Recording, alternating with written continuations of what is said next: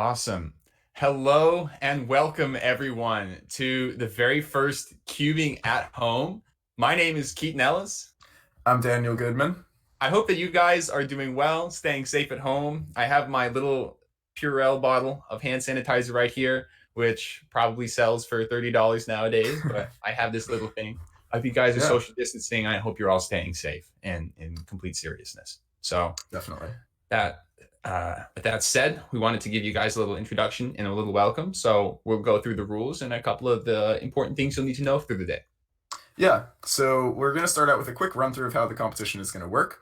So once a round opens, scrambles will be available at cubingathome.com/scrambles. So you'll go to that website, and then you will be, if you're competing in the round, you'll be expected to apply the scramble and complete the solve. So even though this is not a WCA competition, you are expected to adhere to the regulations of the World Cube Association as closely as possible, which means using a timer such as a StackMat timer or cstimer.net if you don't have one. And you are expected to also adhere to inspection rules. So you can use a tool like cubing.net/inspection for that to make sure you don't go over inspection. Right. Where you're going to enter your times is going to be on the website, again at cubingathome.com/scrambles. You're going to try and put them into a Google form, or you will put them into a Google form. And the format that you're going to put it in is very familiar to all of you. We're going to be doing for slower events where you're under a minute, second, dot, cent a second, just like a StackMat timer. In that case, you would type in 3.26.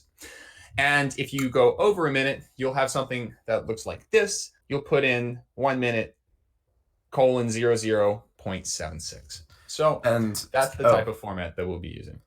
and do notice that in the WCA, we do not round times to the nearest centisecond. So this would not be 3.27. This would be 3.26. We truncate. Right. So if you have the thousandth of a second here, ignore it. Don't enter that. Thanks for that. Yeah. Finally, with these scrambles, these rounds are pretty short. They're only 20 minutes long. So we ask that you do not talk about the scrambles until the round is completely over. We're going to be having people on stream come in and out, and they will not have seen scrambles until they come onto the stream to solve. So we ask that you guys don't talk about scrambles and just wait until the round is over. We may make some comments on stream about specific parts of the scrambles, but that's about as far as we want to go in that. Yeah, and results will be posted live at cubingathome.com/cubing-at-home-i/results. Keaton, do you know if there's any more easy way to access that website? Yes, you can go through the website just normally to get to that link. But if you're on our Twitch chat or on the Cubicles YouTube channel, you can type !results to get straight to the results page. We also have !scrambles to get to the scrambles and results submission page, !schedule for the schedule page, and then !donate to donate to Cubing USA, one of the great people or great organizations that's been helping us out by hosting this and doing a lot of work behind the scenes for us. In addition, we have a couple of specific links for this competition. !FAQ gets you to the FAQ, and !Discord will get you to our Discord server. And you can also get to all of these things through the website itself. So go to cubingathome.com, click on this competition, and you'll see results loaded up into there. Okay, so now we're going to move on to a super quick scrambling overview for the events that we're having today.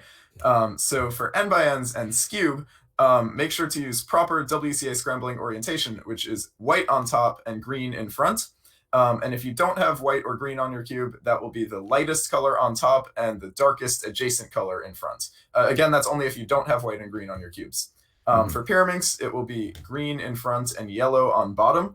If you don't have either green or yellow, it will be the darkest color on front and the lightest color on the bottom.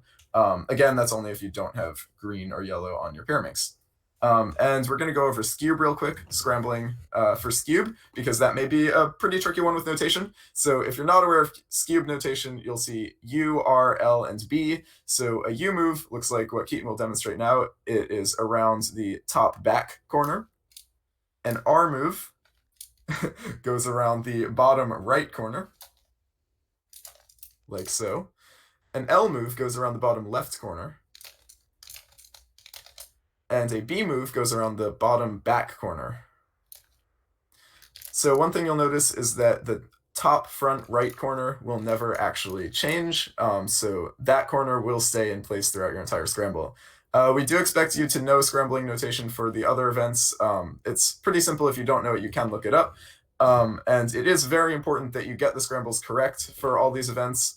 If you do not get the scrambles correct and you get good enough times that would make you enter a final round or get a podium, we will be checking to make sure that you scrambled correctly, and we do expect you to have video footage of that.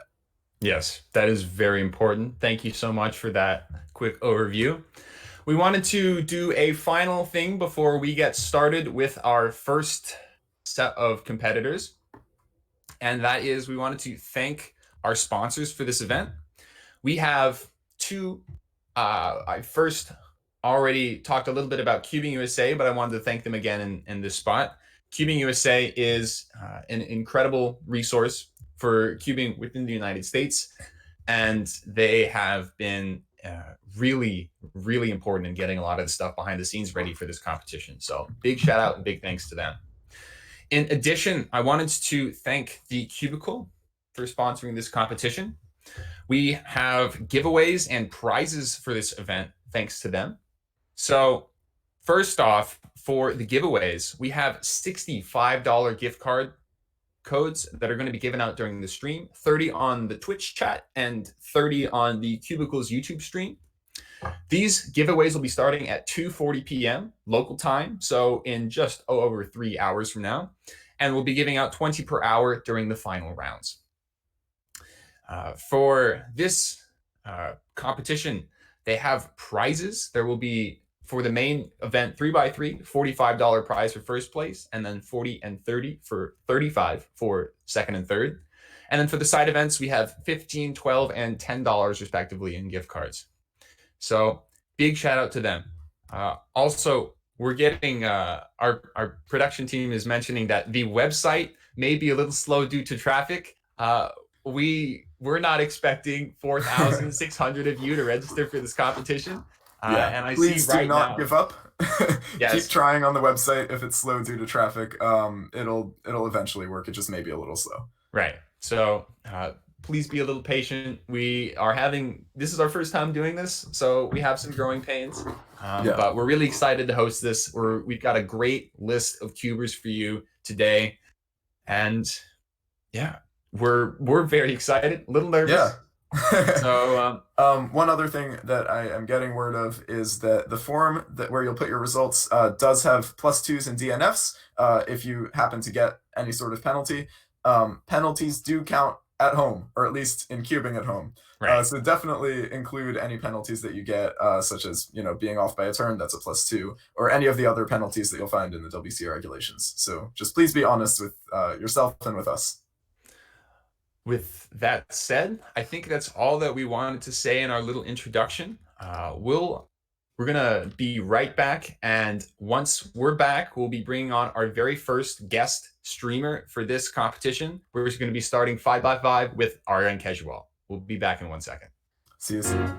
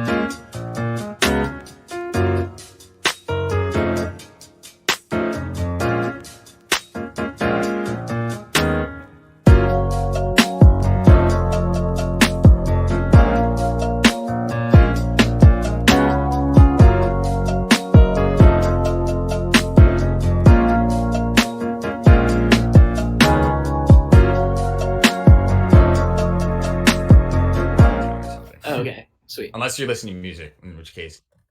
We're good. We're good. Muted or volume off. All right. Welcome back. Welcome back. We've got Arian Keshishian right here. He's got the scrambles down below. He's got his timer in the shot, and he's got a 5x5, his weapon of choice for this.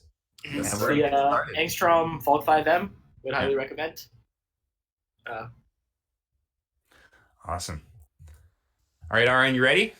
Yep. So I'm going to be turning volume off now, and we'll get started. All right, cool. Sounds good. So Arian Keshishian is a premier big cube solver from the Northeast United States. Right. So before he started his average, we got to talk with him a little bit. He says the average is around 51 seconds on 5x5 right now, which is very good. And apparently he peaked around 48 over the summer. So we're expecting some pretty nice solves from him right about now. Yeah. Oh, he's got the box. Very nice. All right. Oh, another thing to note about Arian is that he is, while he does do 5x5, his main focus has actually been even bigger puzzles. And he's actually third in the world right now for 7x7 single with a 1 minute 54 second solve. So very impressive. Yeah, he is no stranger. And don't worry about the fact that it says DNF on his phone. He's actually using his stack mat timer to solve right now. So that's the important thing here. Gotten to edges fairly quickly. Yeah. Arian does use Redux. We'll be bringing on a Yao solver actually later, so stay tuned for that. Looking forward to it. Arian's using Redux. There's one slight pause in edges right there. He's got one more in the top. Another thing for you guys at home watching this is for some of the top big cube solvers nowadays, for their last 4 edges, they do free slice for the first 8, which is just slicing anywhere you want in the middle layer. Oh, 1 second. Okay. All right. That was a 51.13. All right. 51.13. Cool. So all right. 51.13. Not sure what the breakdown was. I think I had a really good. I had really good centers on that one. Yeah. I think centers were good. I think I turned it a bit slower towards the edges. So, and I'm not sure why it wasn't sub 50, but it was definitely not a bad one. All right, 51.13. All right, solve 2, going back down on the volume. Cool. So one thing about Arian too, I've talked to him about big cubes somewhat extensively before. He cares a lot about just technique in general. He really has done a lot of just like research and experimentation with cool ways of making centers and pairing edges and all that stuff, especially centers for like bigger cubes like 7x7. So it's very interesting to see all the stuff he's able to come up with. So I'm actually going to be having a stack mech timer of my own to be able to check his splits for centers and then edges. And people are asking in the chat if they can solve. Yes, you are allowed to solve now, unless you are expected to be on the stream, which you probably aren't. Those people know who they are. Yes, anybody at home can begin their 5x5 solves now. Yes, and we recommend that you do that so you can keep up with the stream. We've got a pretty fast-paced schedule today. He's got 18-second centers. That's impressive. Not horrible. He did these are not good edges. He's got 1 on top and 2 on bottom. He's flipped once. Yeah. And he's looking... All right. He just finished his 8th edge at 40.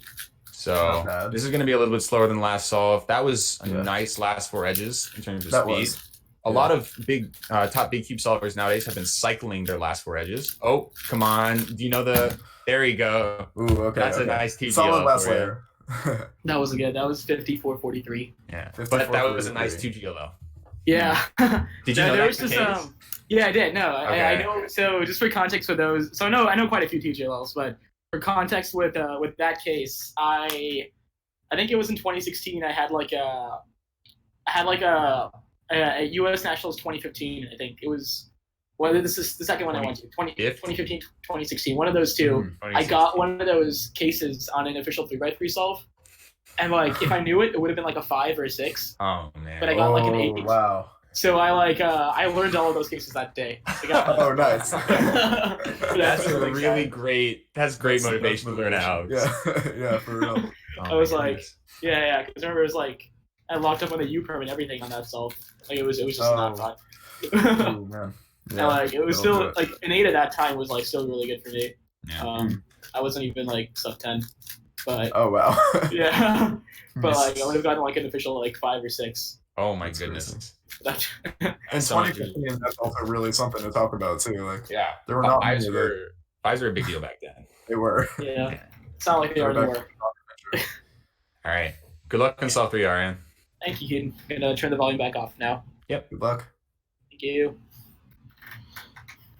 So he's got so far, 51 and 54. Yep. Not too great a start for him, but definitely not bad either. No.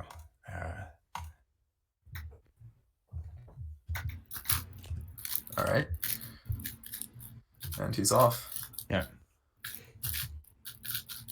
First 2 centers, 6 seconds. Maybe a little bit slower. Slight pauses in centers. But all right, that was 14-second centers. Much better than the previous solve. Yeah. One thing to look for in 5x5 is with free slice, you have solved edges being stored in the top and bottom layers. So he's got 4 done on the bottom right now, and he is currently done with wow, that's good actually. 34 8 edges, 3x3 stage at 38. This is gonna be sub 50. That's really good. This is the best solve so far. Ooh. F perm. Yeah. What was that? That was 50.52. 50.52. All right. Okay. Okay. Almost my timer might have been a little bit behind then, but not bad. Yeah. Yeah, not bad for sure. A couple pauses on edges, but yeah, I know I locked up on the F perm, which probably cost me sub 50. Yeah. I feel like if you look down at the timer during that's just recipe that for amount of disaster. time. Yeah. Usually at comms I push my chair way back. Yeah. So, that's I don't get to look at the timer because for 3x3 you can't really do that because it costs you time. Yeah. For big cubes, not really, because you're gradually pulling it back. Yeah. Yeah. And when you're doing your 5x5 8 edges during Redux, do you put 4 on the bottom and then flip once, or are you constantly flipping? I see. So I am mostly the latter. Yeah, I am constantly flipping. I try to get them all in one. So let's say I have 1 left at the end, and I put it on the side. But generally speaking, I think I've gotten to the habit of constantly flipping. Okay. I've heard arguments for both. I think back in the day, constantly flipping was better because your hardware was quite poor, so you wouldn't be as efficient as possible. Yeah. But I these days, I don't know. I honestly feel 4 and 1 side wouldn't be that bad because you can do D moves pretty well now. Yeah. And also Yao, right? Back in the day, you couldn't use Yao 5, it just wouldn't work. But now, with all this crazy TPS, it's a lot more doable. I actually tried doing I got the new Moyu 5x5 prototype, the Yao Chuang. Yep. And interestingly enough, the way that cube is designed, I view about equally well with Yao as Redux. Just kind of funny. That's interesting. It's it's it has they're gonna strengthen the magnets in the final version, but it's one of those cubes that's it's very fast, but not nearly as stable as the Vault. So caters better to Yao, which is kind of interesting. But yeah, I'm gonna get to this next solve now. Good luck. Gonna turn volume down. Yep. Cool. All right, Keaton, where do you stand on Yao versus Redux for 5x5? So actually, funny story about this one. I started using Yao after rooming with Kieron at Worlds 2019. He convinced me to just start using it, and I was solving it. I had a lot of fun. As I get older, I've been doing less 5x5 just for competitive purposes and more just for fun. And so I have a lot of fun with it. And a really nice side effect, practicing 5x5 with Yao helps my 4x4 Yao times a lot. So I've actually dropped quite a bit on 4x4 with doing almost no practice on it, except just doing 5x5 practice. Yeah. All right. Arian is turning very fast on edges. Centers felt a little slow, but I could be wrong. I didn't have any time on that, but he just has 4 on the bottom right now at 32. These edges are a little bit slower, and there are quite a few pauses. I wonder if he's thinking about the fact that we were we were talking to him about. 4 flip. All right. 3x3 stage is not bad though, and he's gonna get a fine G perm. Yeah, it's like a 57. Yeah, you guys probably saw that solve. They happen. Don't worry about it. All What right. was that? Yeah, 58. Yeah, it was a series of unfortunate. I mean, I knew like once those first 2 centers were over, like there wasn't too much hope. A series of unfortunate events. Yes. Yeah.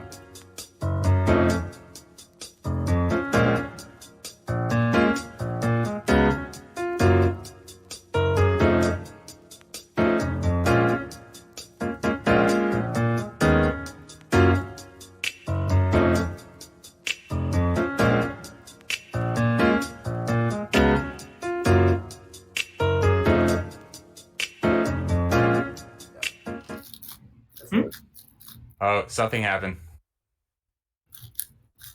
All right. Okay. That's okay. We're good. Slight hiccup. Yeah. But we're good, Arian. Don't You worry guys, about it. okay, you guys can see me now? Yep. Excellent. Keaton can. Okay. I will I listen can. attentively. All right. Okay. Good luck.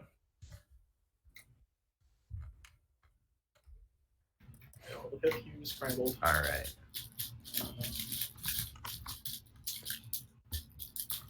I'm looking in chat right now. Argadeep, yes, we will be having other top 5x5 solvers. Just gotta be patient. Good luck, Arian. All right. Gonna turn volume down now. Do Yeah. one more song. All right. Good luck. Thank you.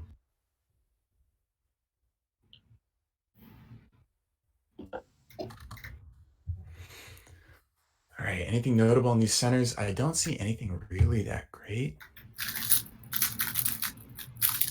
That was a really fast start by Arian. He's got 2 centers of 5. Ooh, maybe not. That was really good. A couple of Y2s that he's doing.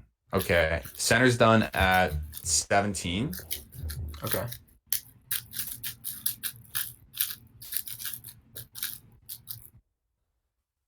Ooh, big pause. Z2.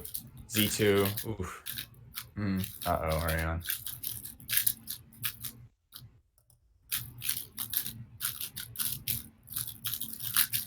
All right. Last 4 edges went pretty smoothly. So moving on to 3x3, that's a big pause to figure out where his cross edges are at 48. Not the best solve here from Arian. Oh, he's going to skip. Yep. ZB. Oh, nice. So multiple ZBs in one average. Very nice. Yeah. What was the time? That wasn't good. 58 again. Yeah. Yeah, But it's probably 54. Counting 58. All right. 54 average, I think. What was the time? still 2 ZBs in it. Yeah, Yeah. two. Showing, I mean, showing I off know. some knowledge. Bonus points for technique. Yeah, I mean, I think those last 2 solos just had like a lot of unnecessary pauses, a lot of look around. The 54 wasn't really bad per se. I think I had a couple of bad cases and edges, but that was just like kind of a luck thing. The 51 and 50, I can't really say anything bad about. I mean, there's no issue with the solve. They're just like standard times. Yeah. The last 2 really were just kind of messy, but it's fine. Like I don't think it's like a horrible average by any means. Yeah. Awesome. Considering like these days I've been more focused on 6x6 Right. and with like school and everything, I kind of the way I do practice now is I just do one event, a lot more. So Yeah. Well, if we have 6x6 at any of these future events, we'd love to have you on again, Arian. thank you. Yeah, that'd be great. So, thanks so much, Arian, for coming on. Yeah, thanks so much for having me. Thanks for I joining really us. appreciate it. You're Thank you. the first of many, and we're excited to see you at one of these, or hopefully in person as soon Of as course, possible. as soon as possible. Look forward. Yeah. Sounds See good. ya, See you Arian. guys. We'll be right back. See you. Stay safe.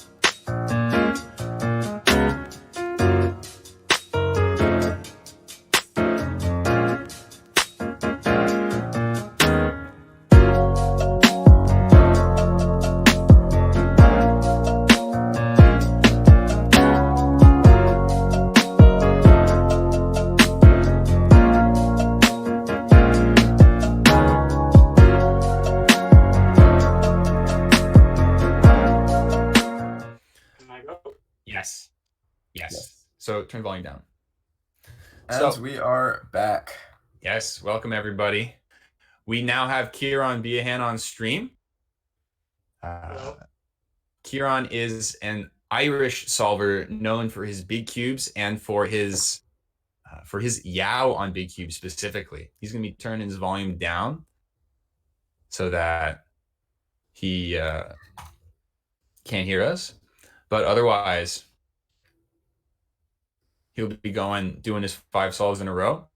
Kieron does green blue for his first centers every single time, and I believe he only does green cross for Yao as well.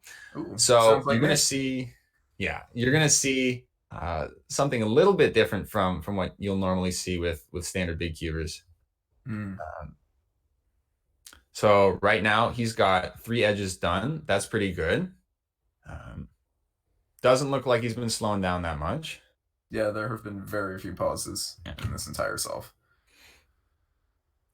So notable things about Kieron is his during Worlds Finals, actually, for 5x5, he ended up getting his first sub 40, which was, I mean, for a competition with such high pressure, it's pretty nuts to be able to do that. Yeah, and sub 40 at any competition is just like a massive achievement. All right, first solve down.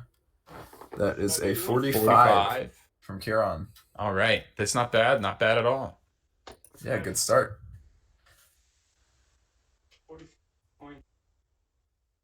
So Kieron has an official average of 45.19. Yeah, and actually, very interestingly, last competition he went to in Hamburg, he got a 45.41 average for 5x5.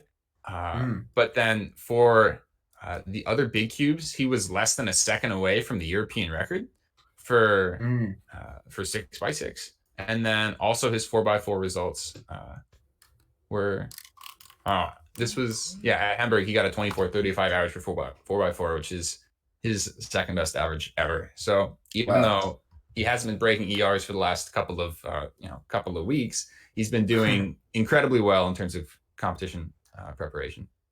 Yeah. So he's off again on a second solve.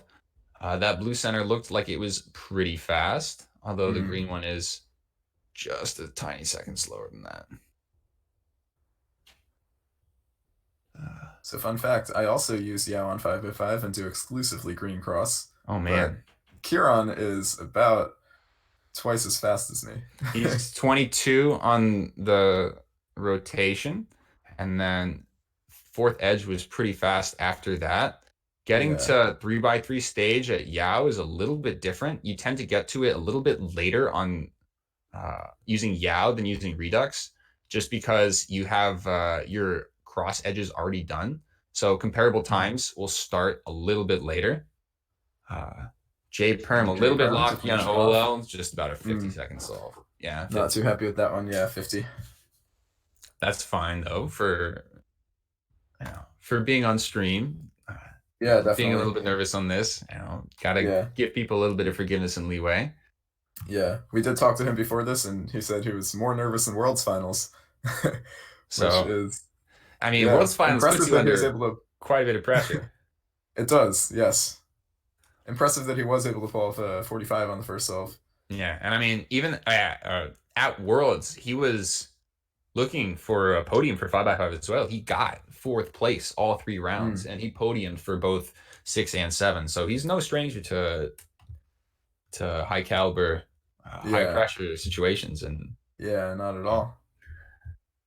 There's something different about doing it on a stream where you're the main focus, though. Yeah, because it's only him, and he's the only thing that people are paying attention to. So there's a little bit of a mind game there. He got cross edges at 12. The main thing is to look for when he flips and does the rotation. That was at 21. So this is a little bit faster than the last solve.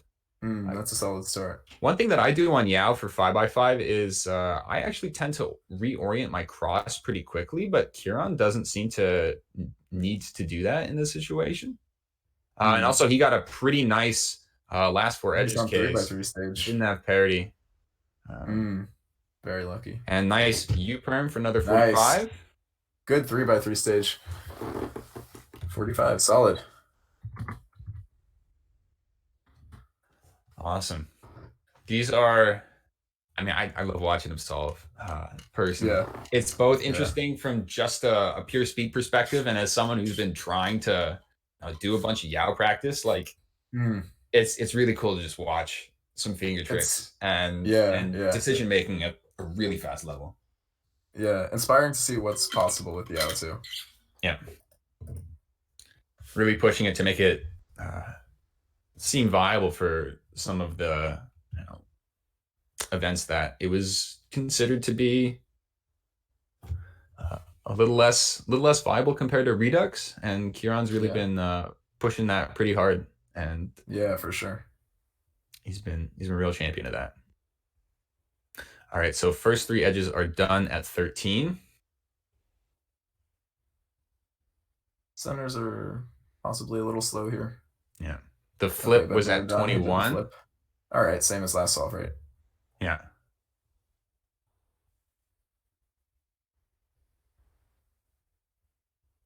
All right. Wow. 3x3 stage at 36. Okay. That's the best at all. Far. And last layer. Confirm. There we go. Solid solve. That was a 43.78. Very good. Nice. Best solve we've seen on stream so far. Yeah. So far he's got 2 counting 45s. Yeah. Given that his PR average officially is 45.1. Yeah. That's a pretty good start. No, this is not bad at all. The main thing is when you have 2 pretty good times and then 1 good and 1 bad, like the range that you have is so large that he may be the question is whether or not you're thinking about that best time or thinking about that worst time during this, or if you're able to just stay in the moment. Yeah, definitely. If he can pull off just another 45, he'll be good to go. Yeah. That's the question, though. I swear, watching him looks like it's sped up.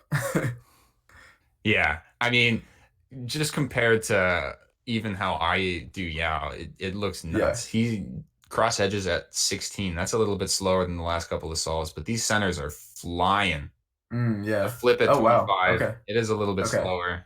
A little slow, but hopefully he can pull off some decent edges. That's a pause. A couple pauses, yeah. That's not good. That's something about 5x5. You need to have your look-ahead game on point throughout the solve, and I feel like he's not quite there with this one. Yeah, with bigger cubes, you can sort of get away with just turning really fast. Yeah. But 5x5, you need a little bit more look-ahead. All right, he's sledging for the OLL. 8 perm, 58. So for Kieron. So counting 50 in that one. Yeah. Probably hovering around the 48 average or so. Or sorry, 48. No.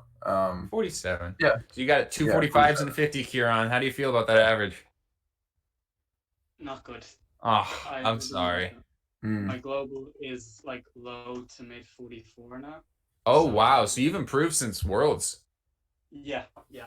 It's just I haven't been able to recreate it in comp because I came close in Hamburg. Yeah, we were talking about that during your average. Yeah, but then I had a couple more comps planned, like your big cube comp in Brussels, and then last, and now that's all. Yeah, the drain is a little bit disappointing, but I'm sure when official competitions do come back, I can get a sub 45. Yeah, well, I'll be rooting for you and closely tracking all your competition results. I'm still doing Yao. I'm still doing Yao, thanks to you. Thank you so much for that. Thank you. You're supporting the company. Yes. Anyway, thanks so much for being on, Kieron. We really appreciate it. You. Thanks for joining us. We'll see you soon. Thanks so much. Thanks, see you. Cheers. We'll be right back with our next guest.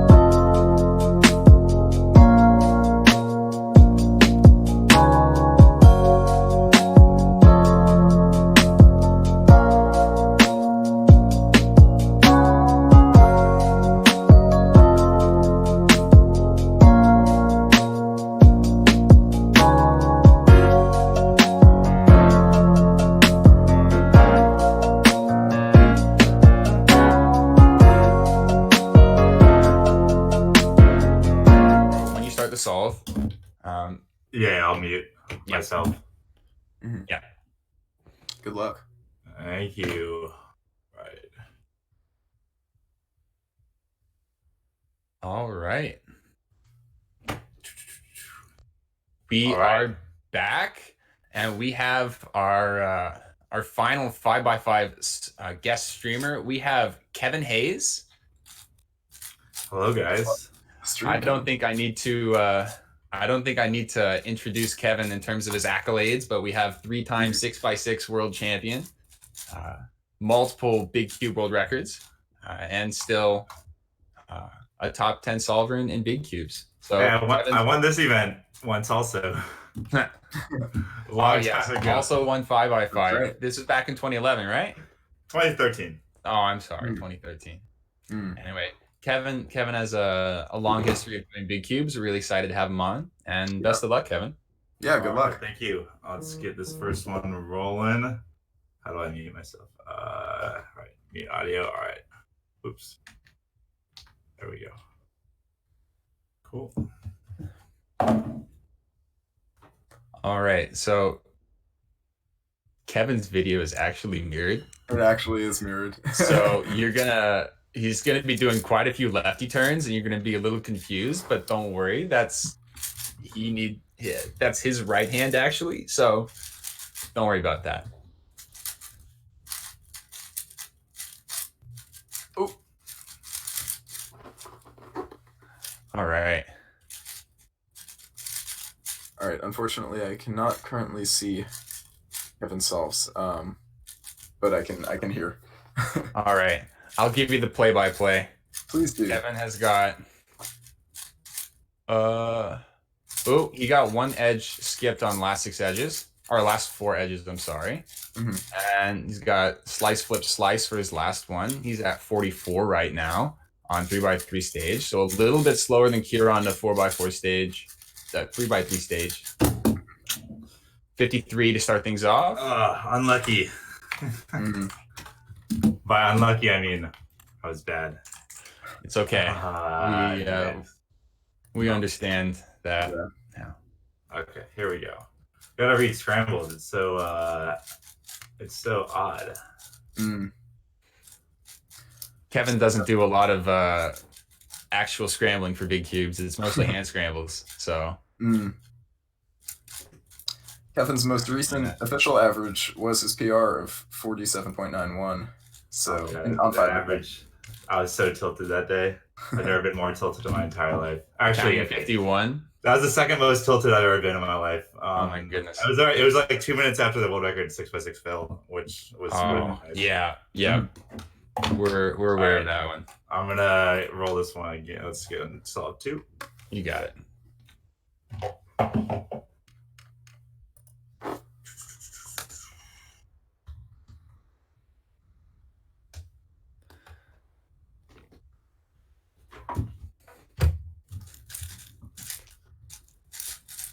Interesting timer choice by Kevin.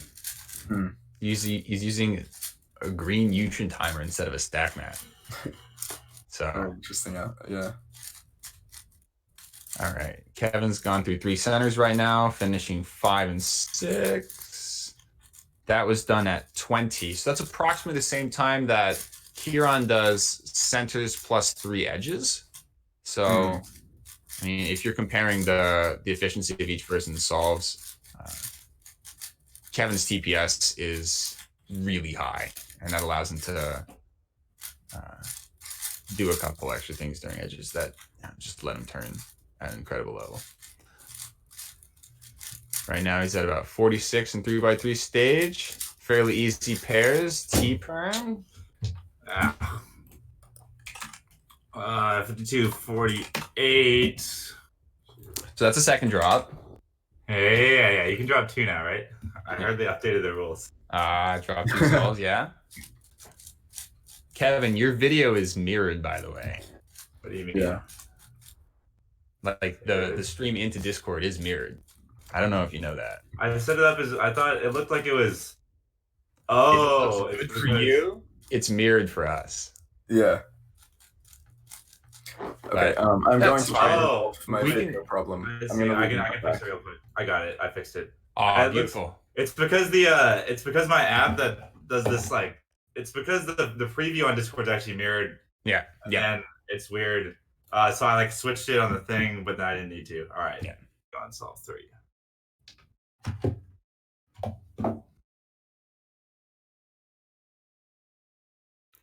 All right, so I'm going to be solo casting Kevin for just a second, as we have a couple of technical difficulties with Daniel Goodman. Jesus. Unreal.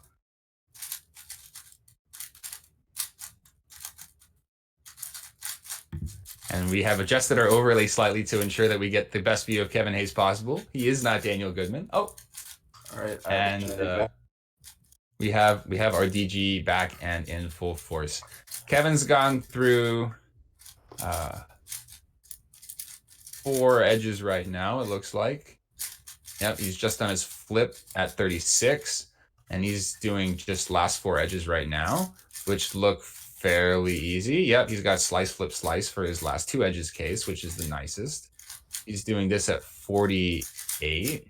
So again, this is Kevin may want to be asking for 3 solves to be dropped. Oh man, Kieron's right. It's more pressure than World's Finals. Or it's a lot of people. Or more accurately, I'm slightly less prepared than World's Finals. How's your retirement holding up for you, Kevin? Oh, I love it so much. Yeah. Like, well, so I mean, this year there's no majors, so that would be unfortunate, anyways. But yeah, I'm pretty happy with how everything's gone. Like, I feel very satisfied with everything. I'm gonna stick around. I was gonna obviously I was gonna summer, but yeah, I wasn't really gonna like focus too hard on anything crazy.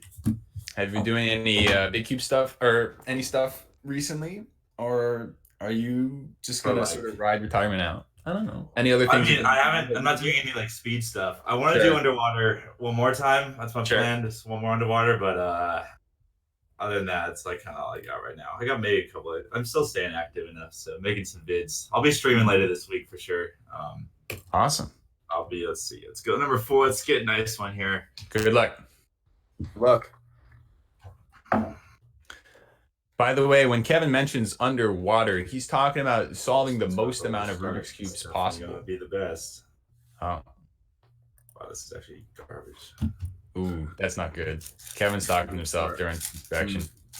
But when Kevin mentions doing underwater solving, he's trying to solve the most amount of Rubik's Cubes possible underwater, sort of in one breath kind of thing. And I believe it's up to 9 right now, and he's doing quite well. This is a little. Ooh, that's a U4. 1 flip with 2 edges on the bottom left. He's got 2 edges left. Yeah. Kevin also tries to champion this finger trick where he does a lot of U prime. Instead of doing a slice or like something like that, he'll do that kind of move. And so you've been seeing that a lot, but it was most notable there in his 7th edge. A little bit of locking up on the A perm. So +2s do count at cubing at home, Kevin. So they do. Whoa, if you're a real solver, well, they don't count in the retirement home, but they should always count when you're practicing at your house. Yes. Good tip, Kevin. When I was actually practicing, when I was grinding for Worlds last year, I stack matted everything and counted everything at all. Wow, that's very impressive. Yeah, and then I did okay. I don't know. 2nd place at the World Championship for 6x6 is quite impressive. It's all right. All right, last one. Here we go. Good luck. All right, and we are getting word from our producers here to those solving at home. Please do not submit blank results.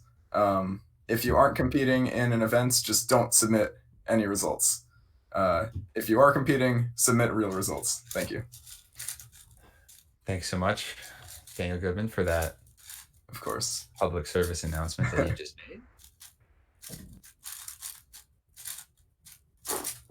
All right.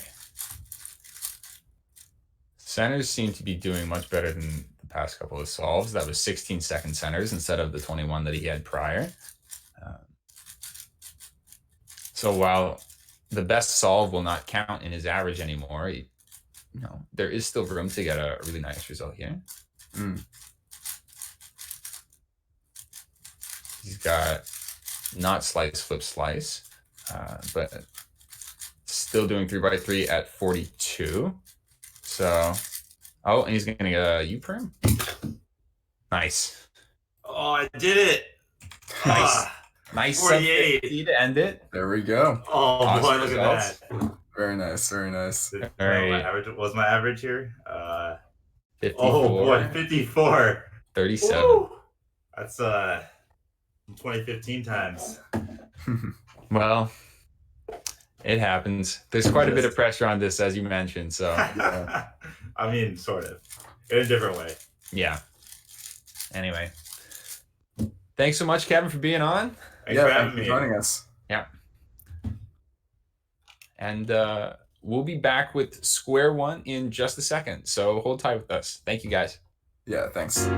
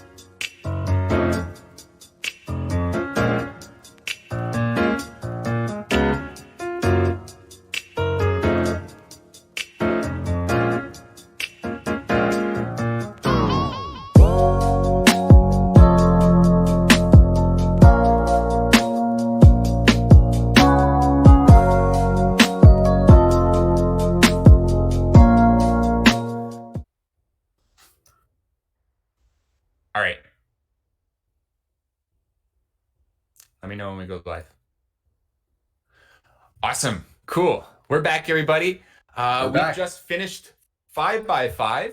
So you can go check out results at the !results command, or check them out on the website, and you can click the 5x5 final tab to be able to check out our results. Again, big thanks to the Cubicle for sponsoring this event. We're now going to be moving on to square one. We have our first guest, Daniel Karnock, aka Derby.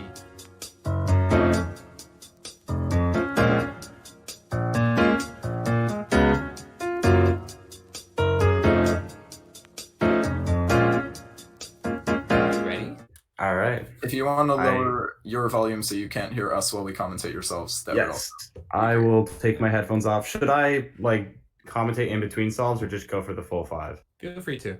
Up to you. Whatever you're feeling. We're kind of Okay. behind right now, so if you want to go a little faster, and then we can All right. talk. I'll just go through them. Yeah, sounds good. Headphones off. All right. All right. So Daniel Karnock, one of my best friends. He's a great guy. What more can you say? But he has had some excellent square one results in the past. Namely, he held world record single of 5.49, North American record average 8.15, I believe. And he has also been national champion of the US, and he is currently he got third at Worlds 2019 and 2017. So runner-up to world champion. Yes, twice, which is very impressive given the incredible improvement in square one recently.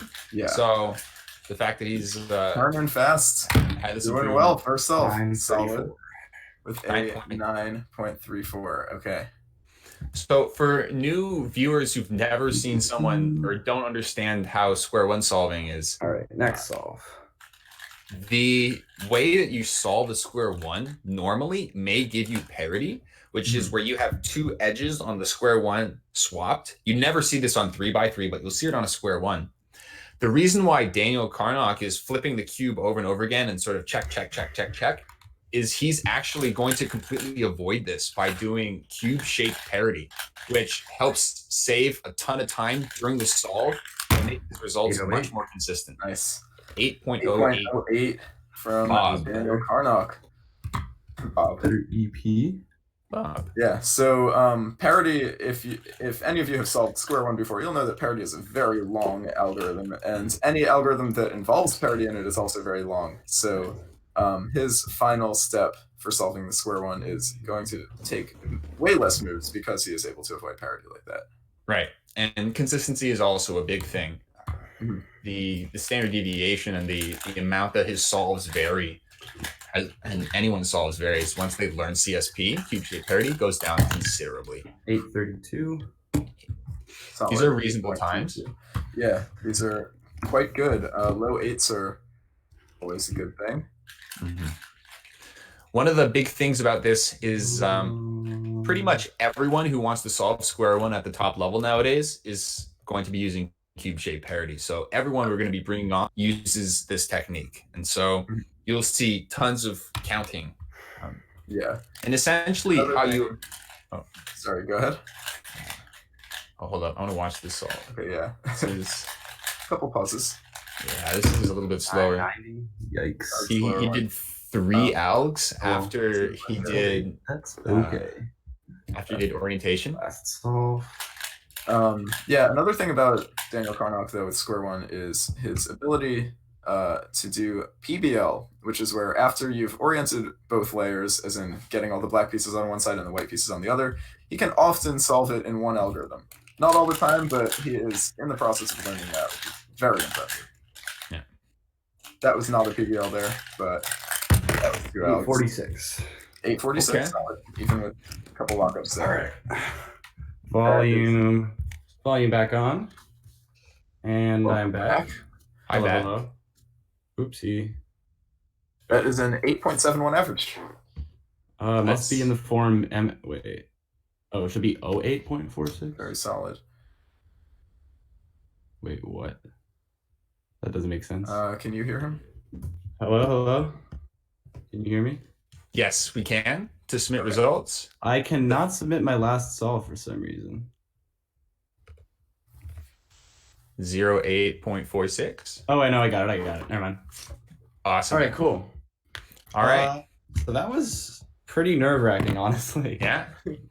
I think that was pretty good performance considering Derpy, my sorry. hands are quite shaky. I can't see you right now for some reason. Are cannot you see- able to leave and come back real quick? Yes. Okay. Oh, there he goes. And then he will be returning momentarily. As a Hello. Hello. all right. Am I good for video? I can't hear you for some reason. What? Keaton, can you This hear has me? been happening. What? I think happening a lot I'm on the my end. problem. I'm gonna leave. Okay. And come back. Okay. Hello. Hello. Derpy, I still can't hear you. Hello. I can see you, Keaton, now. Hear me. Hello. I am incapable of hearing Derpy. What? I'll leave. Okay. Can you So hear me? he's gonna leave. I can hear you fine. Okay. Hello. Okay, I can hear you now. Great. All right. Just can't see you yet. Hopefully Oh that'll my fix itself. All right. Whatever. Audio is more important than Yeah. Things are fine. Anyway, we're gonna be moving on to our next square one solver momentarily. I'm going to be relieved. Daniel Karnock is going to be the one Really. co-casting with Daniel Goodman for the rest of this event. So I'll be back at the end of square one. Good luck, you guys, and I'll see you guys soon. Awesome.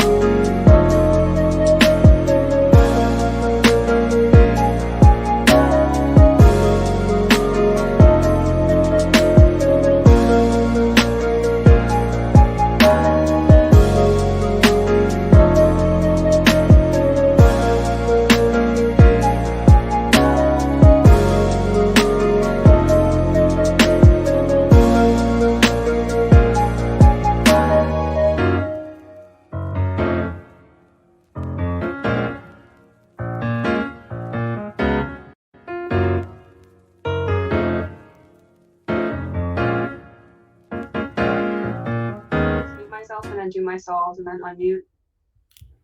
Not mute, just you don't need to hear us. Oh, okay. So you can, yeah. We can hear you, that's fine. All right. Welcome back. We're here with Avocado, premier square one solver from New Jersey, just like Daniel Karnock.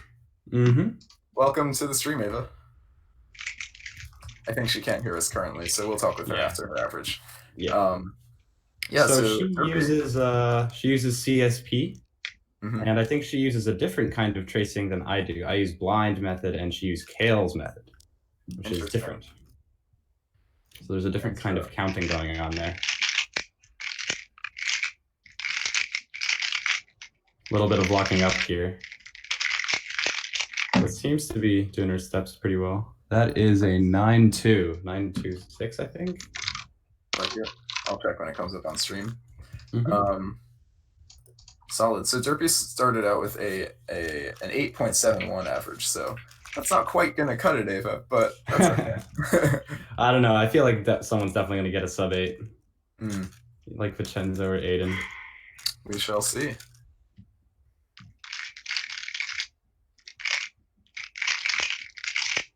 Good. Force Lacio. Ooh, that looked like a 6 or a 7. Oh, it was an 8. 8-0 something. I Nice. think I got an 8-0 on my second sub as well. Yeah, you did. Bob, you got Bob. 808. So for those of you who don't know, Avocado is a 2-time Square One U.S. national champion, 2017 and 2019, and I think she's the second person to do it more than once. But yeah. That would make her the current champion. Yes, she is the current Square One national champion. All right. That is an 8.7, it looked like. Okay. Yeah, Derpy, you could probably tell us more about what's going on in her actual selves. Yeah, I mean, there's not much to say right now because she's just doing like, you know, the basic steps. But if I see anything fancy that she's doing, I'll point it out. But yeah, right now she's just tracing, and from what it looks like, she's on. Oh, that screen below. I see. I wonder how she does this one. This one might have an awkward solution. All right, it seems like she did Kite Scout upside down. Easy EO. Ooh, okay, very nice. Ooh. 778, that looks like. Nice. Very smooth solve. She's doing pretty well right now. So far, she's got a counting 8-0 and an 8-7. Yeah. But there's also that sneaky 926 on the first solve. So yeah, as long as she doesn't make that count. Yeah, if that's not counting, that'll be a pretty good average for her. Potential for a pretty low 8. Good CS. Oh. Some pauses. And that 9 is going to be counting. Yeah, unfortunate. Looks like parity. That's really unfortunate. Well, 14, that puts her at, I believe, an 8.67 average, if I got all the times right. Still pretty solid. Very close to Derpy Cuber. Wait, what's the What can you average? tell us about that? Well, I messed up parity on CSP on the last one, but yeah, that's why it was so bad. But overall, like the scrambles were like okay. The 7 was a really nice PBO. Also, like I was kind of nervous, so like I don't know, my turning wasn't that good in that average. Overall. Yeah. You seem to have good flow anyway. Wait, is Daniel here? I mean, Derpy. Yeah. Yeah. Can you not hear what me? was his average? Oh, yeah, he got an 8.71. Oh, do you know what my average was? I got 867, but I may have gotten some of the centiseconds wrong on some of yourself. So it's awfully close, but I think you're a little bit ahead of him right now. But yeah, I mean, very similar times for sure. All right. Cool. Well, thank you, Ava, for joining us on the stream. Thank you for having me. Of course. We hope to have you back in future cubing at homes. See ya. Cool. See ya, Ava.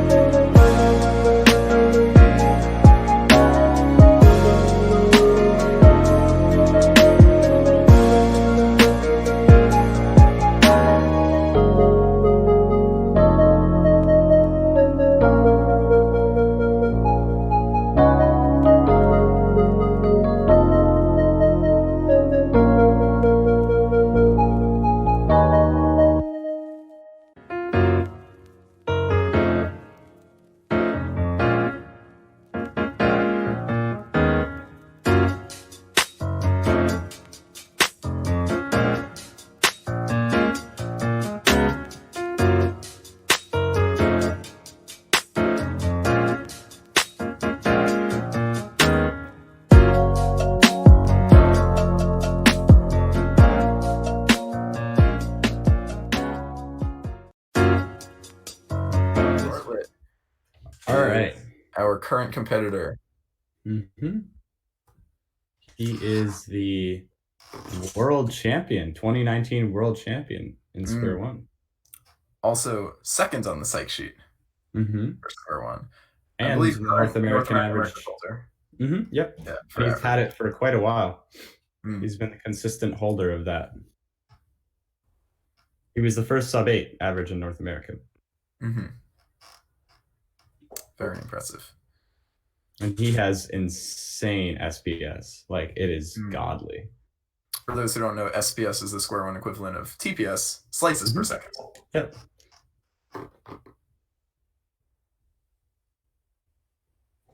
Getting himself ready. Excited to see some fast turning from this man. Yeah, he definitely can promise that. Hopefully he doesn't lock up. Let's see. I will say. Oh, yes. That is insane already. Very fast already. Oh, already done with EO? Wow, that's like a 6. That was a solve right there. 690. Wow. For Aiden Bartlett. That's crazy. That's insane. Nice. Very impressive stuff from the start. So that was probably some sort of easy PBL influence that he did in order to get a better EP. Definitely didn't look like too many slices there for the last 2 steps. Yeah.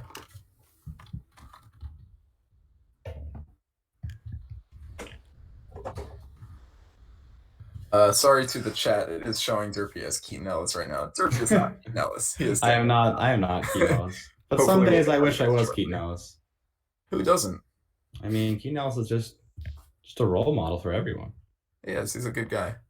All right, Aiden Bartlett starting off a little slow there. Some lockups on cube shape. But he's done with his solve. And that is another 6. 676. Wow. Counting 6 after 2 solves. That's a great start, especially with some pretty bad lockups in the beginning. You can tell that even under pressure, some reason, Aiden knows just gone away from me. I can no longer see him. All right, I'll broadcast what he's doing. Okay, I can hear, I can't see. So Derpy, be my eyes. Okay.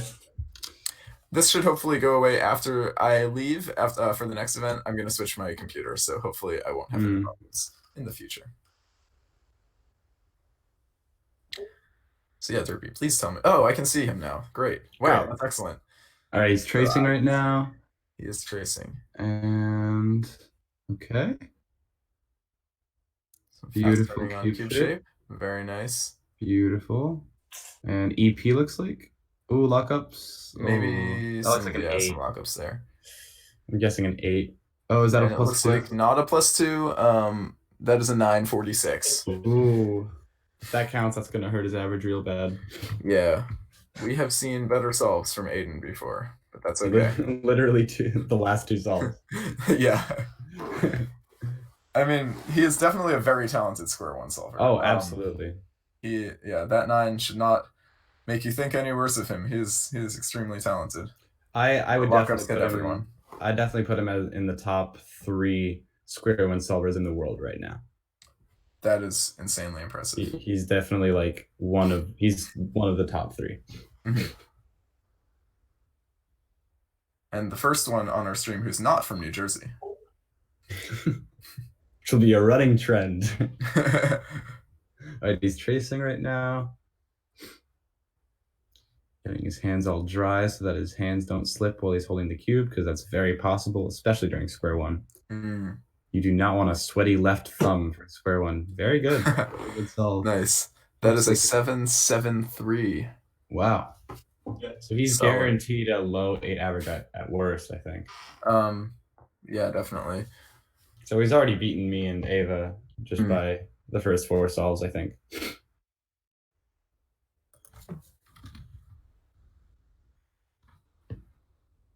And he's getting ready for his last solve. Yeah, so far he's got an 803 guaranteed. Wow. Yeah, he could definitely get sub 8. I mean, he could, yeah. Low 8. He has potential for a low 7 at this point. Wow. Yeah, he could have a counting 773, 69, and 676. So. Wow. Some very good solves from Aiden so far. Let's see what happens. definite podium potential at the very least.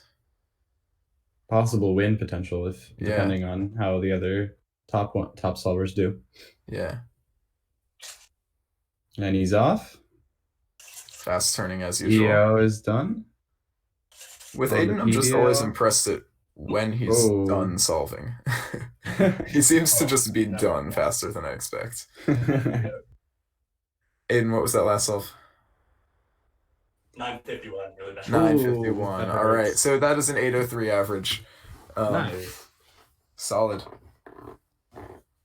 Any comments on that, Aiden?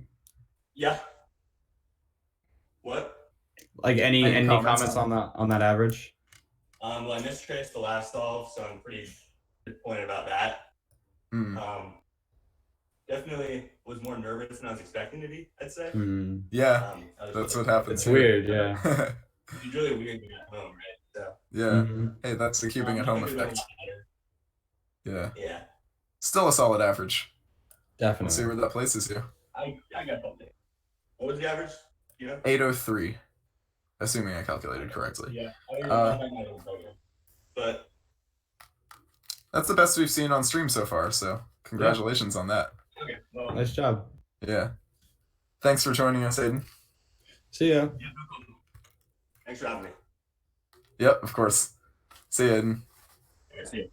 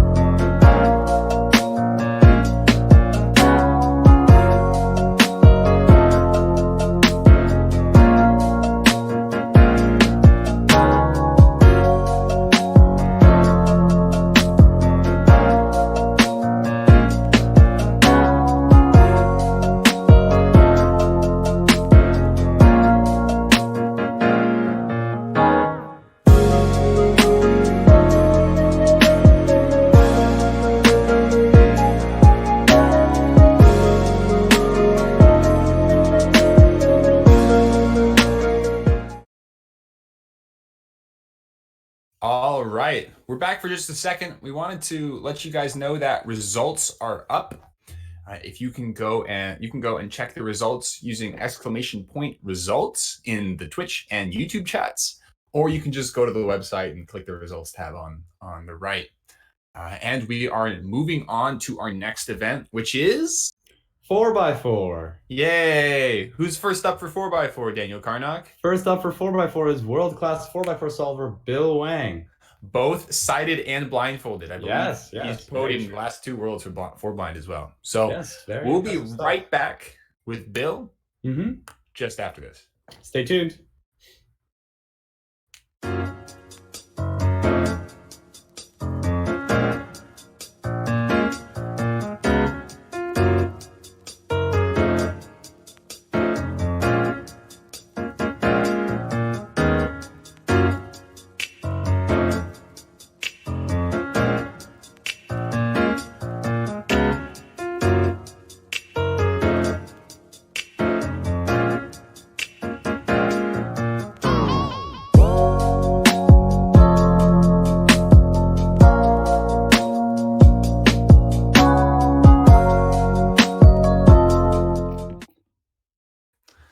And we're back, and Bill Wang has magically appeared into our call and is showing right on your stream. How you doing, Bill? I'm doing well. How are you guys? We're doing great. All right. Whenever you're ready. Yep.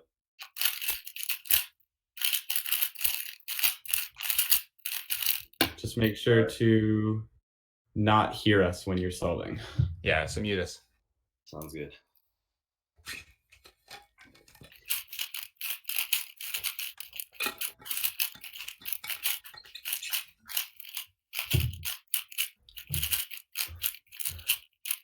All right. So Keaton, what do you know about Bill Wang's 4x4 solving style? I'm not gonna lie to you. I have no idea. I've seen Bill. I know he's really fast. The most memorable thing I have with Bill Wang's 4x4 is the no parity average he got during Worlds 2017 to get second place, national record average, and a 20.69 NAR single, which is still his PB to this day and still 8th in the world. So That's insane. Bill does have luck on his side occasionally, but 25.50. all right. Good stuff. OLL parity. Yeah, I mean, if you get OLL parity, there's not much that you can do about it. Yeah. I know there have been developments in a method where you avoid OLL parity by like blind tracing the pieces and doing but I don't know how to do that, and I don't want to invest my time into that kind of stuff. One of the problems with that specifically is that you have more pieces. Oh, we got our first misscramble of the competition. Uh-oh. So Sorry about that, guys. Okay, it'll only take 25 seconds for him to fix it. One of the things about tracing for 4x4 is that you have 24 pieces instead of 16. And in addition, with square one, there's one cube shape and you're done. Mm-hmm. But with 4x4, you have to do 6 centers and keep track of how many turns you've been doing. And so there's probably a way that you can keep track of that, but doing 4x4 centers takes 8-ish seconds, and then you would also be forced to use redux unless you were really careful. But I don't know how you would actually do it as a viable like world-class speed keeping method, because it's just so much mental gymnastics that it's just like, I don't know. I feel like you would just rather get faster at Yale. Oh, he's off. Yeah. He's done with his edges, off to not edges, his cross edges. Now he's off to his other edges. Very little pausing going on. Ollie, what you want? A perm? 25.77. Nice.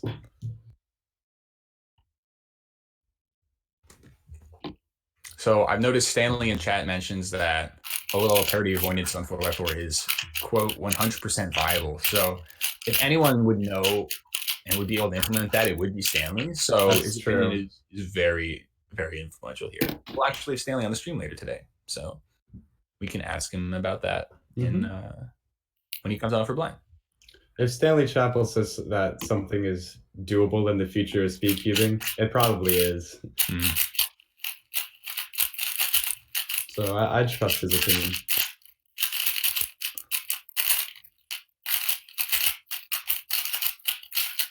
Good look ahead.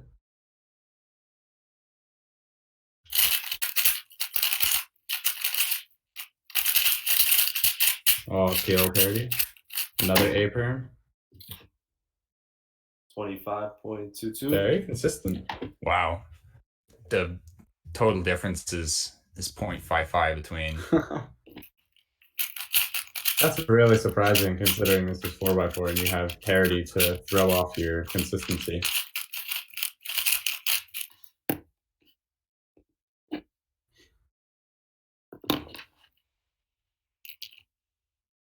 I'm pretty sure Bill only solves white-yellow for his first 2 centers.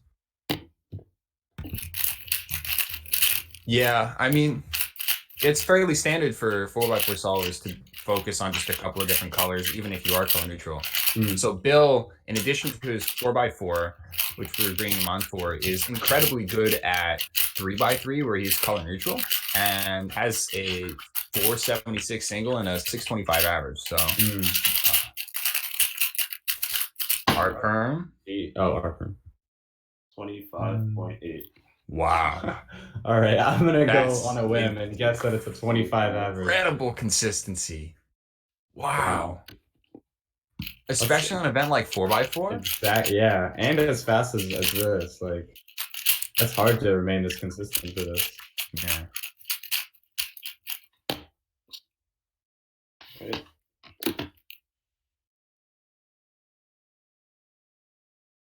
There's one edge for yellow. Maybe see if he preserves that. Oh, that's a bad pause. He did preserve it, but I'm not sure at what cost.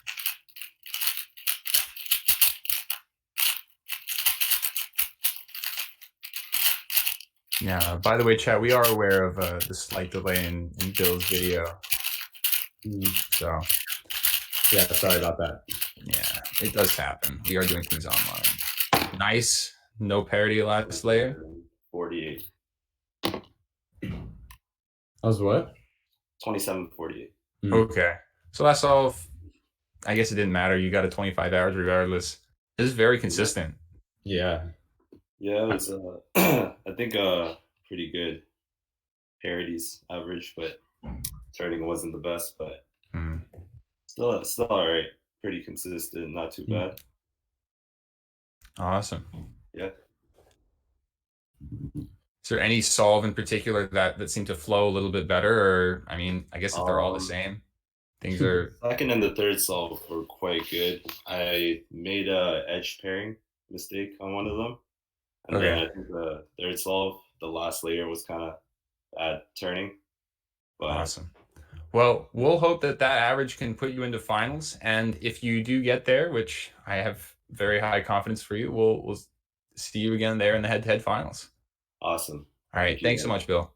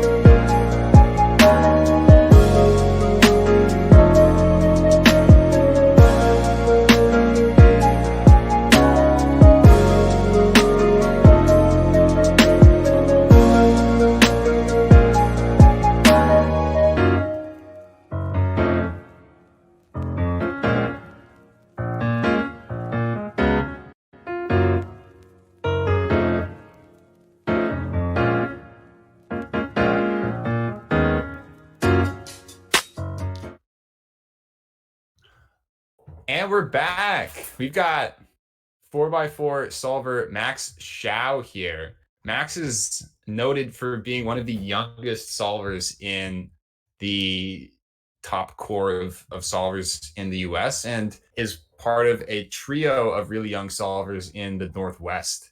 There's Max, Asher, Kim Magyarik, and then Samir Agarwal. And he's also very known for his high rankings in a lot of diverse events. Yeah, with a 27 average for 4x4, which we have him on for, but also a 673 3x3 average, and his 3x3 single is 5.08. That's a nice time. Ooh, he's got a little parity here, but F perm for PLO, and he's locking up a little bit. That's a +2. Yikes. 27.48 +2, so it's a 29. Oh. That's rough to start things out, but I mean, with Max's skill and the fact that he got OLL parity, you can definitely do. That shouldn't worry him too much on that. I'm sure the 29 will be his worst solve. He'll pick it up, I feel like. I don't want to jinx it. I mean, he can't hear us. There's definitely a caster's curse. No, even if he can't hear us. Oh, okay, fine. 29, it will be his best solve. I don't know. Just the opposite day. Reverse psychology. And he's off. Fairly fast first 2 centers. Cross edges are good. Max turns really fast. Yeah, wow. He just has a natural aptitude for turning. Wow, he's on edges, and he's just like, you can see his mind is just as fast as his fingers.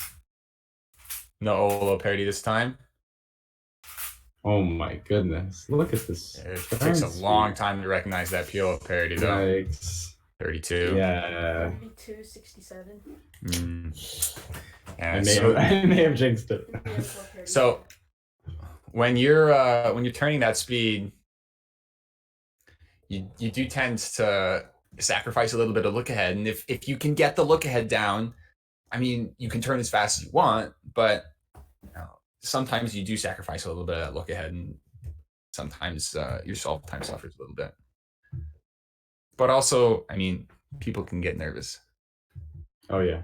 For people like Kevin Hayes, who have done tons of top events and is very used to competing at a high level, that's fine. But for people like Max, I mean, they're relatively new on the scene. He's a 27 ID, 2017 ID, 27.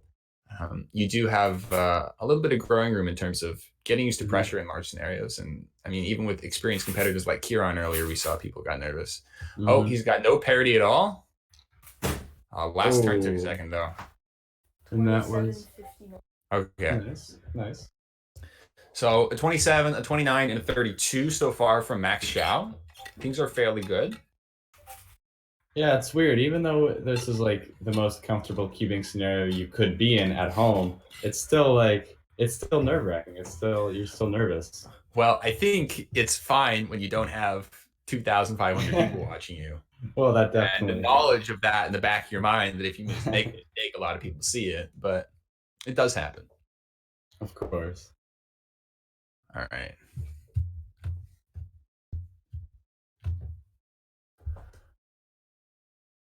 Interesting how gradually his cube is lowered. Just sort of like creeps down. Yeah. I mean, you see that with a lot of big cube solvers. As they get more comfortable in the solve. An interesting thing, he's doing a lot of slice turns with, that's... Wow. That's a good PL. 25. Wow. Okay. So Max is definitely still in it. One thing I'm noticing is that 27 average or something. When he's doing turns, he's doing a lot of that, as opposed to someone like Kevin Hayes who does a lot of that. Yeah. So there's an interesting difference in how you approach slice moves, like inner slice moves. Yeah, it definitely has to do with like how recently what hardware they've grown up with. I did that. So. I mean, it does, you're right, it does tell you which era they started just based on how good the cubes were back then. Yeah. And he's off. Seems to be doing centers.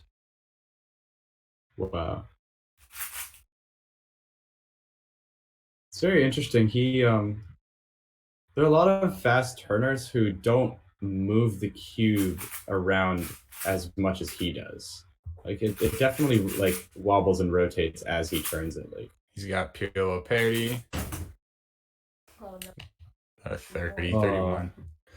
Oh man. That's still overall a sub 30 average. Yeah, that's a 29 average, but with the counting +2, that's got to hurt just a little bit. Yeah. All right, that wasn't the best average. Poor +2 at the very beginning. I ended up counting really bad. Yeah. But other than that, how'd you feel about it? I mean, it was pretty locky. I'm kind of shaking a little bit. Are you getting a little nervous because of this? Yeah, just a little bit. I doubt that would make. Well, you never know, and we wish you the best of luck. If you do make it to finals, we'll see you back here in a couple hours. All right. All right. Thanks so much, Max. Appreciate it. Thank you.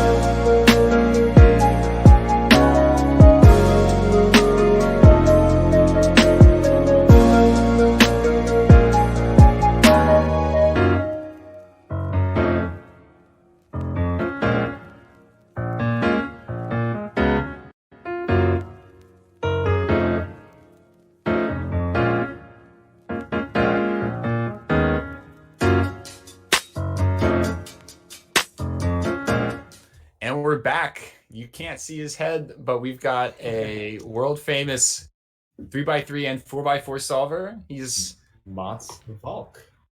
Mats Valk indeed. The very first sub 30 on 4x4 with the 2667 back in 2012 was one of the records that put the Yao method on the map and was the world's first sub 30. So Mats has a long history of being an excellent 4x4 solver, in addition to his 3x3 escapades that you guys have probably seen before with multiple world records of his.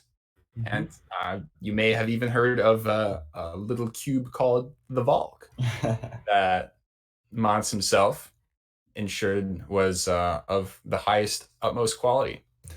Just like we had when we had Kieron earlier, Mats is a blue-green solver, and well, Kieron's green only. Mats does blue and green for 4x4. So I believe he also does blue-green for 3x3. Yeah. Although he's been playing a little bit with color neutrality. PO. He's got PO, 8 perm. 29.27. 29.27 to start things off for Mats.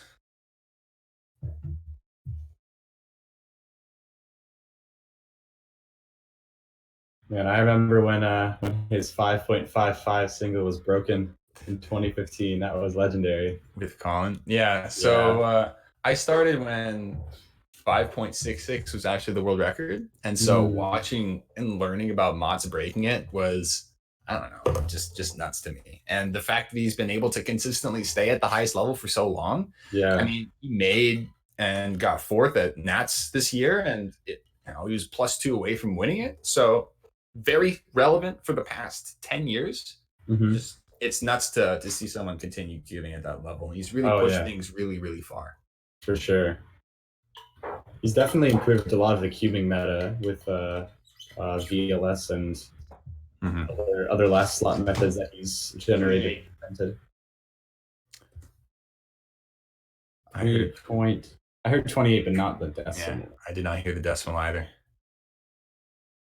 That means we'll have a range of 0.33 when we're calculating the average, I guess, which is fine.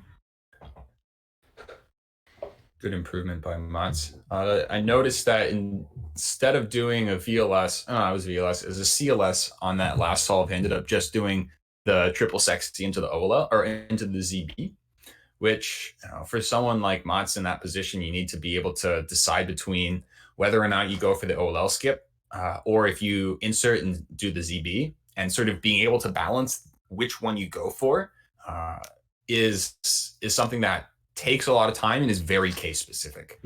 So the fact that he made that decision is there's a VLS right there. A wiper. 26, 18. That's a 26. That's really impressive how he has the confidence to do these advanced 3x3 tricks while still risking PLL parity or OLL parity and luckily not having them. Yeah, I mean for 4x4 he hasn't had PLL, he hasn't had OLL parity yet. So that's nice, but in general, when you're doing VLS stuff, being able to recognize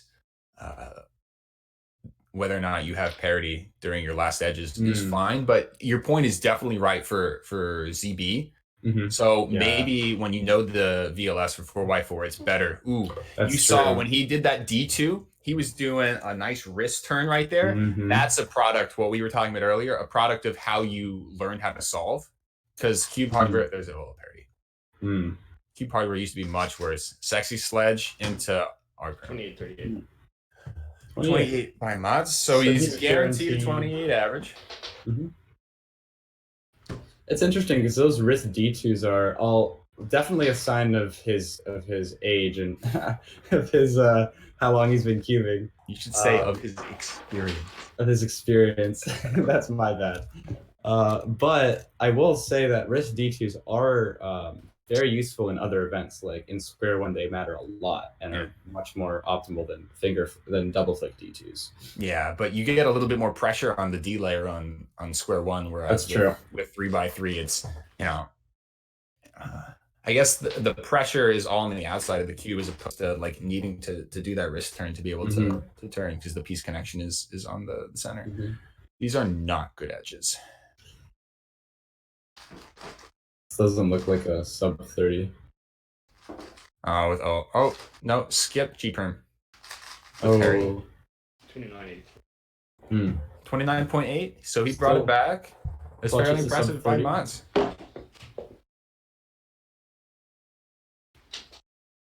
Mots with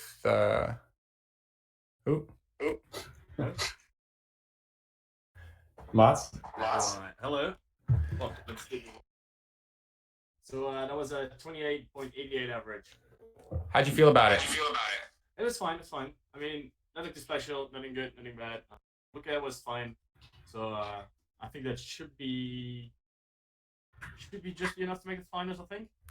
We've got our fingers crossed for your Mots. We'll see. All right. Well, we'll see you in some finals for sure. I hope so. All right. Talk to you later, Matt. See ya. Thanks.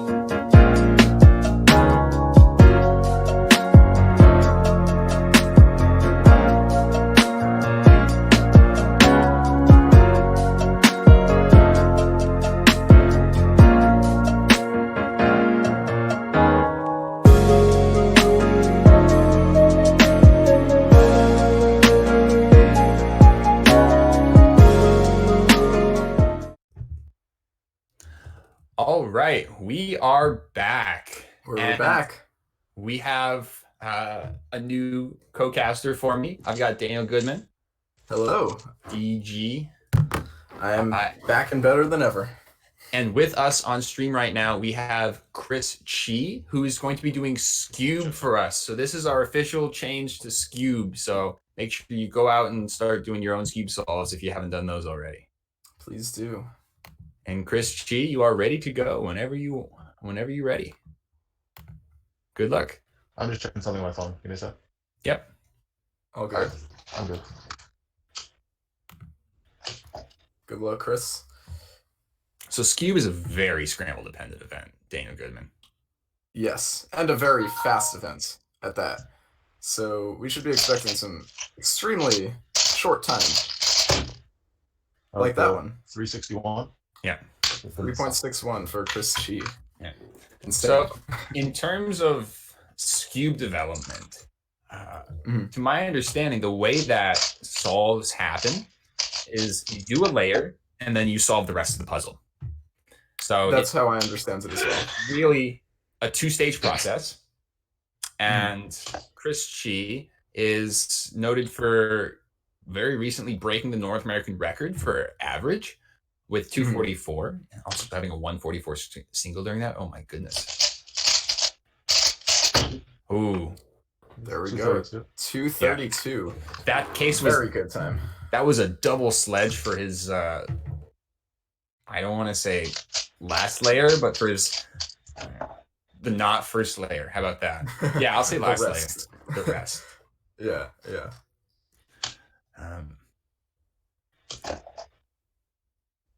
So Chris is very good, and these are scramble-wise. It seems like the first two were a little bit different. The second one was a bit better. 327. 327. Solid. Fairly consistent so far. 2 3s and a 2 so far.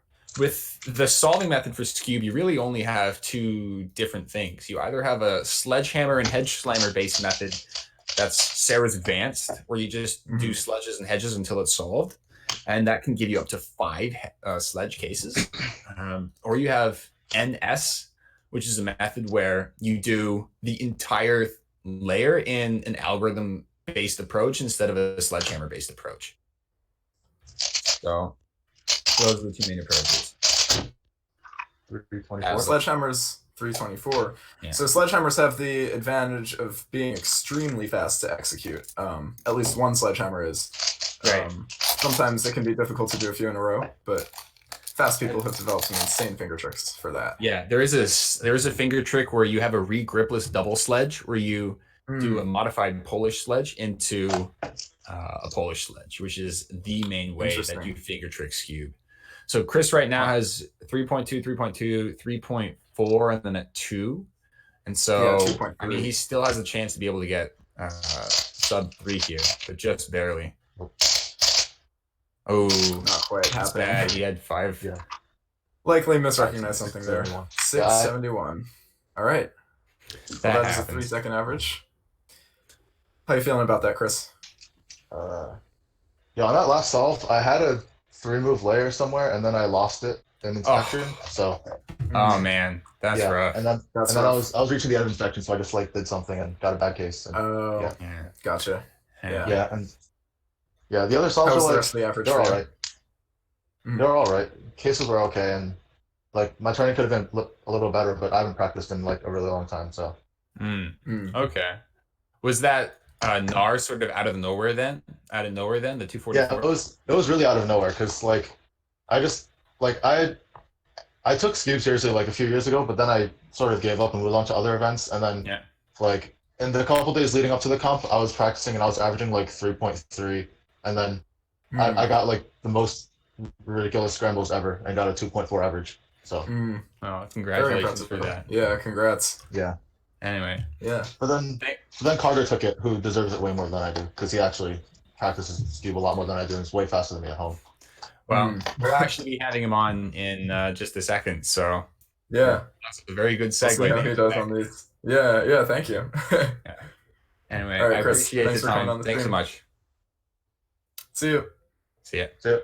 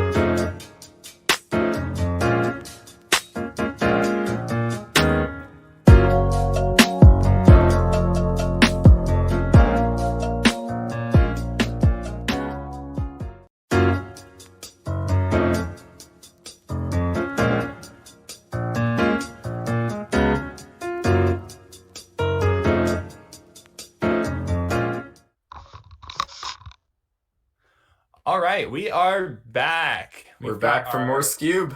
More Scube. We've got our second Scuber up, Leo Min Bedford. Leo is truly impressive Scube Sulfur. Yes. From the States. From Canada. From Canada. Never mind, he was at Nets. Leo is a Canadian who actually won U.S. nationals this year, and in the first round or in the second round of nationals got a 3.45.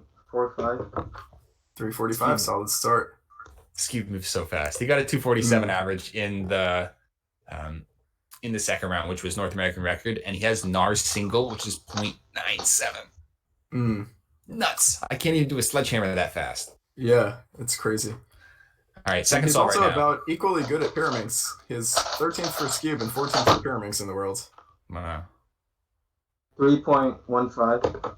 Okay. 15. So he did a different solution than Chris Chi right there, because Chris Chi had double sledge, which is essentially pure pi, and he got a 2 on that. And so Leo is slightly behind, but otherwise doing fine.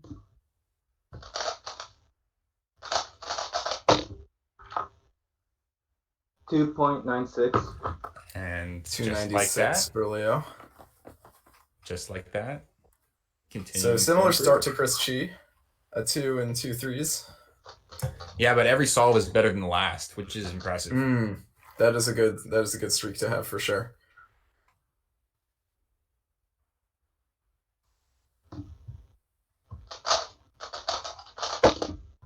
Ooh. 2.12. Oh. 212. Okay, wow. So this average is going quite well for him. Yeah. Counting 2-9 and potentially 2 counting 3s or counting 2-1. I missed scramble. So yeah, just solve it again. Just solve it and then do the right scramble. Yep. Yeah. It happens. It happens to the best of us. And Leo Mid-Bedford is definitely one of the best of us in terms of Skewb and Pyraminx. So yeah.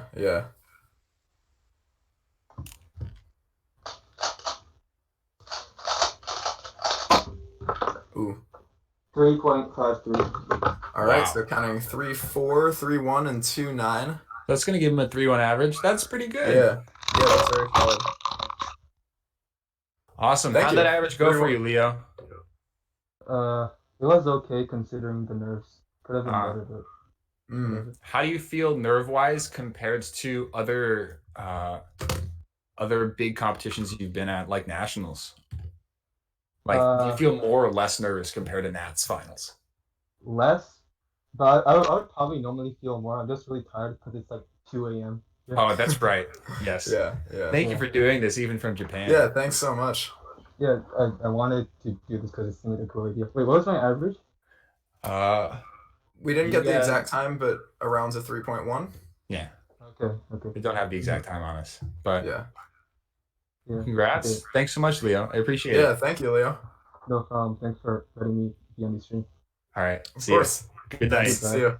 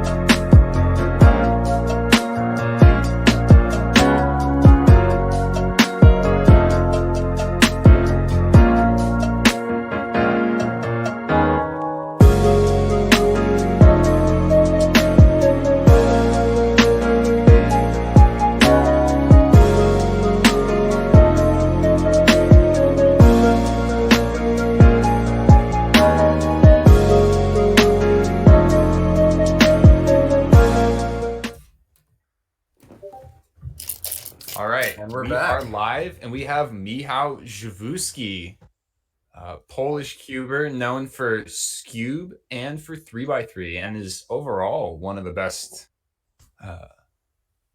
cubers out there. Yeah. Currently second in the world for Scube average. Also second in the continent and country. Wait, because Poland is crazy. You can start whenever you're ready. Yeah. Okay. Oh shit. 3.96. That is a 3.96. All right. Is that a +2? I don't think Or is so. it good? Oh, it looks fine. It's fine. Looks good. Yeah, that's okay. Nice. Okay. +2s do count at home, but that's not a +2, so we're good. Yeah, we're good. Don't worry about it. Okay.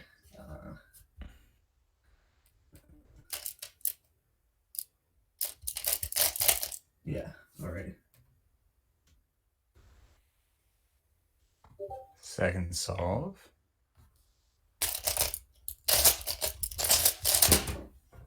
Very fast turning 2.75. 273. 5. 275, sorry. Oh my. Wow. We're getting better. Okay, the third one.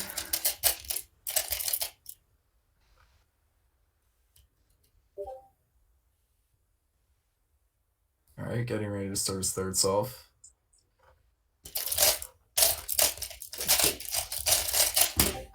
Oof. Oh my god, 3.60. What is that? 3.60. Okay. 360? Yeah, 3.60. Looks like a 360. Yes. You Yeah. hear me? Yeah. Yep. Oh my god. Fourth one.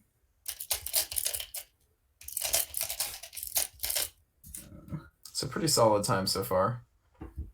Again, 1, 2, and 2 3s. A lot of people seem to be starting off that way.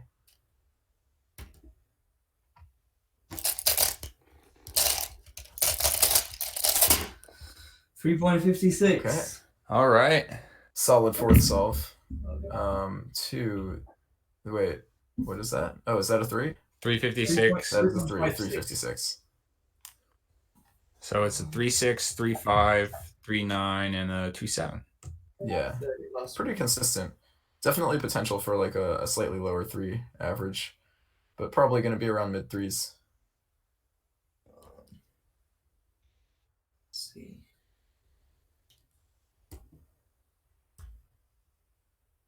Oh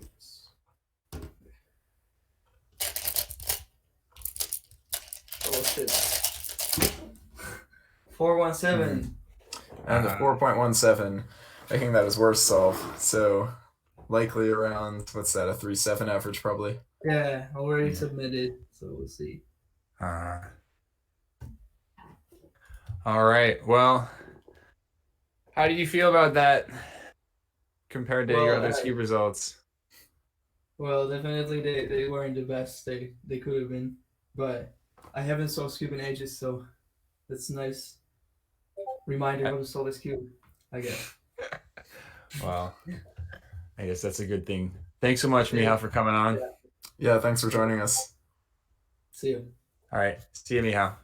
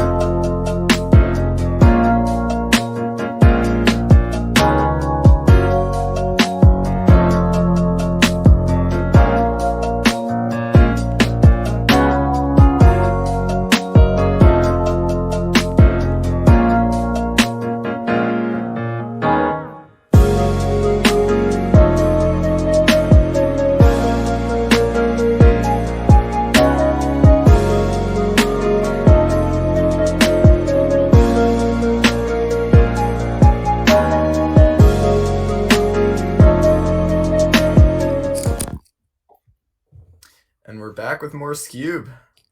This time Like featuring Chris- It says they're no longer accepting Carter responses. Kukala.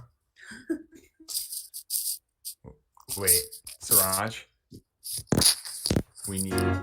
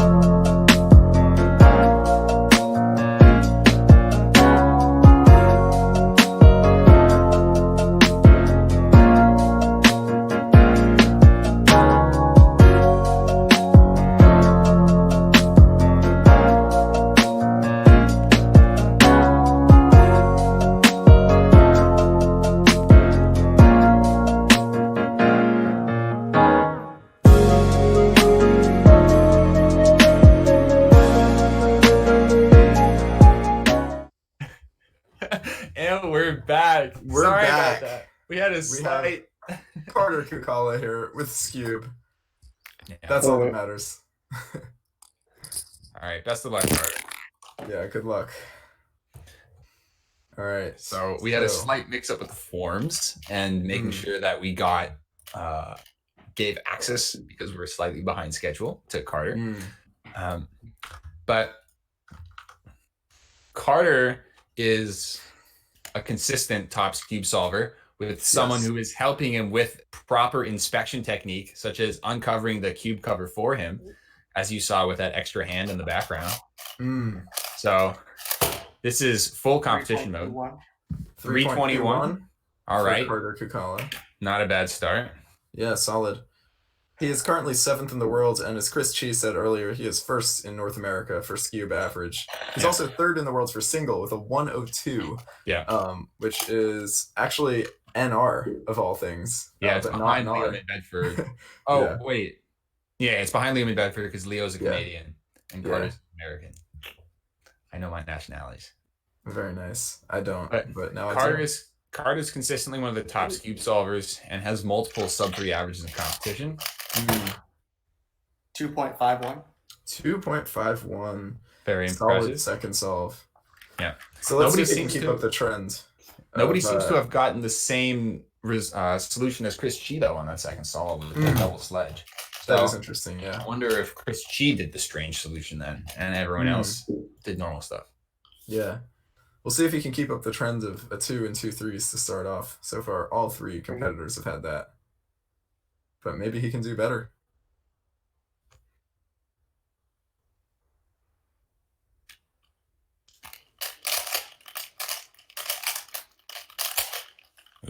Ooh, that fumble. 4.97. 4.97, or slightly worse. It's okay though. Like WCA competitions, we can drop the worst solve from averages at cubing at home. That is true. Which means that you do have the opportunity to redeem yourself with 2 more solves. Yeah. And he's doing fine. Counting 3-1 is 3-2. 3-2, I'm sorry. 3-2-1. Yeah. It's perfectly fine. All right. Very short inspection. Yeah. Oh, solid solve. 1.81. Very impressive. So far he's got a 1, 2, 3, 4. That's the fastest solve we've seen on stream. And that is the fastest we've seen. Wow. Man, seeing ones is nuts. Yeah. That's wild. I remember when Skewb was first in events and 6s were like the big deal. Now people are sub 2s. Yeah. All right. Big solve. He could get sub 3 here. He could. And he pulls it off. 239. 239. That is I'm calculating. Wow. That's a very impressive average, whatever it is. It is Hello. That is a 2.7 average. Very Not bad. impressive. How'd you feel about that, Carter? It was okay. I felt there was like a lot of lockups in the solves that weren't great, but overall, I'm not too mad about that. Tell us about the 1.8 you got. Yeah. It was pretty normal. It was just kind of a good scramble, but those aren't that uncommon for me if their solution's good enough. Awesome. Yeah. Solid average. Thank you. Thanks for joining us on stream. Yeah, thank you so much. Yeah. All right. Take care, Carter. See you, Carter.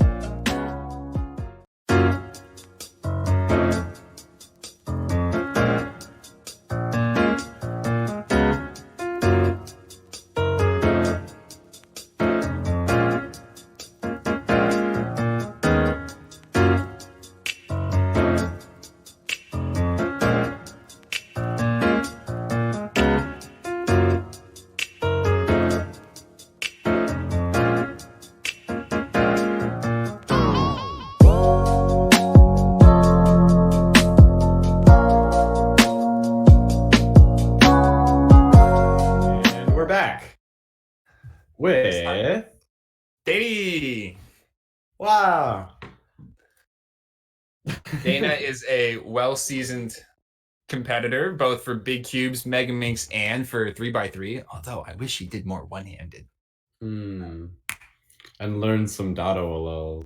But Dana is one of the fastest female cubers in the world. She's got a 753 official average and a 537 3x3 single, where she got the exact same scramble and did the exact same solution that I did on my 5.08. So I believe that's the fastest female single. No, it's Juliette Sebastian's. Oh, right. She has that now. Yeah, I forgot about that. Dana's starting with a 798. That's not bad. Pretty good stuff. I mean, even if it was just like 0.03 slower, like 801, I feel like starting with a 7 puts you in a really nice mindset of like, okay, you're doing fine, but you're not getting nervous that you're going to get, like, you're not doing too well, I guess. So I forget if she's color neutral or not. She is kind of color neutral. She's switched, but I mean, doing white right now. Yeah. Sexy Sledge and a G perm. Ooh, lucky sevens. See, it does put you in a 7 mindset. Yeah. So things are doing well for Dana to start. She actually just recently got that 752 PB average, so it looks like she's doing well. I do know that she's been very busy with school recently, which has caused her to practice a little bit less. But overall, she seems to be doing quite well. And 2 solves in, things seem to be good. Another white cross solve. Yeah. Ooh. Oh, a little RPL. Nice. 721. Keeps on bringing it down.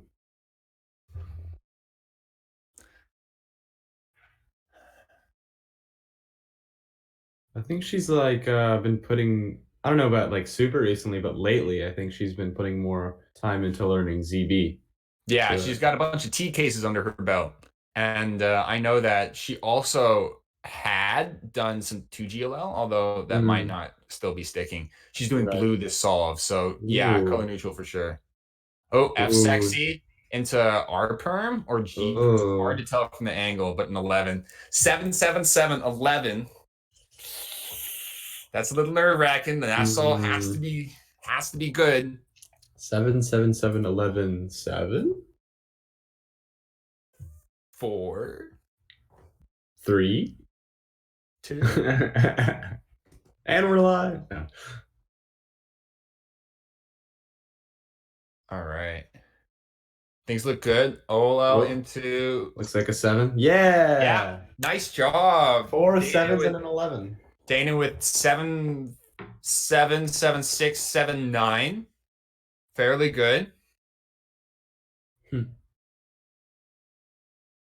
Can you hear us, Dana? Yeah. Okay, we can hear you, I think. Say something. How was that average? An 8. How was it? Pretty good. To be honest, I haven't been practicing, so I'm pretty happy with it. Some of the scrambles were really nice. Very good. Awesome. Well, congrats. I'm sure we'll see you in the second round. So, but thanks for being on, Dana. All right. Peace out.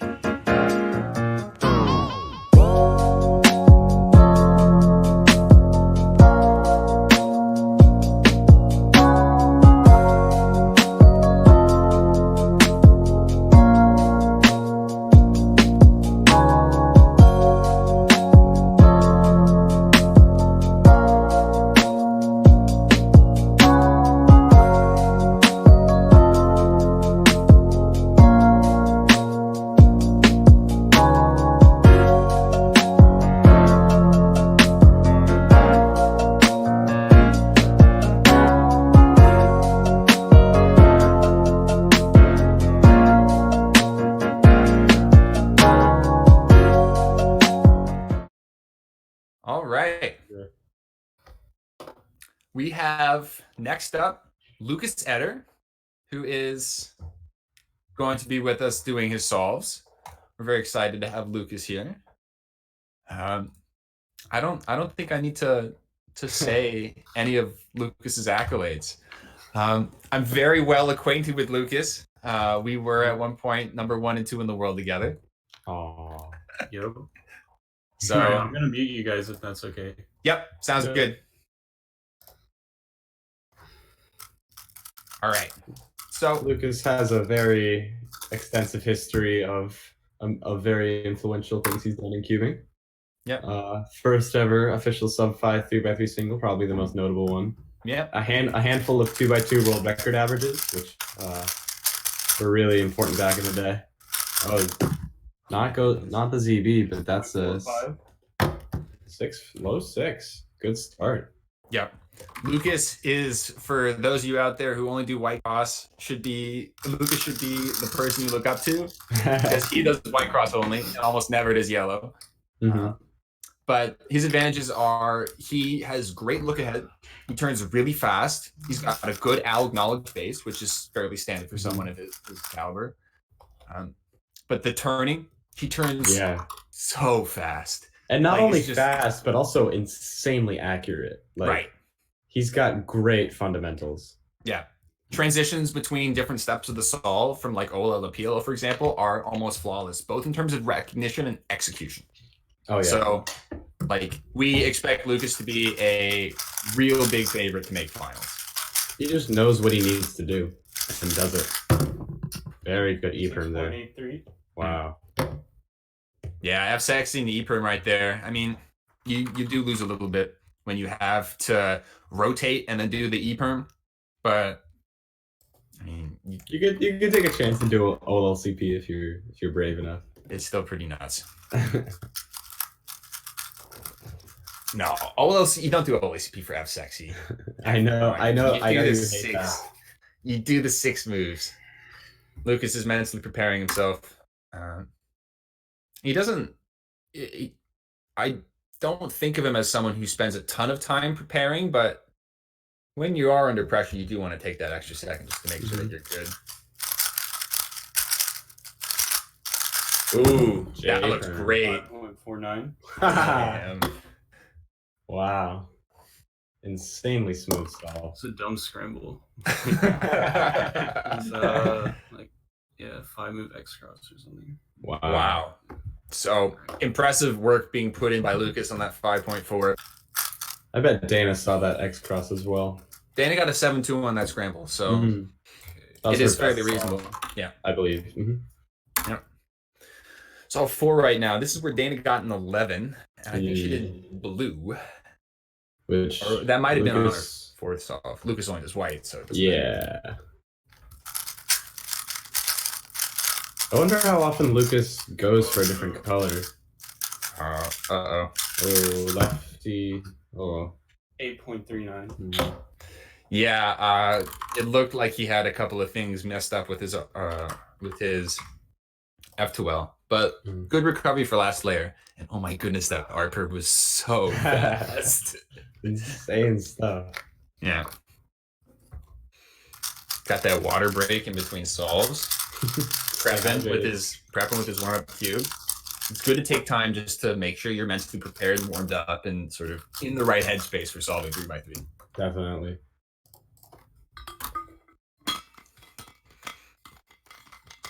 Yeah, I see people in chat also mentioning how fast that R-perm was. Oh my goodness. Final solve right here. Lucas has an 8, which he does not want counting because that would take him out of finals. Oh my goodness. A little bit of a locky on that, but 6.4. That's like a 6.5, 6.6 average, I'm guessing. Yeah. Very good stuff. Very Lucas mentions himself. It's not bad. All right, you guys are unmuted.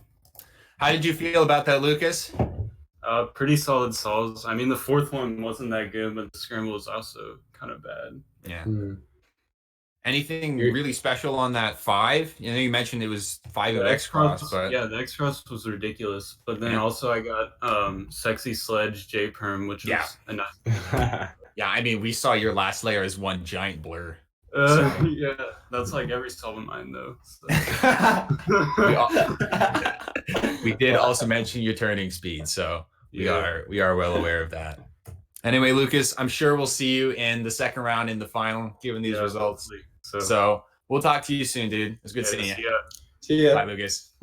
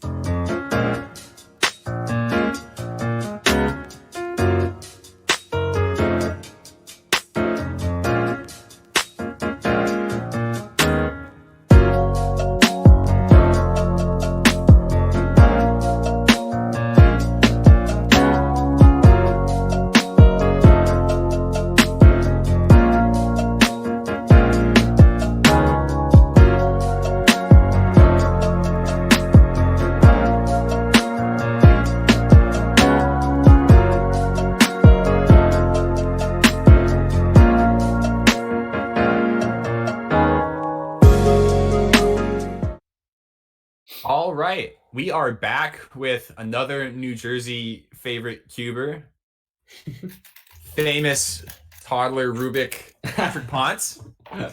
Although he's no longer incredibly young, he's still an incredibly fast solver.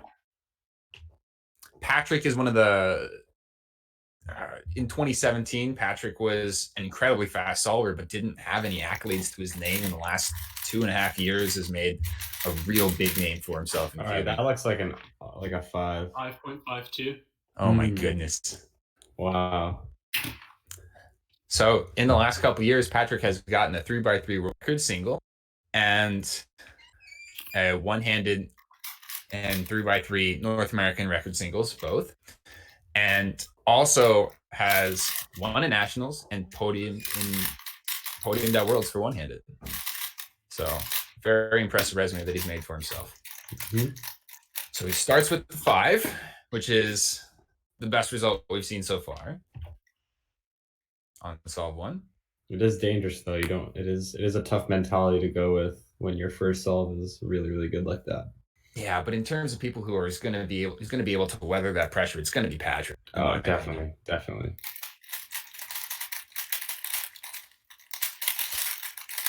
Y2 right there.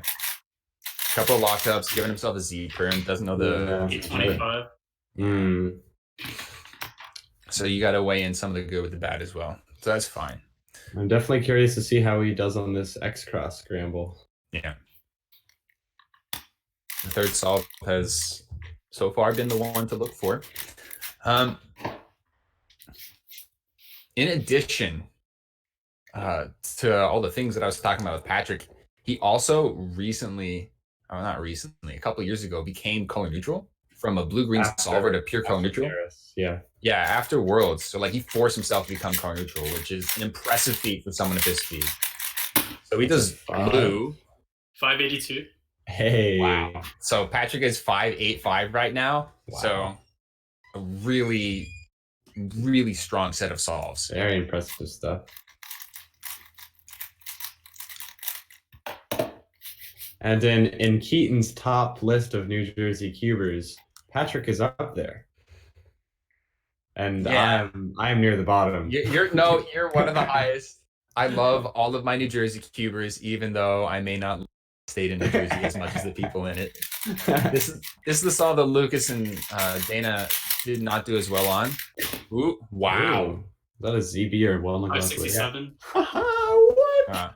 That looked like goodness. for the OLL, he did F sexy into ZBLL. So instead of doing the OLL, which was was it the line case? Yeah, it was line no corners oriented. No, it was this. Oh, so that corners oriented. Needed that. I see. Oh, I think you might have done it from the other angle.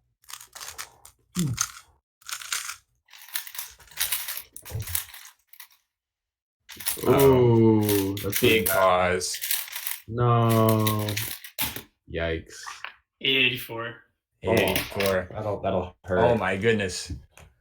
558 for his counting solves. All right. I honestly can't even guess what that average is going to be. It's going to be a 6 average. 6, Patrick, can you hear us? Yep. How'd you feel about that average?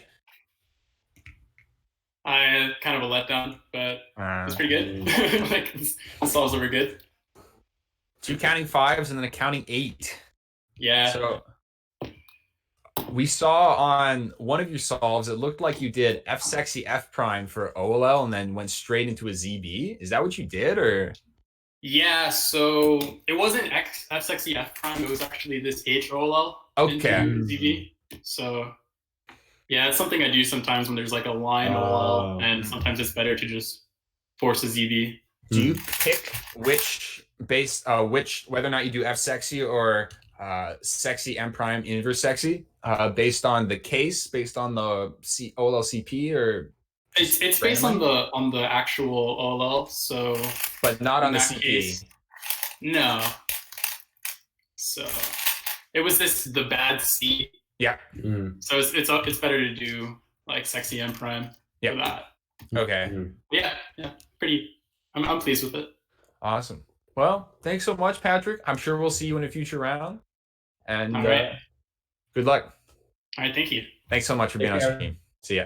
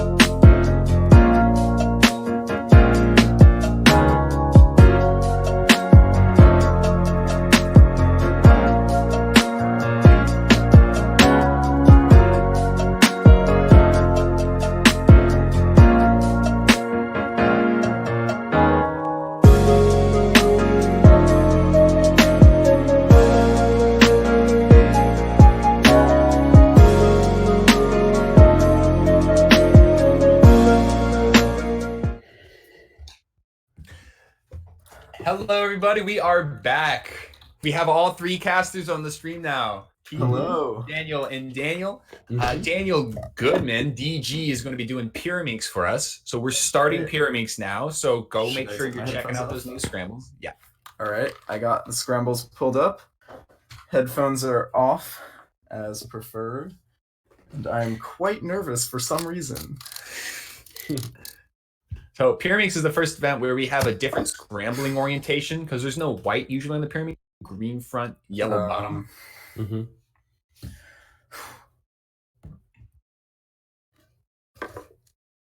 And this is also an event like Skewb that is really scramble dependent. So you're going to want to make sure that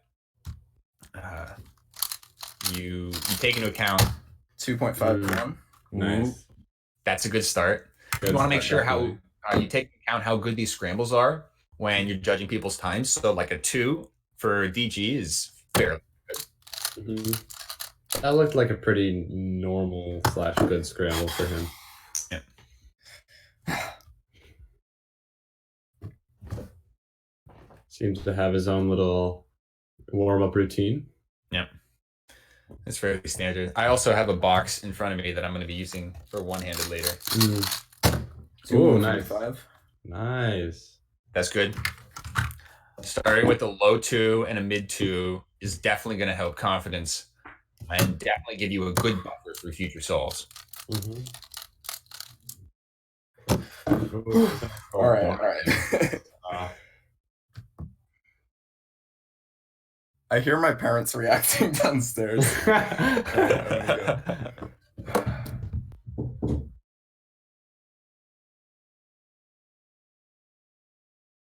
Some blocks that I see. Don't know if that's good or not. 2.78. Wow. All right. Things are pretty good. There's one more 2 and it'll be sub 3 for sure. That's okay.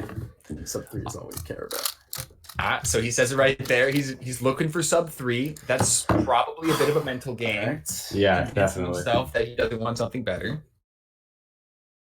One thing that you don't get at a competition that you do get at home is you get the information as to how many tips you have on Pyraminx. Family at home, which is free information. Wow. There we go. Sub 3. That's a guaranteed 2.6 average right now. That's pretty good. That's almost certainly going to make finals. I would be surprised. Oh, no, yeah. All right.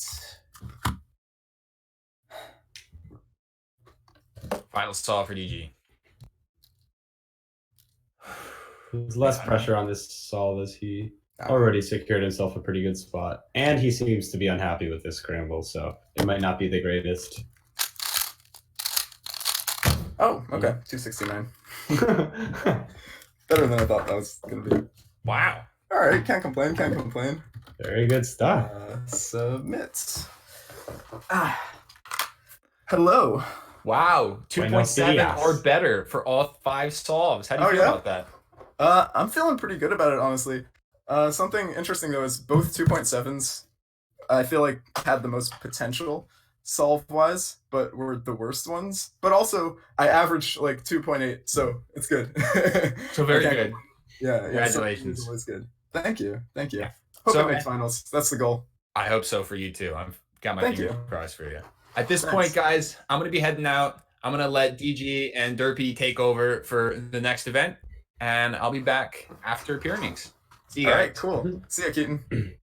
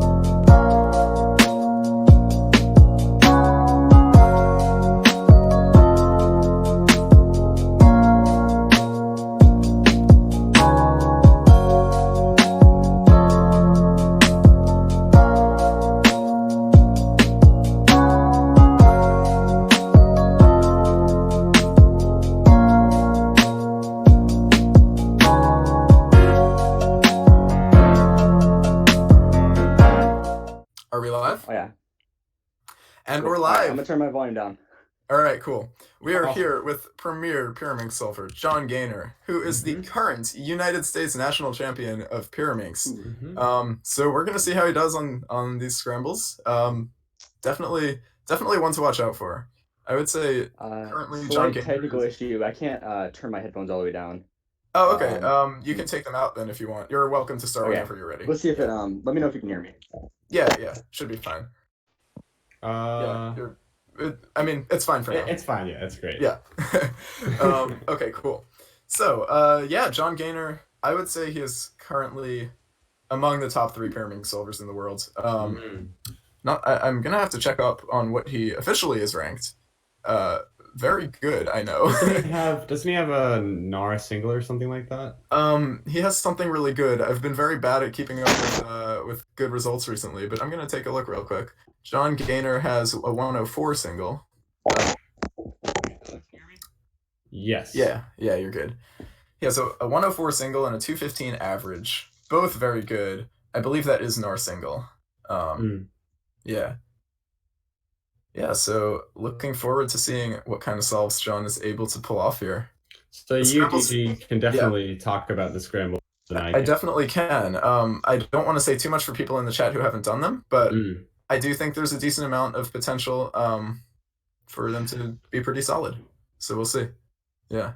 And John is definitely one of the best people to do that, so. And I believe he uses top first instead of John first? does use top first, yeah. So top first used to be one of the most popular, or the most popular method for advanced Pyraminxers. Then I came around and other people came around and started doing V first. Top first is a little bit underrated now, but it's definitely good.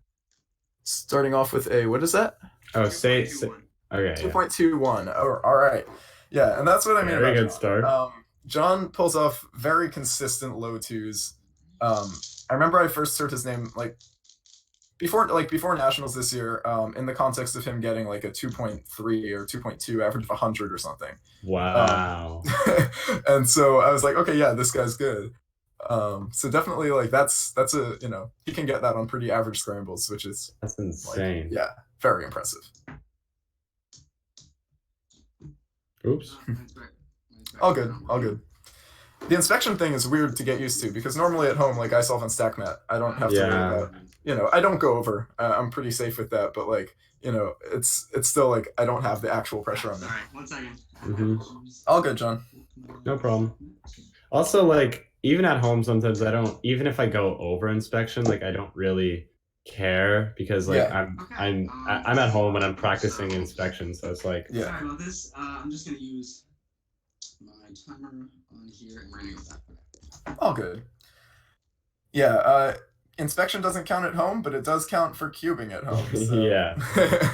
So cubing at home is different from cubing at home. All right. 2.40, not happy with that, which is something to say. That says something about our man here, John Gaynor.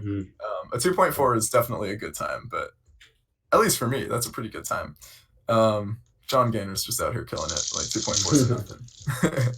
Do you remember what his first solve was? Was it 220? Maybe it was a 2.1. I'm not sure. Was it a 2.1? I think it was a 2.2 something. I think it probably was a 2.2. I'm not sure. Okay, I'll treat it like a 2.2. I think chat can tell us what the time was. Chat can probably tell us. I don't have chat pulled up right now, unfortunately. Ooh, not too hot on that one. 306. Oh, 305. 305. See, that's the crazy thing. A solve can look bad when John does it like that, but it's still a 305. Like, that's not... it's still almost sub 3. Right. If I had a solve that looked like that, it would be a 4. Right. That's the difference right there. Wow. Yeah, it's very impressive. Time slows down on John solves. We have 2 Pyraminx national champions in this stream. True. 2018 and 2019. Wow. That's a good 1. solve. Good solve. Yeah, very good. Yeah. I'm not surprised with that scramble. Yeah, I do recall that one. Not taking full advantage of that one. But beautiful, beautiful one look there. His turning is very good. That's something about Pyraminx too. Like inspection matters so much because the top people are one looking. Yeah, definitely. I think I one-looked everything except the last solve. So we'll see if he can pull off this one. Do you know how often John one-looks?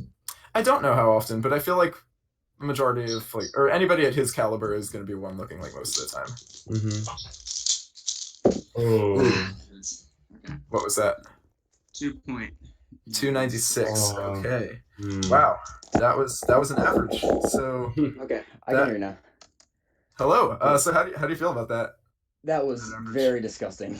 Scrambles weren't too bad, but it was just Seems like I wasn't sure what your first solve was, but I think you're hovering around a low 2.5, like 252 or so. Yeah, I so think pretty I solid. counted like a 2.2, 2.5, and then and 2.9. I think so. Yeah. Pretty solid. It is Pretty what it is. solid. Yeah. Were you able to one look that last solve? Just curious. Oh no, I was looking around. I didn't see anything, and Same. I kind of just went with something. So Yeah. No, I did the same thing. I was looking at that. And But then I got kind of lucky with whatever solution I did choose, so I got like a 2.6 on that. Yeah. I got a 3 cycle, so I can't say the same. But That's always a rough one. Yeah. Yeah, the Well, middle solve was congrats. nice. The 161, that was nice turning. That was really good So turning. So at least I got one good one there. So Yeah. The 3, All the right, 3 good job, you though. guys. That one, Yeah, yeah. Yep. Thank you for being on the stream with us, John. Yep, no problem. Thanks for having All me. right. See ya. See ya.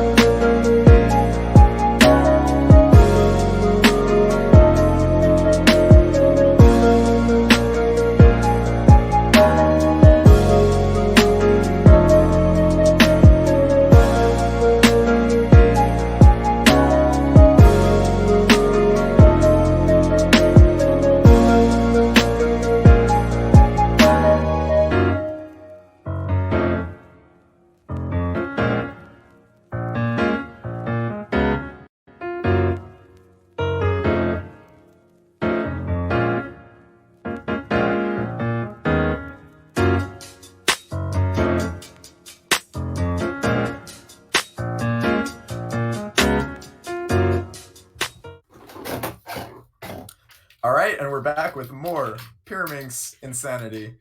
Here we've got the one and only Timon Kolestinski, the current Pyraminx world record holder. And world champion. And world champion. We've got an absolute legend in the flesh right now. Oh, yeah. And yeah, he just came on the scene a couple of years ago. Did not know who this man was, and then he just totally destroyed the Pyraminx game. And he's been killing it in like 3x3 and everything else since then. So he actually got second in 5x5 in cubing at home. So oh wow, there's Timon for you. Yeah, let's see if he can podium sweep here. Just closing the window real quick. It sounded like he pushed 10 cubes out his way. And they all fell to their doom. Yeah. All right, he's inspecting. Let's see what he's got going on. So Timon has always been one to say he just solves it. He doesn't need a method. And that's what I saw right there. It just looked like a solve. Simone, what was that time? That was a really bad solution, but I executed it fast somehow. What was the time? And we don't know what the time was. Oh, okay. Can we get his attention? Timon. That's impossible. All right, well, I'm sorry, guys. We're not gonna know the time. I'm gonna try to stack meta to approximate it. Just know that he's very good. Just please take our word that he is good at pyramid. We did ask him to tell us the times, but I guess somehow it didn't go through. I think it was our fault that we didn't, keep track that he actually heard us. Yeah. I mislooked. What time? 284. What time? 284. The previous one was 259, I think. 259 and 284. Thanks. Okay, there we go. Okay, he's pulling through. He looked at the camera. You're like, hey, get over here. Damn. All right, let's see what he's got coming up next for us.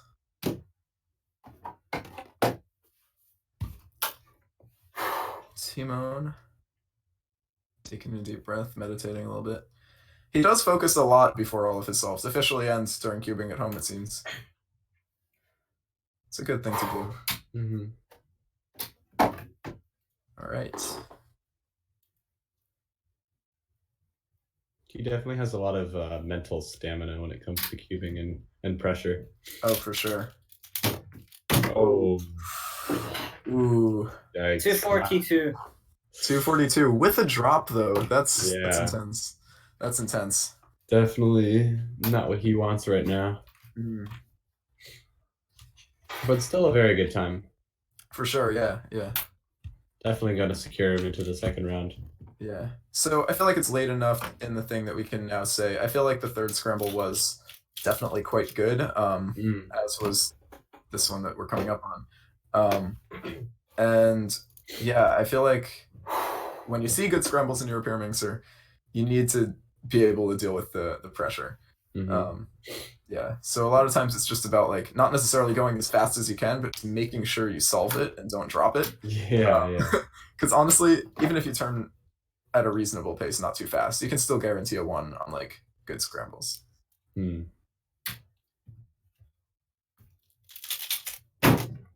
That's what I'm talking about. 159.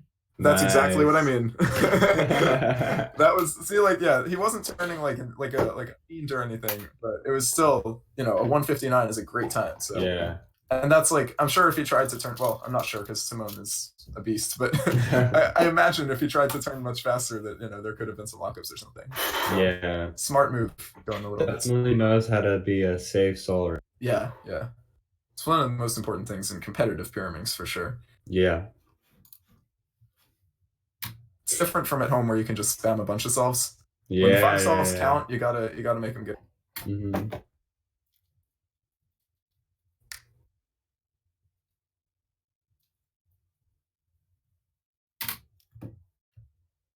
Using a decent amount of inspection. All right. Solid. 223. 223. Cool. That's a low 2, I believe. Yeah, I'm about to calculate. Let's see. Yeah, Timon pulling through with a 241 average.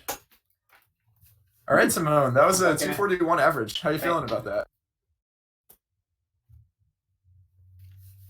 Hello? Hello? Hello. I can't hear anything. Oh, no. Interesting. Well, that's He just does whatever he wants. Timon, can you hear us? Hello? Come on, Timon. All we need is some commentary. We need all right. How about tell us? Oh, I'm gonna tell him. Yeah, talk about the average. That's good. Okay, well, that was actually pretty satisfying because, recently I've not been the greatest in Pyraminx because I hadn't been practicing.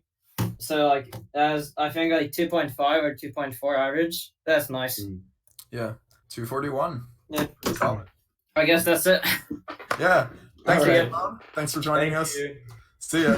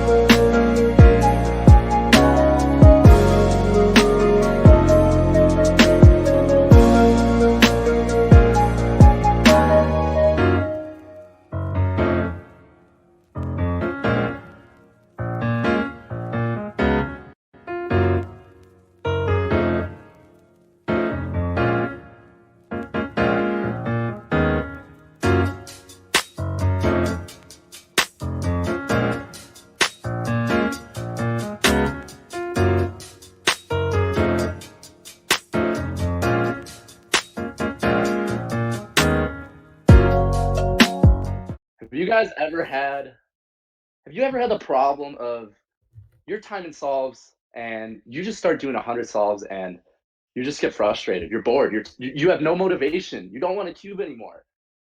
Well, I made something that I think is going to change the way we practice cubing. Instead of practicing just thousands of solves endlessly, we need to practice like a competition. We're at a competition right now, and I think that a timer that isolates solves into averages of 5s, means of 3s, best of 3s, just like a real competition, is what's going to change cubing forever. So I basically created something called CompSim. It's a cubing timer, but it is not a regular timer. You're going to solve like a competition, and this is something I've been using for months now, and it has helped me tremendously to practice for competition pressure, which we're going to test in a second here when I solve. But yeah, I have created a product review. I'm going to show you a quick little video of the preview of it. Go ahead, check it out.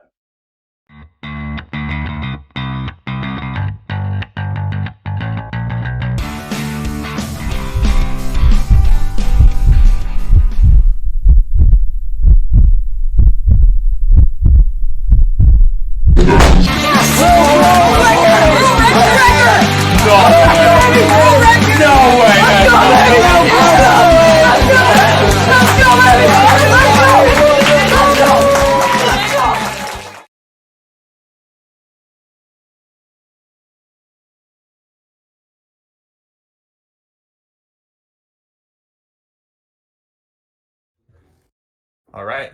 Best of luck, Rami. So here we are. We're starting off 2x2. I'm back with Keaton Ellis now. Hello, everybody. And we have Rami Sabahi. How's it going? It's going great. How about you? Excellent, dude. I'm so excited for this. I'm excited been too. looking forward to this all week. Yeah. It's gonna be good. Yeah. All right. Yeah. So if you want to take your headphones out, so we can commentate while you solve, because you probably don't want to hear us. So I'm gonna just mute it, because if I take the AirPods out, it causes all sorts of problems. That works fine. Do what you need to do. Yep. Sounds good. All right. Yeah. So you guys are muted now. So Rami is about to start 2x2. Now Rami has been known for 2x2 probably for almost as long as I've been cubing personally. Probably longer than that. Rami started is young. All right, 187. 1.87, a solid start. Yeah. So Rami's had many world records in his day. And quite a few championship podiums as well. Starting, yeah. Actually, I didn't know this. He got second at feet at Worlds 2013. And then from there started with his 2x2 reign, eventually getting first place in 2018. But he's had quite a few records. At one point, close the door. At one point, he had both 2x2 and FMC world records, which I feel like events that are as far away from each other as possible on the WCA. Just gonna point that out. Yeah. So he's very accomplished. Multi-talented for sure. Yeah. 152. 152. All right. And if any of you ever need just like a quick burst of happiness, just go on Rami's channel, scroll back like 5 years. Because he was good, but he was also about 12 years old. So it was very entertaining to watch. So as any world-class 2x2 solver, Rami is one looking all these solves. Yeah. Not only figuring out what the layer is supposed to be. 0.87, baby. All right. Good. That Rami reaction brings me back. And the sub 1 on stream. Wow. Very impressive. Very impressive. You don't see those every day. That's nuts. That's great. So, wow. 2x2 is really a game of, if 3x3 is a game of inches, 2x2 is a game of millimeters. The difference between like a 1.8 and a 1.6 solver is, well, I mean, it's only 0.2 seconds, but it's quite a bit. It's a big difference at that speed, for sure. Yeah. So Rami is definitely one of the best out there. Yeah. For years now. All right, 1.87. 1.87. A lot of moves on that one, but like still consistent TPS, no lockups. Very well executed. So far he's had 2 187s and 1.87. So A lot of 87s here. Let's see if he can pull out another one. Wow, I prefer to see him get a 0.87 because right now with a counting 1.8 and a counting 1.5, he's going to need to do really well here. 136. Solid. All right, solid. that's exactly That'll what he do was looking to get in that situation. That'll do it for sure. Very nice performance from Rami. Yeah. Thank you. Okay, wait. Congrats on that average. Yeah, That 1 is- second. Hold on. You're good. There we go. That is a 158 average. Yeah, nice. This is Thompson right here, guys. Nice, You win. and you beat your target. Very good. Yeah. Nice, My target nice. was 160. Yeah. I got 158. I mean, So- I'm sure that'll make the next round. Definitely. Fingers I hope crossed. so. That was a solid average. Well How'd you done. feel about that, Rami? How'd you feel? Pretty good. No major like lockups or hiccups or anything. Yeah.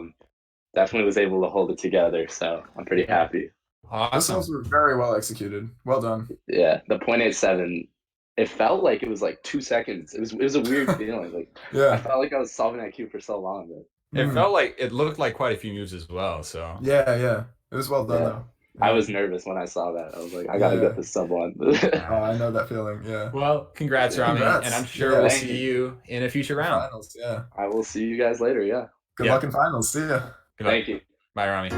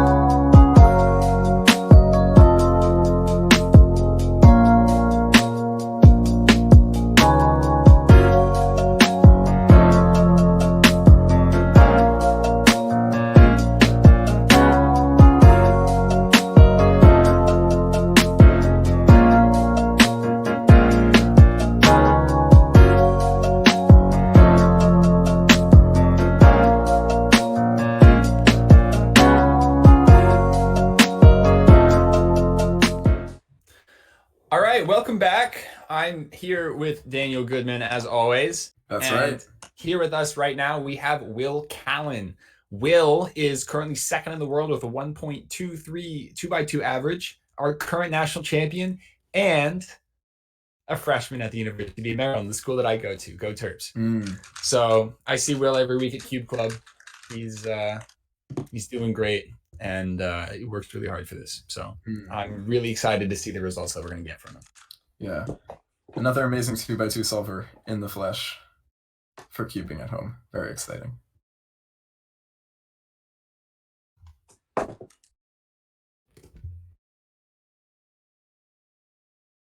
His inspection's very interesting. Kind of Yeah, frantic. he like flips the cube multiple times when he starts inspection. Yeah. Oh man. Ooh. Failed the one look. Seemingly not one looked right. What was that? It doesn't matter to me. Yeah. 4.25. 4.25. All right. Yeah, that will most likely be the worst that you'll see from Will. Almost certainly the worst of all that you'll see from Will. Among his many achievements, he also has an official 0.62 2x2 single. So I think that's maybe when we'll see one today. I think that's the same one that he got when he got his NAR average. Where he It gets is, it, yeah. he jumps straight out of his chair. Yeah, And he yeah. just And then the fist next pumps solve, the air. the next solve is a 0.93 in that. Yeah, average. yeah. Yeah. It was a huge pop off by Will. Yeah. He deserves it. Good turning on that one. 127. Solid. Very good. That's a solid time for Will. Yeah. I'm looking forward to see how he does on the scramble. Rami did very well on. That's Scramble 3, the one that's coming up next. Coming up, we'll see. We'll see if he can pull something good off. I feel like the way Rami was turning was honestly near optimal for his solutions. So I feel like at this point it's just going to come down to whether people will be able to find better solutions rather than turning better. Wow, that is very frantic inspection. I've got a feeling he's pretty nervous right now. Unlike I can see the Rami, who shaking was a just little on, Will is very recent on the scene. That's 139. 139. He does okay. not sound happy about that 1.3. Yeah. Which It's is crazy, okay though. but- It's probably fine. Mhm. I don't think we're gonna need too crazy stuff to get to the final round at 2x2. But the 2x2 psych sheet is insane. The top 70 people are sub 2, and we've got the top 11 are sub 1.5. So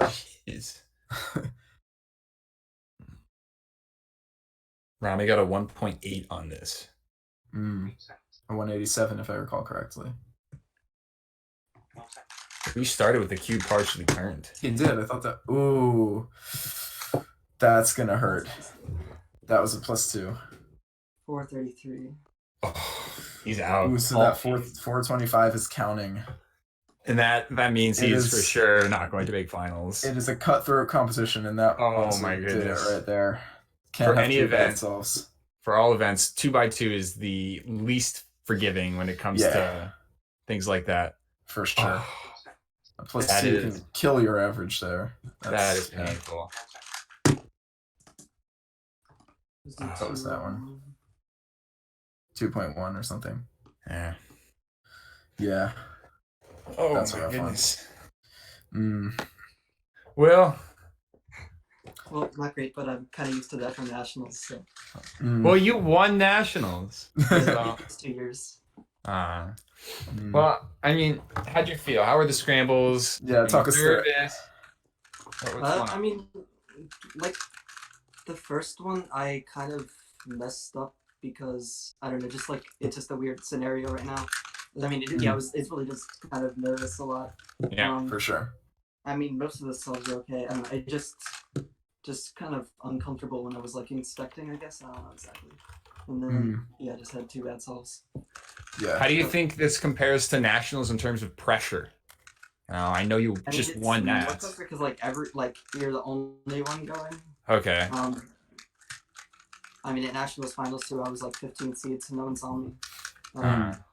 But I mean, I don't know. Yeah. It's fun. It's scary. It's scary when you're the center. But yeah, I mean, better luck next time. There will hopefully be some more of these in the future. So yeah, I'm sure. Yeah, something to get used to. The stream attention. Thanks so much, Will. Yeah, thanks for joining us. I'll see you soon.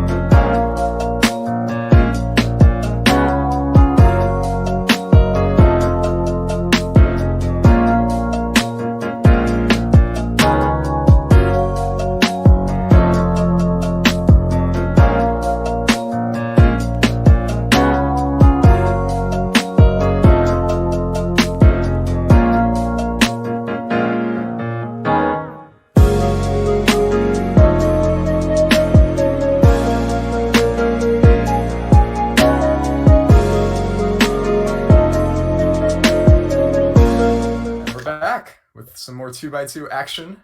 We Joins have with Keaton Ellis and Zane Kanani. Sorry for cutting off. No worries there. So, for those of you who live in the DC, Maryland, Virginia, or DMV area, you'll know that we have both Zane Kanani, third place for 2x2 at Worlds, and Will Callan in our area. So he's used to having someone and a really high standard to be able to win competitions. And so hopefully that should be able to help him out. But first solve, he's nervous. Starting off kind of rough with the 2.44. That's fine though. That's I mean, it's not the best, but you're going to have to start somewhere. And also, the first solve didn't seem to be anybody's best, so that's okay. Yeah. As long as he's able to pull something off on these last 4. Yeah. An interesting thing about Zane is that he started competing relatively late into his speed solving career. So his first competition. Oh, that is close. From here, it looks like it might be a +2, but I can't tell. Tie goes to the runner. Do you guys think that's a +2?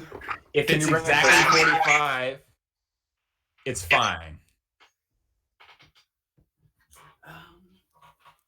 I think it's about 45. Then it's fine. 145 for Zane Kanani. 145. All right, a very close. 145 by about 45 degrees.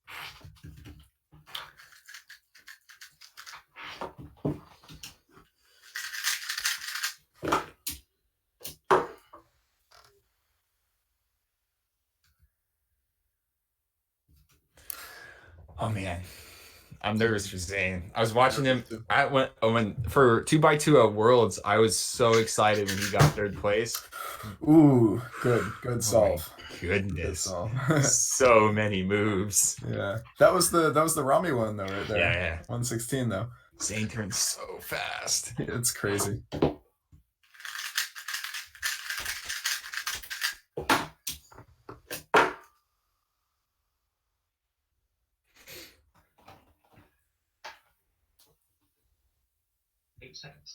This was the one that did Will in, so it's not gonna have the same effect on Dane. That's crazy. 1.1. Oh my! Wow. All So right. counting 116, counting 145, but potential for anywhere from accounting 1.1 to 244. So this average could go anywhere at this point. We'll see what he's able to pull. No, but he's already got like 1.7 with the counting 244. That's nuts. That's still good. I'm sure that'll make finals. I hope that'll make finals. We'll see. Okay, 140, 148 is that? Yeah. Yeah. That's a 126 average. All right. Is it? Is that what it is? Wow. Okay, I just unmuted you guys. All right. Welcome back to the world of the living, Zane. Congrats on the average. 136 it is, Kieron. 136, I'm sorry. 136 average. Congratulations. That is almost your PR, 134. Yeah. Dang. How'd you feel about that? Pretty good for how shaky I was. You looked very nervous on that first solve. Yeah. Yeah. I mean, the first solve didn't put you down or anything. Like, you came back from that really so that was good. Yeah. Yeah.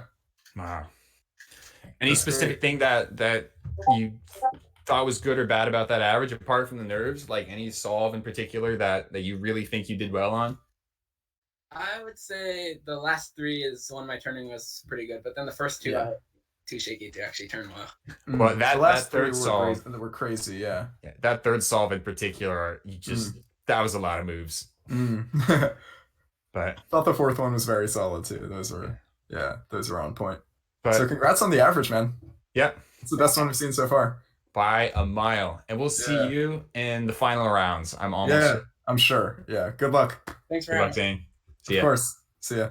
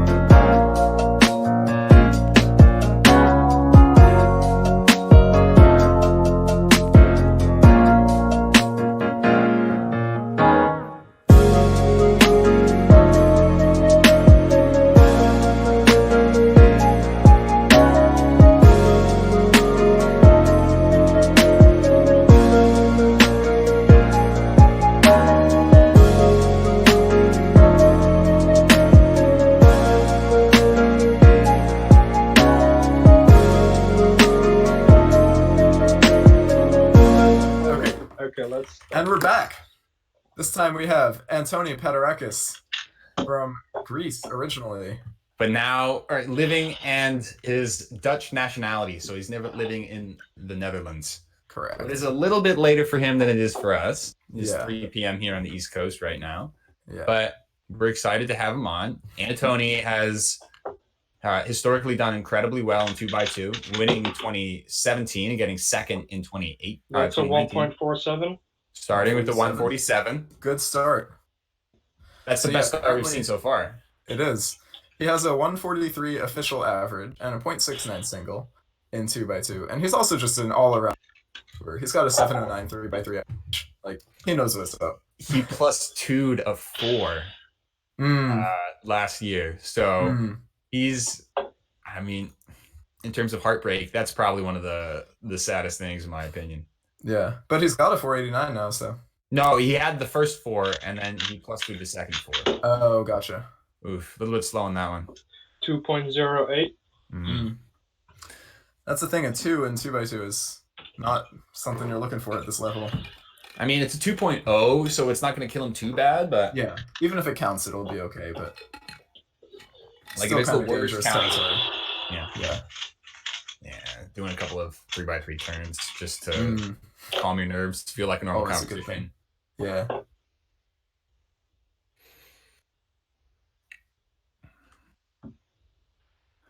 Oof. Very careful with those. Ooh.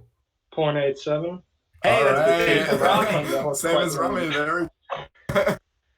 Love to see it. So, empirically, 0.87 appears to be the limit for that scramble. With 2 observations at the boundary. Yes. So he has a 1.4, a 2.0, and a 0.87. So, overall, good so far. Yeah, very good start. So this one, Zane killed this one with a 110. So we'll see how Antoni's able to do. All right. That was fairly consistent. 1.07. Wow. Better than Zane. That's crazy. There's a lot of competition here right now. There's a lot of competition. That's the last one.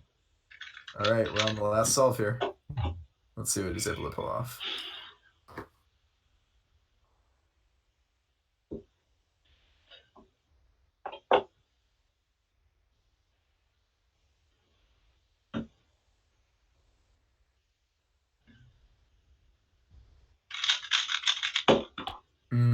Okay. 1.45. Wow. Wow. So that's the average. In general, it went pretty good. The second solve, it was a weird regrip. What's average? 130 something. 133. 133. Whatever. It's all right. The regrip was a bit weird for AUF. Like I had FR2 F prime, which I executed a bit weirdly, and then a U2, and my left hand was placed awkwardly, so it was just bad. I'm not sure why I did that solution. Yeah, I got a good time on the scramble. Most people got a good time on, and then the fourth solve, the 107 or something. Yeah, that was pretty good too. Yeah, I was quite a lot more nervous than I expected for this. Like, I forced myself to not look at how many people were actually live, and I failed at that, but so whatever. So yeah, I hope to see you guys later this evening for the finals. Sounds good. Looking forward to it. See you, Antoni. See ya. Also,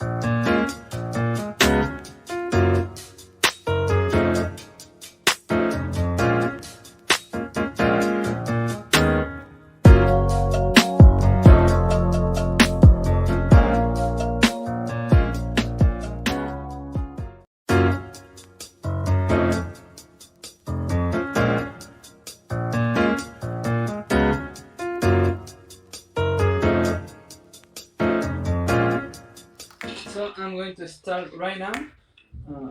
All right, and we're back The scrambles here. with Gianfranco Juanqui, who is a very good blind solver. What more can be said? He's extremely talented at 3x3 blindfolded. So one of the two legendary Juanqui brothers. Yes. If you were to close your eyes and ask for and guess which one is which, you get a 50% chance. I don't know why I'm saying these things. Right, he's off. Really nice how he has a stack mat display so we can see the memo time. That is very nice. Not a great memo, 10 seconds. Yeah.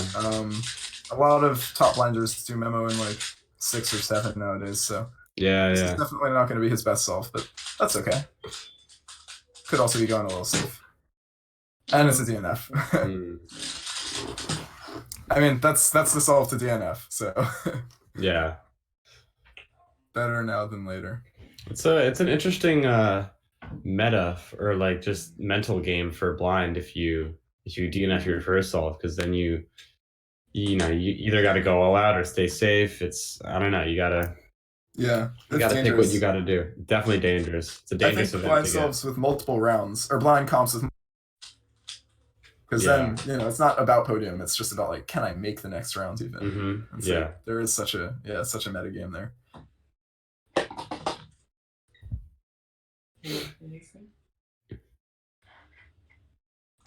That's what I like to see. 6-second memo. Much better memo. Yeah, that's more expected from a man of his caliber. Oh, DNF though. Yeah, he's gonna have to safety the next one. Yeah. Well, I mean, I believe this is the final round, right? No, there are two rounds. Yeah. There are 2 rounds, so he will have to safety the next one, most likely, if just try to get top 8 for finals. I wonder. And that's a crazy thing. Sorry, yeah. No, you're good. Oh, if he doesn't make finals, like the final round, it gets easier for other people to get in, which is interesting. Yeah. Like people can knock people out early on, basically, which is pretty rare in the rest of cubing, I feel. Yeah. Hope I just feel like this one. Yeah, I feel like it's a lot different for every blind solver how fast their safeties are. Yeah, I mean 6-second memo again, so 6 or 7. So we'll see what he's able to pull off. Ooh, pause. He's pausing. This is not good for him.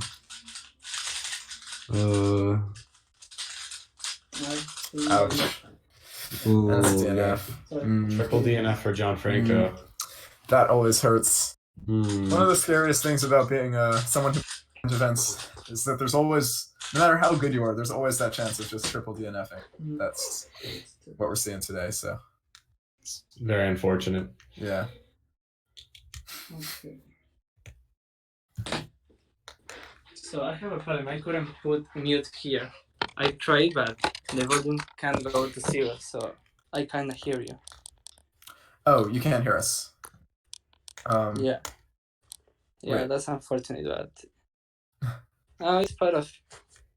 Okay, so anyway, how can I turn this? Okay, so sorry. Yeah. Oh no, I mean it happens. How are you feeling about that? What was the biggest letdown there? I don't know. The second scramble was really easy, but I think I did one extra move. But still, I felt like pretty nervous because this was hard to do. I have that noise of the live stream right there, and this is not enough. So I need to concentrate more than usual. But yeah, I couldn't do it. Okay, I think that's it. Well, thanks for joining us anyway. Hopefully, we'll see you in some future cubing at home. Yeah, I really want to continue doing this. But sounds good. Yeah. It was great having you. Thanks for joining us. Yeah, sure. Bye. All right. Yeah.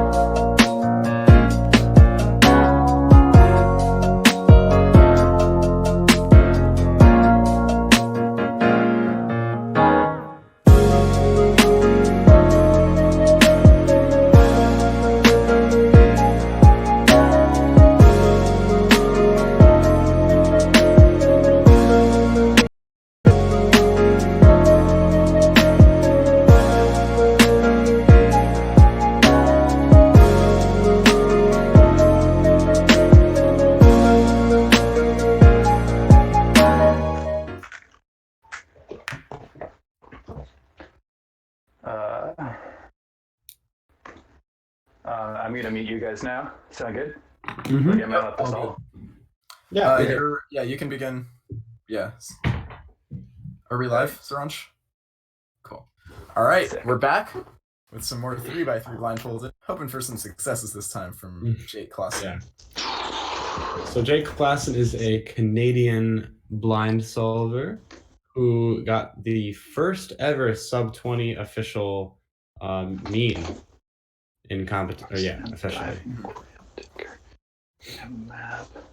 And it's really interesting to hear blind solvers say their memo out loud because it just sounds like a different language. It does, yeah. That was about an 8-second memo. So memo is not too great, but execution is pretty on point. Wow. That is a DNF. But that execution, that's the thing with blinders. So I believe you call it octopus hands?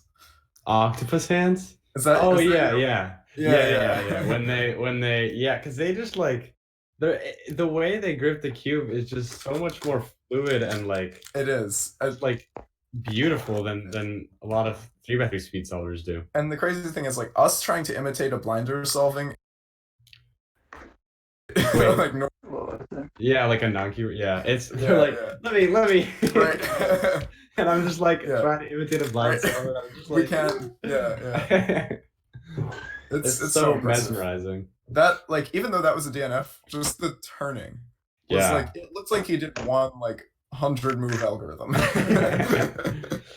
It's so I just think the main part of it is because like the algorithms they're doing, even though within themselves they're at most 3 gen or 4 gen, when you combine them together, you're always having moves change, and like you're switching from one alg that uses RD and say F or E moves, and then the next alg you have to do is like L, U, and M moves. I don't know. It's crazy. There's a lot of switching and a lot of variation going on, and I think that's what makes their turning look so cool. No, this solve was the one that Gianfranco said was easy. About 7-second demo. Gianfranco got a 17 DNF on this, so let's see what Jake can pull off.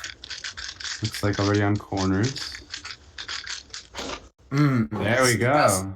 First success of the stream, 1876. Beautiful good stuff. We'll have to see solves like that. That was just a safety solve. That was a really easy scramble. I probably could have gotten better on that, to be honest. Wow, 18 in its safety. That's insane. All right. I remember final one. Back in the days when Noah Arthurs was like world class and he was getting like 27s or so. Nowadays, like literally like 10 seconds faster than that. That's crazy. And blind still has a long way to go. That's sure. the crazy part. Yeah, but it is getting super optimized. I do think 3 blind is one of the most optimized events, not necessarily in terms of method, definitely in terms of like just the way you do those methods. Yeah. Yeah, definitely speed optimized for sure. Yeah.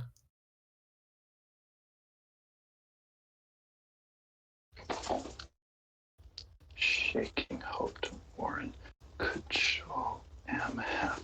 7-second memo. Very interesting. I thought he said shaking as if like he was addressing the fact that he's nervous. No, like, that's just a memo. You probably just had X or something. It really does sound like a trance of sorts. Yeah, 1993, solid. All right, well, both successes were sub 20. Yeah, wow. Impressive. All right, let's see. I wonder if that's when Jake was born, 1993. I wonder. 1999, how dare you? I'm sorry. All right, Jake, so what can you tell us about that? How are you feeling about it? It's all right. I wasn't sure if I'd like be nervous or not because I mean, online competition is kind of weird, isn't it? Yeah. But like, I was more nervous than I thought I was gonna be. But like, also, I mean, hopefully 18 is good enough to get in the next round. I think so. But I think it will be. It was kind of an easy scramble. Yeah. Gianfranco triple DNF'd, so I mean that's. Yeah. I mean, that's normal for him. So trying crazy things, messing around. Yeah, we'll see. But you know, it's kind of fun. I'm kind of excited for if I do make it the final round now because it's like it's kind of exciting. For sure, yeah. Hope to see you in finals. That'll be exciting. Yeah. Yeah, awesome. Well, best of luck to Alright. you. Thanks for coming on. Thanks very much. Yeah, You guys thanks for too. joining See you us. later.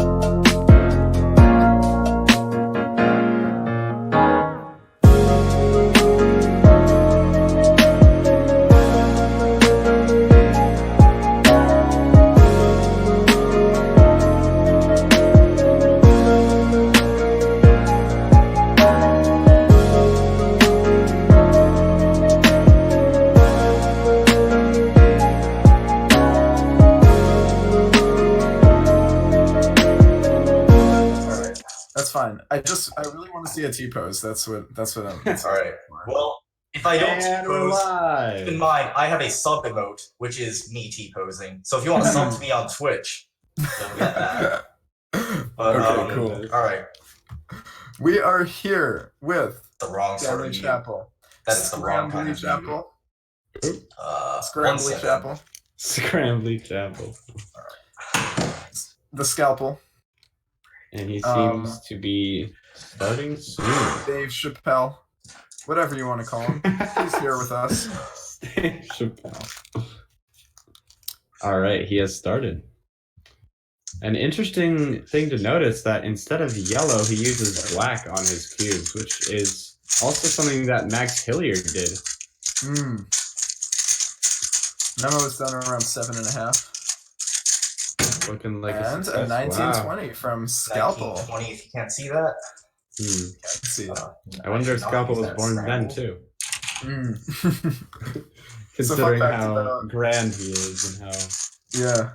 Truly... Fun fact about Stanley Chapel. Sorry, what you were saying? No, go on. Oh, okay. He had slept on my floor before the previous 2 Princeton University cubing competitions.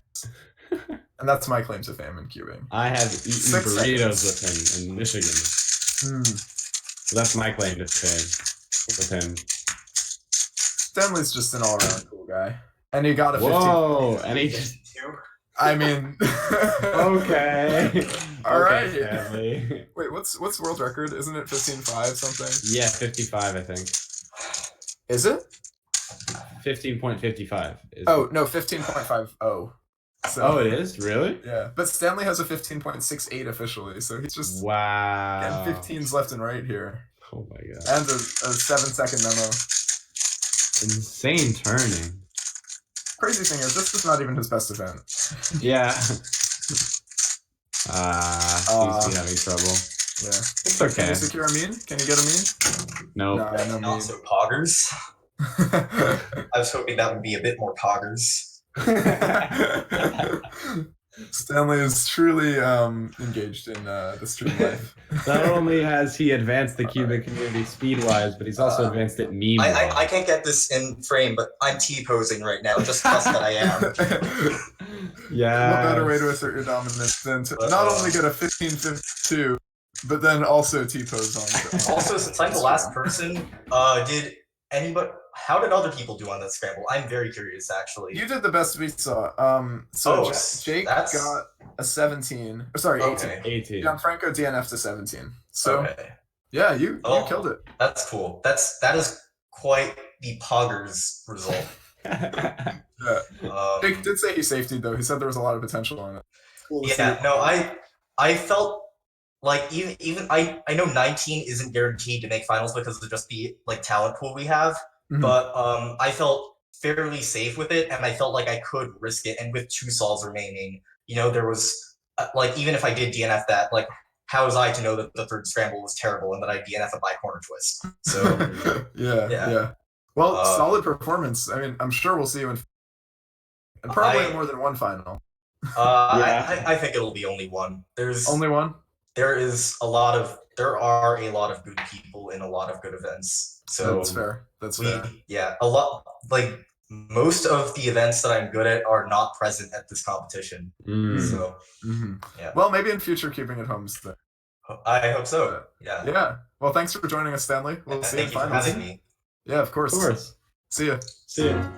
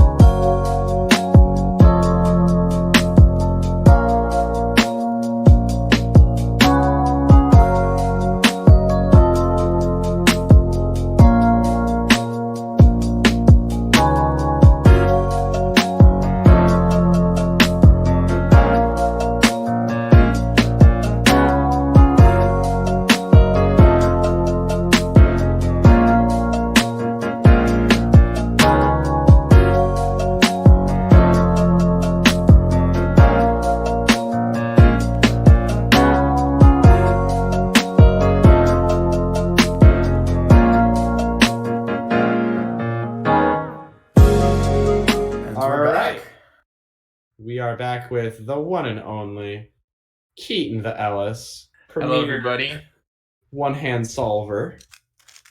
Keaton, as I He's call about him. to show us some of his tricks on the cube. We're starting one-handed, by the way, for those of you who are not aware. We are starting one-handed. Looking forward to see what you're able to play. One-handed is being commenced. Best of luck.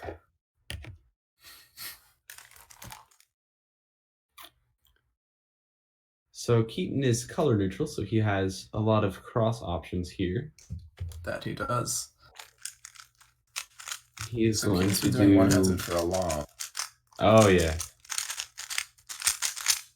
He is the 2015 U.S. national champion and podiumed at 2016 nationals. 10.95. That's a great start. Yeah. I'm gonna put my headphones away so I can't hear you guys. And once again, we have all 3 streamers on stream, but not all commentating. But we will all be commentating for finals. Very exciting finals, I believe. Yeah, we will be. I'm going to be leaving after Keaton's done with his average, but I will be more than back.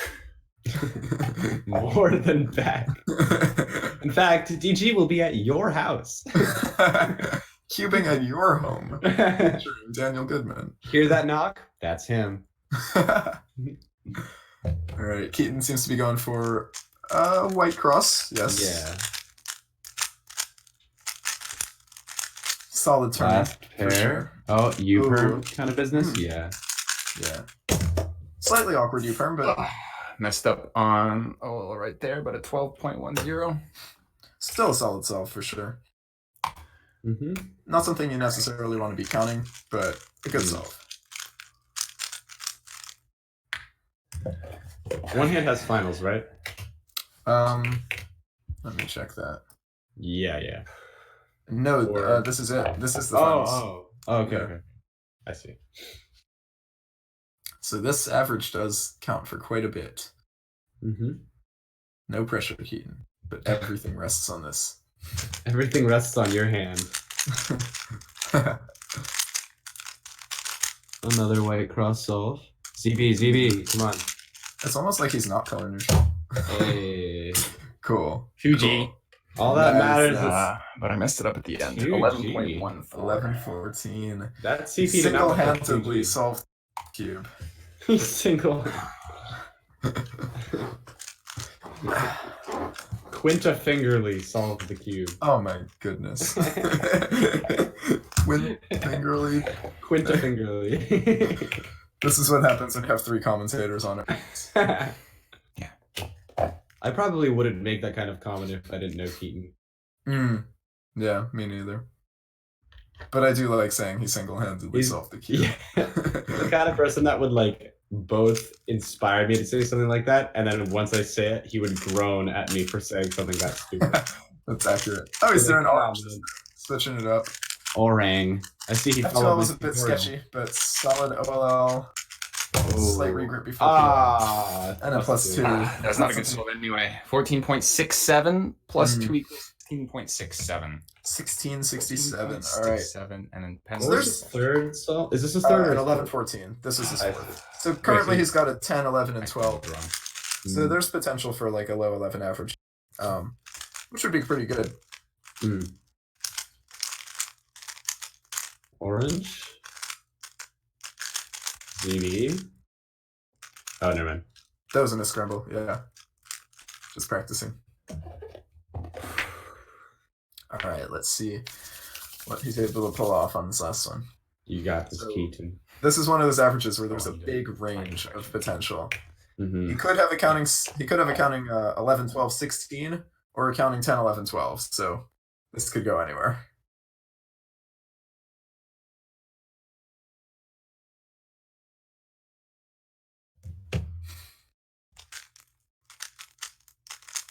Blue, I believe.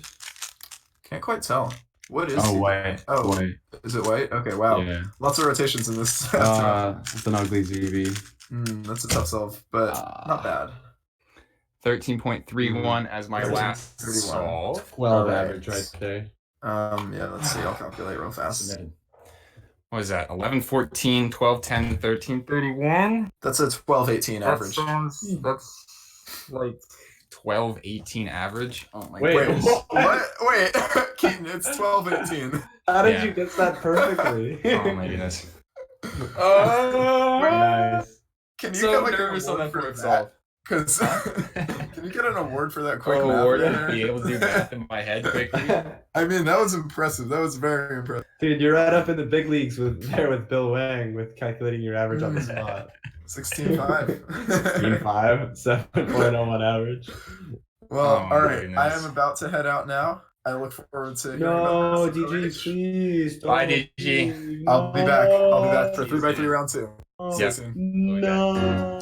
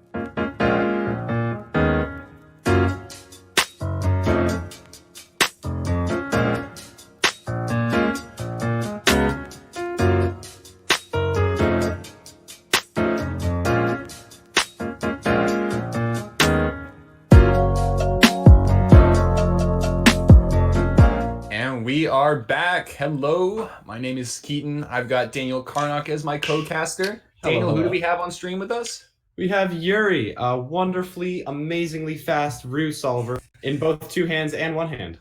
But primarily one-handed. We're excited to have him here. Yuri, you ready? Yuri, are you ready? Can I start? Yep. Yeah. Okay, I'll start. So for those of you who actually, Yuri's our first roux solver on stream right now. So instead of doing cross and then F to L, OL, and PLL like we do with CFOP, Yuri does roux. So he starts with a 1x2x3 block on the left, does another 1x2x3 block on the right. He'll solve the corners completely, and then he'll do a bunch of NU spam where he's going to use the table to hold the cube. So you do a ton of table abuse in roux one-handed. So there he goes. That's CMLL. Now he's doing last 6 edges. 1092 to start. It's really cool seeing the transition they make from. I'm so nervous. I didn't think I was gonna get that nervous. Well, I know exactly how you feel, Yuri.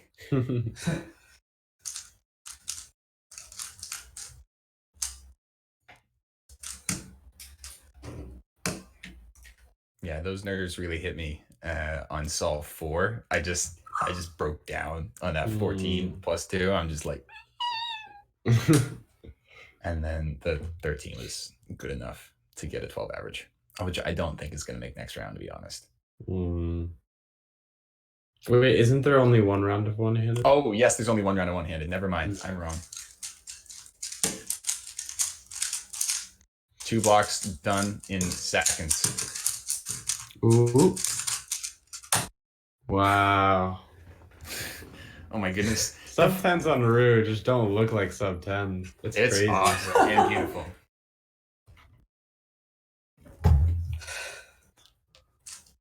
Yeah.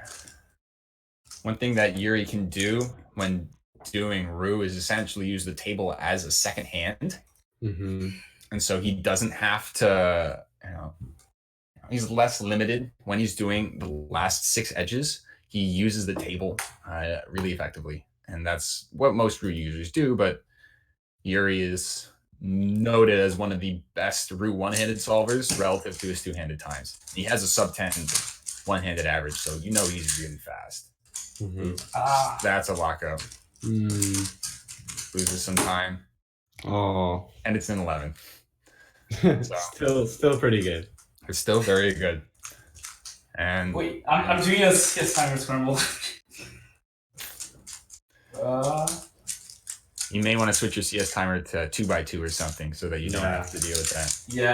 Yeah, sure.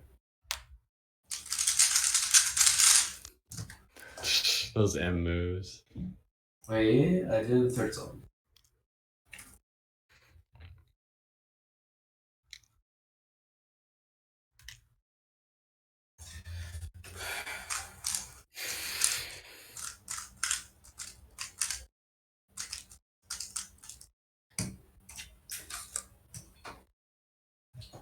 So I personally did not find anything for the scramble. But I also used a different method than Yuri, so it's a very high chance that we still end up with something pretty good. And I'm correct that most roux solvers only solve on one color, right? It depends. Quite a few are X2Y neutral, which means they can do both. It's like white yellow.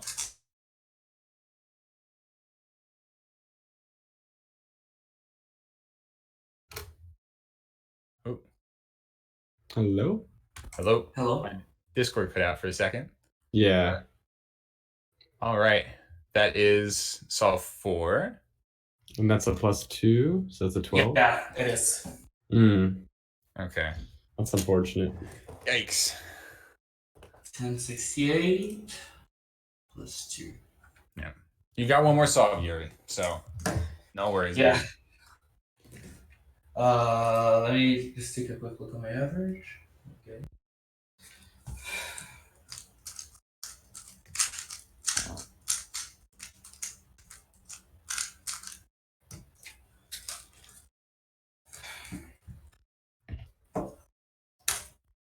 No worry, Yuri. That's his nickname. In a hurry, Yuri. Yuri, no worry when he in a hurry. Solves are flurry. No, he orders a McFlurry. Oh, that's See, so that any with the +2 and a DNF is always kind of rough. Yeah. But interestingly enough, it's not the kind of DNF that we come to expect through solvers. That's true. You assume that they're off. That's actually a really common DNF because like what I had to do is M prime U prime from this angle. And I didn't hold the layer as strongly as I needed to, so I did RY U prime. So that's exactly the DNF that you have. Interesting. Learn something new every day. So Yeah. Yuri, we always ask, how did you feel about that average? I actually didn't feel that bad because like when I was warming up today, for some weird reason I was doing really badly. I got a 12.3 average of 50 out of nowhere. I haven't gotten a 12 average of 50 in years. But yeah, I feel like it could have been a lot better. It kind of hurts, but you know what? I'm not that pissed about it. Well, hopefully that'll 64 place well. average, right? Yeah, that's not bad. Not bad. Well, we don't have a second round of one-handed for you to redeem yourself this competition. Yeah, but unfortunately. at future competitions, I wish you the best of luck, Yuri, and we'll see you soon. Thank you. Thanks so See ya. much for being on. See ya.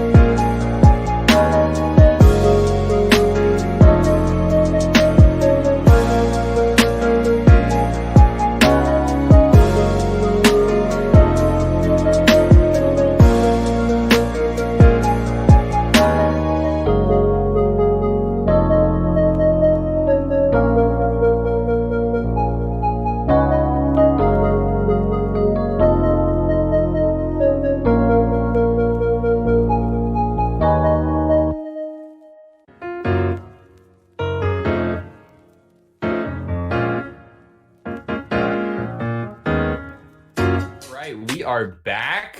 We have another Jersey. Do you call them Jerseyites? I don't know. Jerseyans? I don't know. Jersians. We've got Justin Malari. Yes. Very well known, very experienced one-handed solver.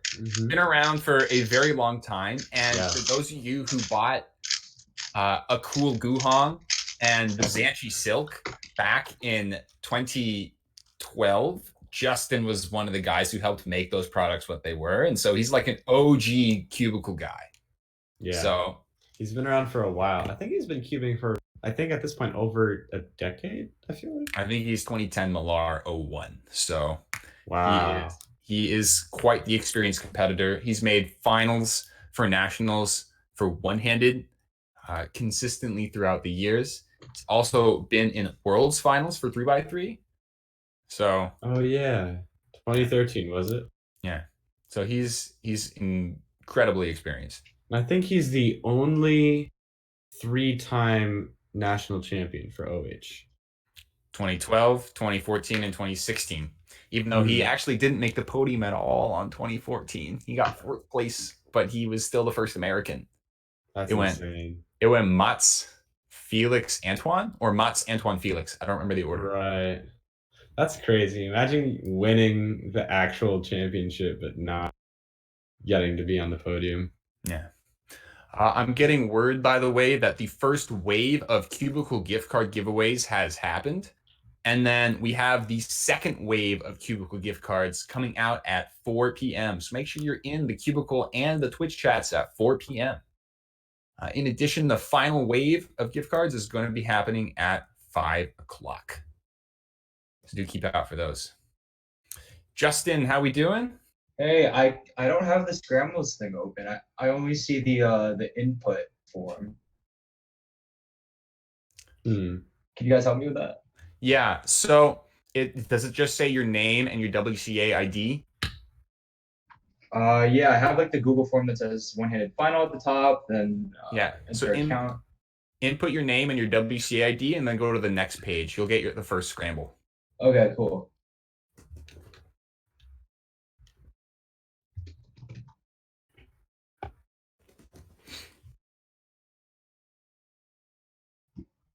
There we go.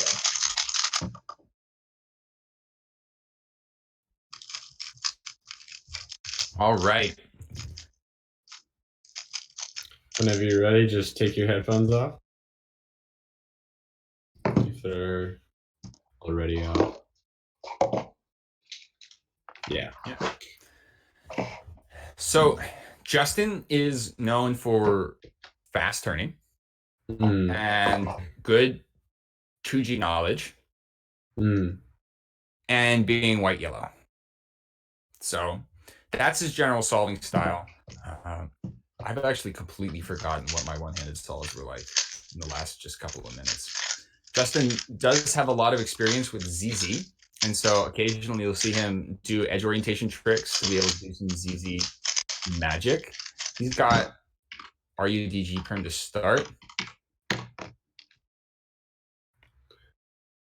I cannot see what that time was. All right, you gotta say the time. Pretty rough start on that one.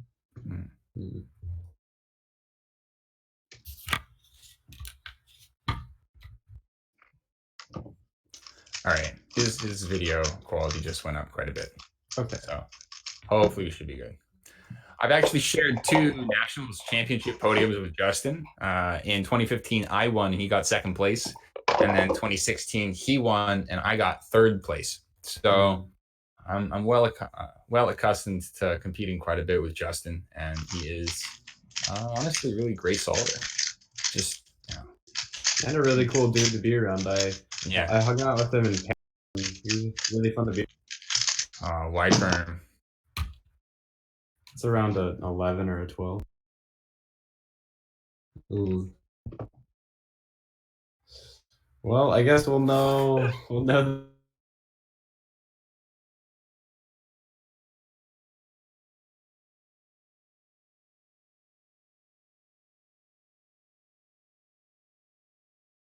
A high 11, low.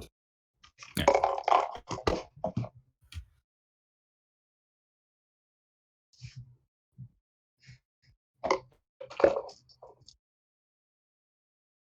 And I believe a lot of his ZZ background is because like Phil Yu kind of trained him. Yep. So to speak. They're good friends. They live very close to each other. So, or they used to back in the day. Not anymore. So they would just be side by side in a lot of OH competition. Ooh. Justin got V perm and unfortunately messed it up. Oh no. Great thing about one-handed is that when you mess up, you can express yourself accordingly. That didn't happen. Oh, 23-51. All right. So we have learned the worst time. And then he got a 30 now. Just kidding. So Justin has not been getting lucky with these players. Currently with a Y perm, V, and then I guess the RUDG perm is okay. Luck has not really been on his side in this hour so far. And this fourth solve is the one that I saw absolutely nothing on, and so it's going to be a little difficult.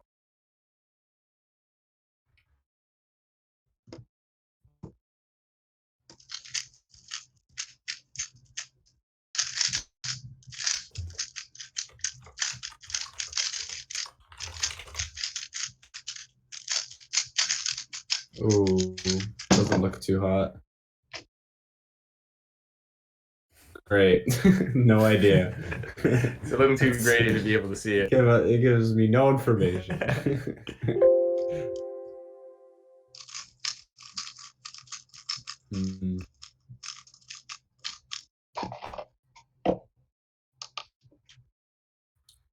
Definitely not his worst song, though.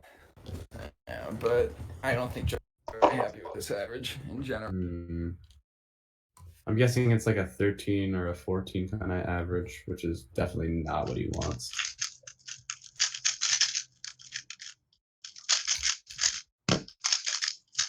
Oh, this all looks like it's going much better. 8th turn. It's like a 13-ish. All right. That was the last hole, I believe. Yeah. Hey, can you Justin. Hey. Yeah. So we couldn't see what the times were on any, so we only know that you got a 23. Oh shoot! Oh wait, So- you guys couldn't see when I put it up to the camera. It was No, it was a little grainy. Oh, okay, gotcha. Tell us what your average was. My average rough. was. And the times. If you actually, I don't think you can see them, but I don't think I can, but it was like If you- 13 for the first one, 13, 11, 23, 13, 13. So it was pretty rough. 13 average. That 23, I got to V perm and I was like, all right, this could be a decent time, and then I screwed up my AUG and had to redo F2L. It didn't look like you got any EPLLs that entire average or G. No, I had a Y perm, V perm. Yeah, I saw G. It was GYV, T perm, and then an A perm at the end. So yeah, so not just the sort of- best, but yeah. it's okay. Well, I know that's not exactly what you're looking for, but I'm sure future results will be better. No, yeah, this is a lot of fun. Really interesting doing it in this format. So thanks for having me. Yeah, of course. Always trying to experiment with new things. Anyway, Justin, thanks so much for being on. Thanks, guys. And we'll see you soon. Peace. Bye.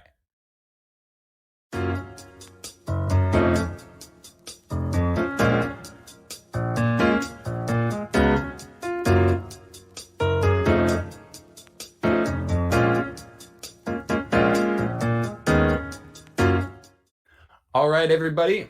That's all of our round ones. So we are now going to be moving on to the second part of the day, which is all of our round twos. And then our final event, which is going to be 3x3 finals. We are now going to be moving to 3x3 round 2. And if you made that round, you should check your email. Whatever email that you had that was on the form that you submitted, check that one for the link for 3x3 round 2. We're going to be starting that just momentarily.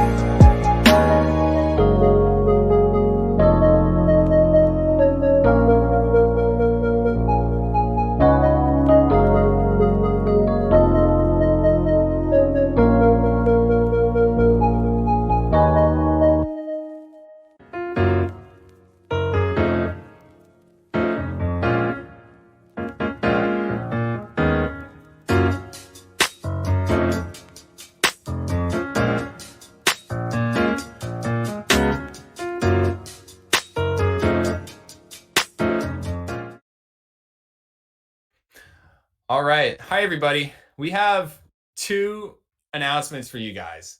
Number 1 is the behind-the-scenes production team is trying to access the results page, but there are so many of you that are on the results page right now that the traffic is too high and we cannot get access to that page. So if you guys would take a second, just close the results page on your computer, let us get access to it for a second. That would be awesome, and that would help us out so much. The second announcement is it's 4 p.m. right now, so if you're currently in the chat, you're going to be eligible for a giveaway from the Cubicle, which they're going to be doing right about now. So stay in chat, stay tuned, and if you get a message, you got lucky. All right, we'll be back in a second. Oh, final thing is if you are supposed to be in 3x3 rounds 2 and you got the email for it, please take a second, open that up, and do your solves. We'll be right back with 3 of our top solvers from round 1, starting with Timon Koloshinsky.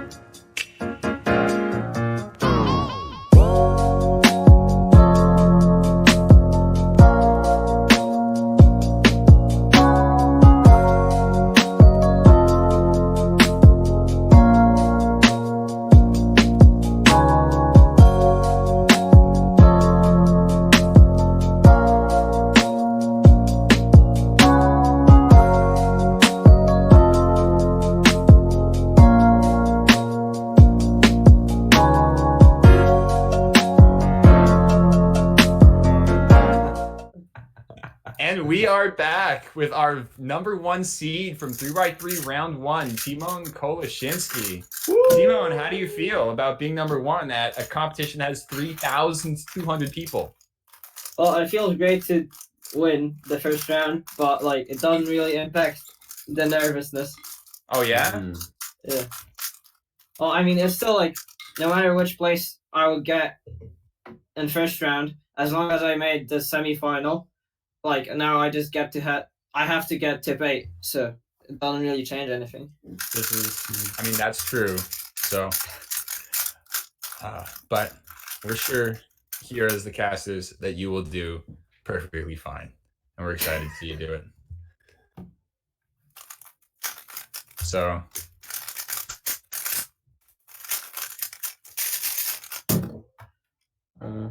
Yep. Oh yeah. When you're ready. And make sure to say the time and take your headphones off. Don't know if he can hear us. Oh, he muted himself. Yeah. So he's deafened us. So we can't hear him, nor can he hear us. He's deafened everyone in his perception. Timon. So I wasn't casting Timon earlier for Pyraminx, but for 3x3 at Worlds, he in the finals was definitely taking his time because of the incredible results that he got at Warm Up Sydney, where he got first place until Felix and Max in the head-to-head finals. He gained quite a bit of notoriety at that one competition. Oh yeah. Here we go. Oh my goodness, that's good, but it's a 6, I think. 683. 683. Okay. I think Lucas also got a 6.8 with an E-perm. Yes, that was F-Sexy E-perm. We saw that earlier. I wonder if it's the exact same decimal. Wonder if chat can find that out. We'll never know unless chat can do some visual visual analysis of the grains of salt that was that were resting atop the timer. Yeah. We have our second solve here. Yeah.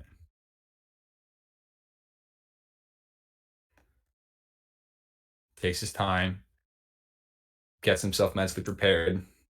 And fun fact about Timon, he popularized a lot of what pseudo slotting has become now. Yeah. And along with Jay McNeil, those two are probably the two biggest influences when it comes to popularizing and improving pseudo slotting and how it's optimized. V-perm. Wow, that's a 5 or a 6. No, that's a 7. But I did a lefty. I did a lefty Olo that I rarely do, so that's nice.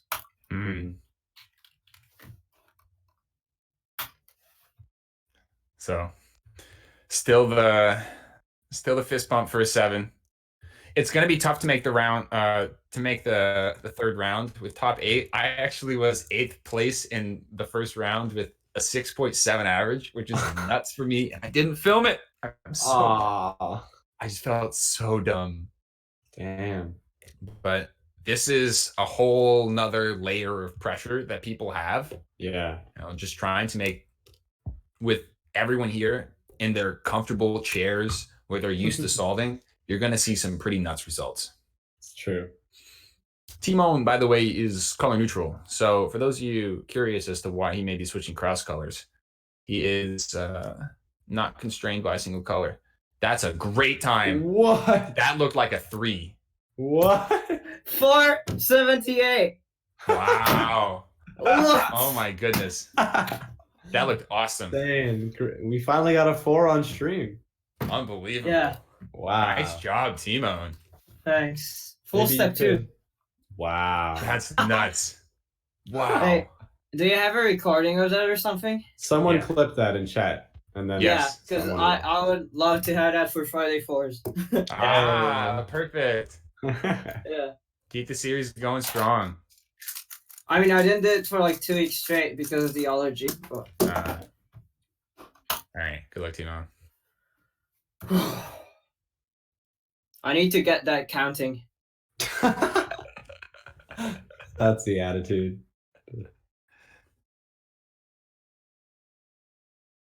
All right. Doing some deep breaths.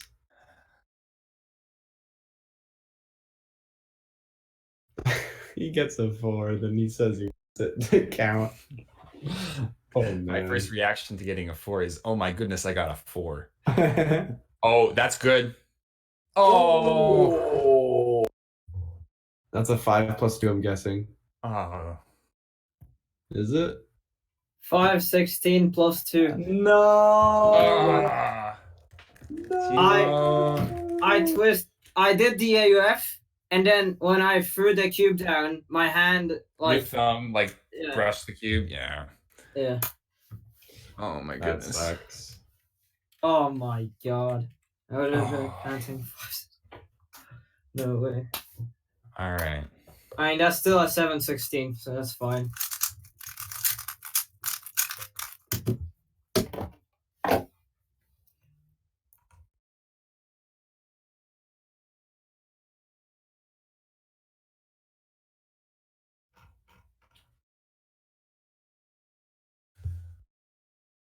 Last solve. I think he's got a 4. Guaranteed a sub 7. I don't know how low his first 7 is. He's got a 716, and it was what, a 6.83? Yeah, the same time Lucas had. So if this is sub 7, he has a sub 7 average.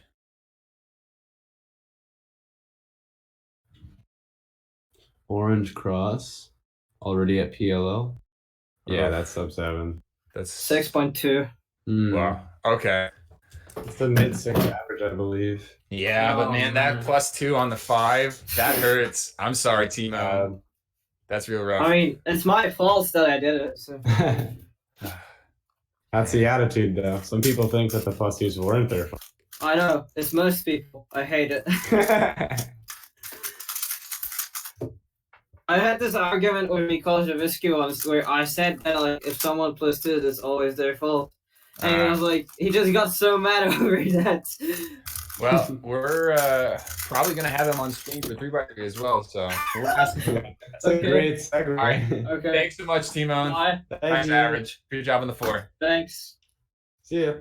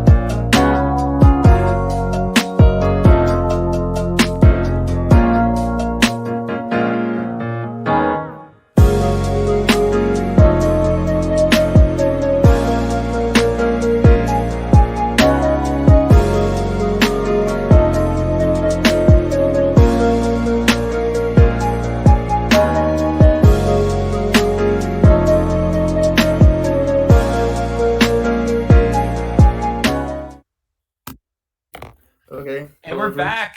We have second placer from round 1, Michał Żywuski, the 6.21 average.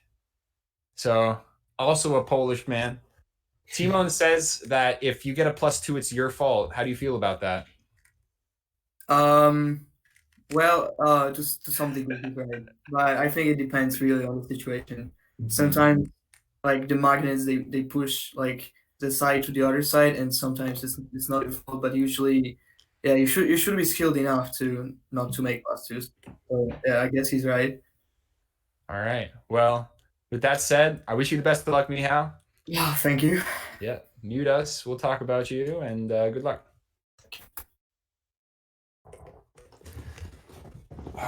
Daniel Karnak. Yes. What kind of average do you expect people are going to have to need to get to the finals of 3x3 at this competition? It's a good question, considering that like it's not restricted by area, so anybody can compete. It's way more competitive than almost any competition that's happened before. So I'd say at the very least sub 7.3. Oh, for sure. Yeah. ZB. Yeah. And that is 6.68. Good start. 6.68. Yep. That's a good start. Mm-hmm. You're not going to want anything worse than, I mean, 7.3 is, oh, I should not cube. Oops. 7.3 is, I think, a very high upper bound. Yeah. There were a lot of people who got sub 7. I have not seen the results for 3x3 round 1 in their entirety. So maybe if I look at that, I'll get a better idea. All right, well, I can't access the result page. And just a reminder, GPerm. And just a reminder to stay off the results page for now as we're trying to fix it. 7.78. 2 solves in 6.6 and a 7.7. Maybe a 5.5 or a 4.4. Juliet Sebastian. 3.33. Michał. I feel like Michał's gotten like a 2 at home before. I think Patrick has a 2. I'm not sure about Michał, although he does get fairly good at home results. I do remember a period of time where Michał consistently posted like 3s in CF. Yeah. And that was insane. That looks not good. RUDG perm. That was RFU. Yikes. 1164. That happens. Even to the best of us, it definitely happens. Mm-hmm.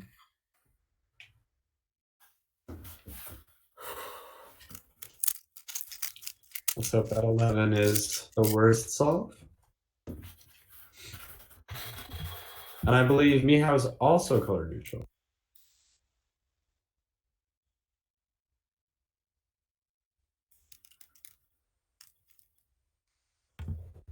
Yeah, Michał is. He is. I think he started color neutral. I don't remember a time when he switched. So. That's impressive. There are not a lot of people that start off color neutral. I did. Okay, well. Felix did. Max did. Although Max is. Oh. That's a 10. Yikes. The pressure gets to people. I mean, you can do great one round and suffer quite a bit the next. I am sure Michał is very capable at big times, but in this situation, the pressure building, you need top 8 when the competition had 3,000 people, like it's pretty tough. Definitely. Unfortunately, I don't think he's going to make the finals with this average with that counting. No matter what salt he gets here. Yeah. But it is a good chance to get a good single.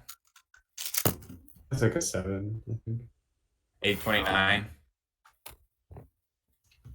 It's like an 8, high 8 average. Yeah, now, so yeah. I started well and then all down. But Did you feel nervous? Do you feel any pressure or? yeah, when I started, it was okay, but like when I knew that I was 6 on the first one and it was okay, then I started feeling the pressure that everyone is watching me and actually like wanting me to do well. Yeah. I mean, I'm always cheering for you, Mihao. I always want you to do well, but you know, this stuff happens. Don't worry too much about it. Right. Yeah. Anyway, I wish you the best of luck, and thanks for coming on again. We appreciate it. Thank you. See you. See you, Mihao. See ya.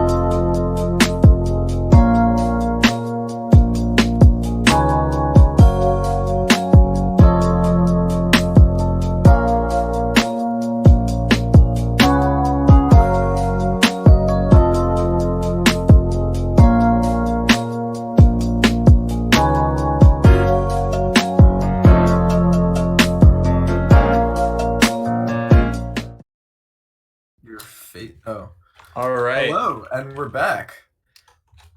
It is that time of year again, which means it is time for 3x3 round 2, featuring Keaton Ellis and Derpy Cuber, some of the greatest 3x3 solvers in the Northeast United States. Come on. So, we're waiting on scrambles. Okay. They should be able to get the scrambles now, which is exciting. So I guess if both of you want to compete at once, that would be pretty No, we're gonna do one at a time. One at a time? All right, cool. Yeah. We have time for that? Oh, okay. Really? Okay. I like both. I can handle both. I am of All right. going solves. Yeah, I'm gonna mute myself. Not mute myself, but mute you guys. Really lucky Nah. in the first round. Those All right, scrambles were everyone. so nice. I am excited to see what we've got going on here. Wow. Thanks, See what I do Cuber here. SHZ. Shout out chat for inspection keeping me alive. All right, so I'm gonna try my best to keep track of all these times. We'll see how it goes. I'm gonna be typing them up on my computer because I have no better place. Starting at the same time. That's exciting. Derpy's doing yellow. Oh no, never mind. Derpy was not starting. Keaton started. 8.14 to start things off. 8.14. Maybe I can't handle 2 people at once because I thought Derpy was solving, but he was scrambling. All right, Derpy is about more normal. Begin to solve. He's doing white. Pretty solid F2L. Scramble, right? PLL was fast. Slight pause and then a little bit of lockups on PLL. 809 or 889? Couldn't quite tell. Looks like an 809, but we will find out. Okay. Chat, let me know if it was an 889 and not an 809. Thank you very much. Keaton is beginning. He is doing yellow cross this time around. Nice A-perm to finish that off. Better. 748. 748. Love to see it. And Derpy is off, doing yellow cross this time. Another A-perm. Oh, 813 plus 2 is 1013. 1013. 1013, or as I like to say, 813 plus 2 equals 1013, because that's how you should write it on scorecards. 889 people are saying? All right, it is an 889. Good to know. Thanks, chat. Oh my goodness. What? Going on? I'm saying this a little bit late, by the way, because there's some lag, if you weren't aware. But Keaton's beginning. He seems to be doing red cross. That's pretty rare, but very cool. Interesting PLL there, but he did it. And Derpy did something cool. 9.47. 947 and 788. 947 and 788. No way I should've gotten that bad of a time on that. Keaton is not happy with a 9.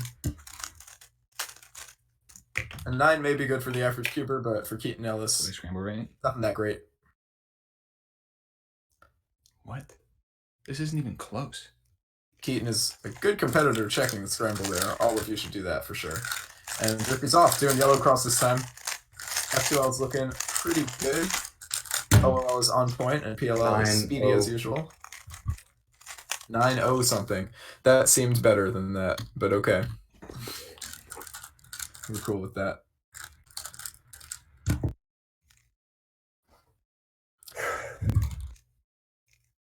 Derpy is inspecting on his 5th solve, and Keaton is about to be off to the races on his 4th.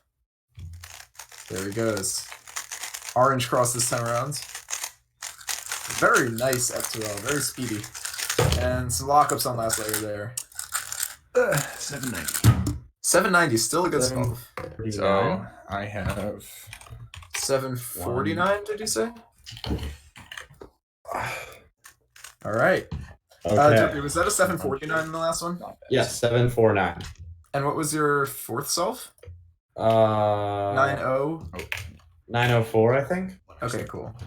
I can calculate your average after Keaton finishes this I solve. think I got a low 8 or something. You have counting 889, 788, and 904. Oh, yikes. Keaton so far got 8797. Just those two? This is his final solve. Oh, No, I no. see, I see. Yeah.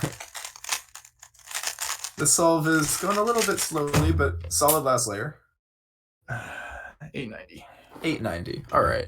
So nothing too extraordinary for either of our solvers here. That's but, you know, that's okay. 98, What you gonna do? Or 82? I don't remember what I got. 814 on the Not first good. one. Keaton, not what's gonna that average? That is an 831 average for you, Keaton. 831. Yeah. And for the derpiest of cubers, it is a. I got high 8. Figure it out. Something yucky. Oh my goodness! Oops, I did the wrong thing. Oops, I did it again. My goodness, I literally did. 847 for you, Derby. Wait, sorry, I think I lied to you. Okay. Sure. We're gonna be starting off the finals very soon for 4x4. That's what's coming up next. And yeah, we'll be right back. See you soon. Nice.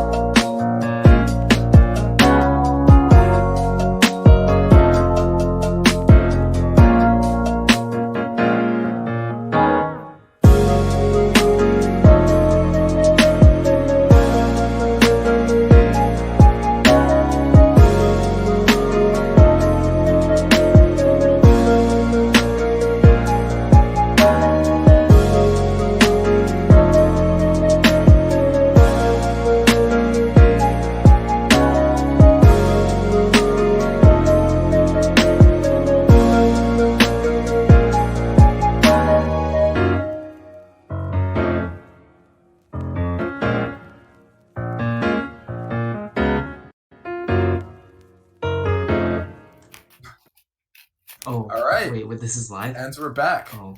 with 4x4 finals, featuring your 8th seed, Timon Kolashinsky. Yo. And your 7th seed, Chris Choi. Who is starting? So Timon will be starting with the first solve. Okay. Yeah, I scrambled it already.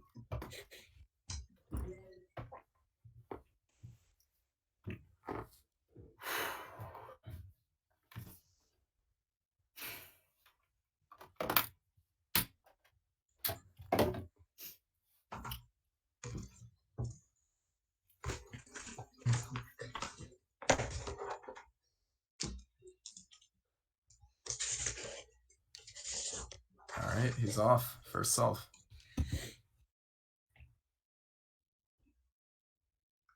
I wonder what's going through his head right now. Yeah, very fast turning. Wait, what happened? Oh.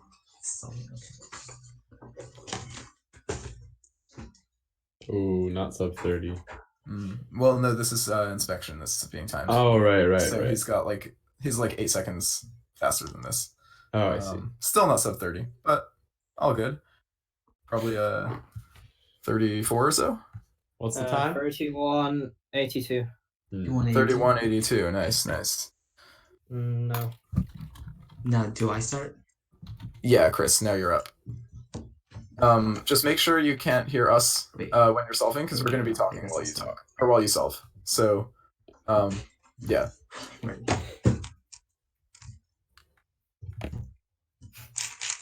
So unlike Timon, this is Chris's first time on the stream. Timon is a well-seasoned veteran on the stream. I also have like Chris is no stranger to competitive speed solving. Because I watched the clip of before. So you're saying like since people are like at home and comfortable, there's gonna be insane times. I've talked with like. Oh, is that is a plus 2? All right. I've talked with lots of 27? people that did the So Polish 29. comp, and also like I have the same experience where like I'm actually more nervous than at a normal comp because like it's still a competition, but like you're used to being nervous in comp, but not at home, so it's like it's even worse. Oh, I'm so nervous. I'm like shaking. I get the feeling. All right, Timon's about to start his second solve of the average. Didn't start off too hot. Started with a 31, so we'll see if he's able to come back from that. Why am I so nervous?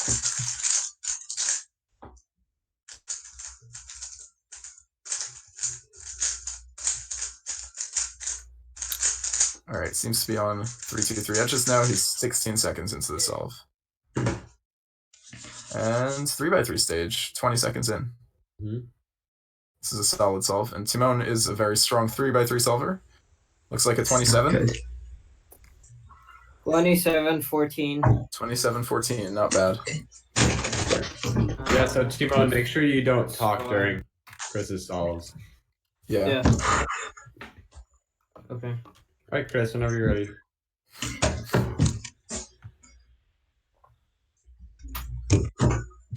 Wow, very short inspection.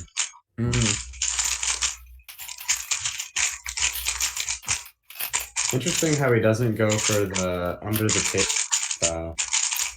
Yeah. He has like a more like relaxed position with like on the edge of the desk. Yeah, that is really interesting. I haven't seen that before. Yeah. Solid solve overall. Very fast turning throughout. What was it? 28.61. 28.61, solid.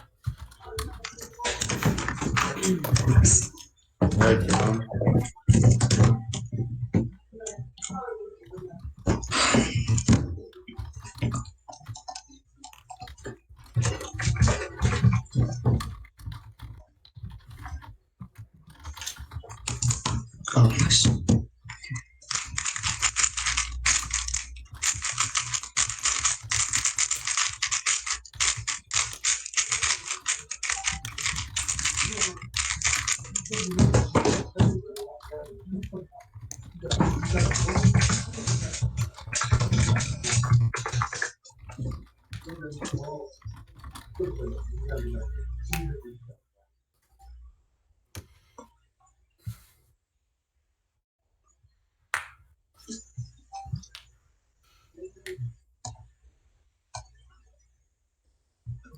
All right, Timon has finished his third solve.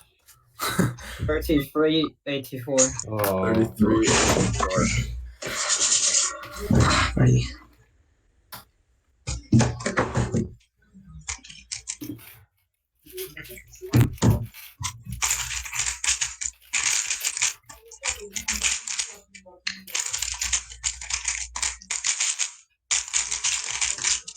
All right, Chris Troy on his fourth solve. Or sorry, third solve.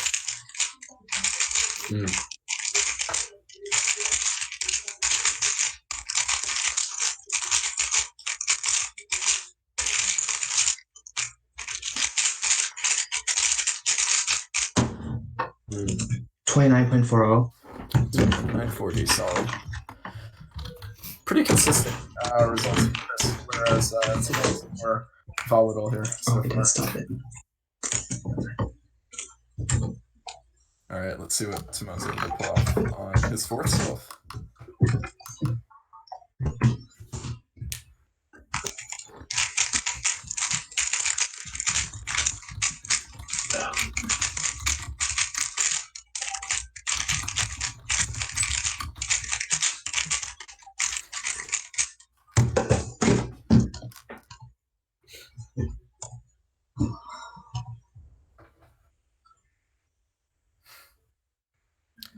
Some pauses during edges here for Timon. Not something you like to see in a 4x4 solve.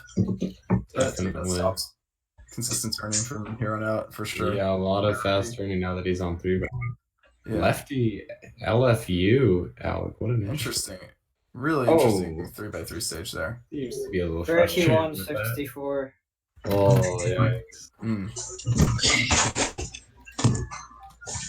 It'll be just barely sub 30 if you get it. If you can get it next. Yeah, it'll be close. And Chris is starting now. This is his fourth solve, I believe.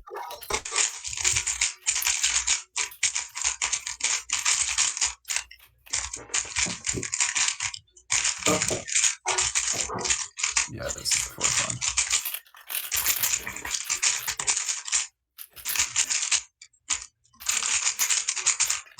No parity. 26-12. Solid. 26. Good stuff.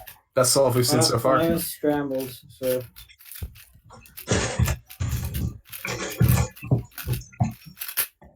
And Timon is about to begin his last solve. Had a slight miss scramble. Happens to the best of us.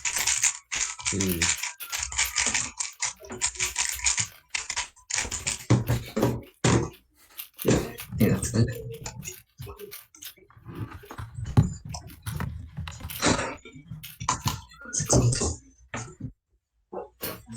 What? I scrambled again. All right. One more miss scramble before we move on. Please wait, everyone. Timon.exe is. I got very He's lucky. crashed twice and needs.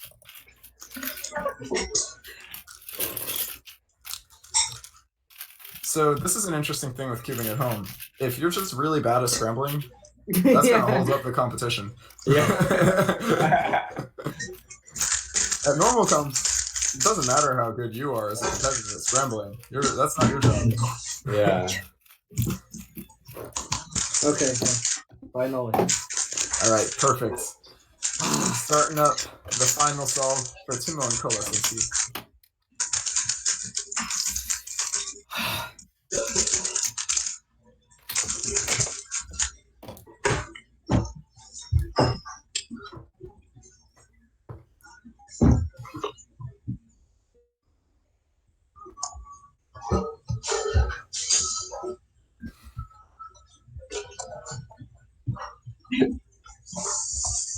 Hitting pretty consistently so far. on edges now. Pretty fast edges. 3x3 stage already. 20 seconds in. Parody, unfortunately. Ooh, some lockups. Not what you like to see during parody. Ooh, heal. Oh, and that is a DNF for Timon Koleshinsky. No. So yeah, I got to Is that a ZBLL. Yes, I got to ZBLL, and I thought that it has PLL party.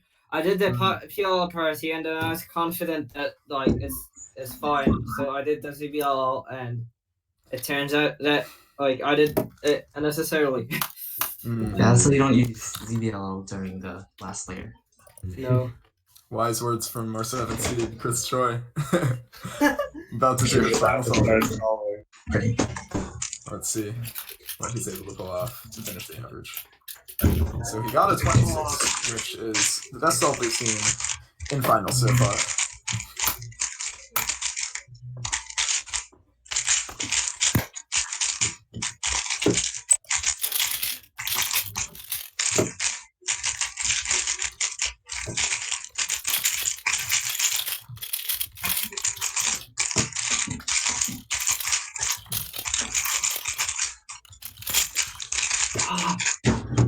You firm, I think? 28.34. 28.34, solid rating. Okay. I think I didn't even get any oil parodies since. Wow. All right, so Chris Choi very consistently sub 30. The first solve, I'm not entirely sure what it was. It was 29 something, but it puts you around a 28.65 average, 28.70, somewhere around there. Solid. Well done. Thanks, guys, for coming on. Yeah, thanks for joining the stream. No problem. And we will be right back with seeds. Wait, do I click 5 and leave 6. call? Or do I?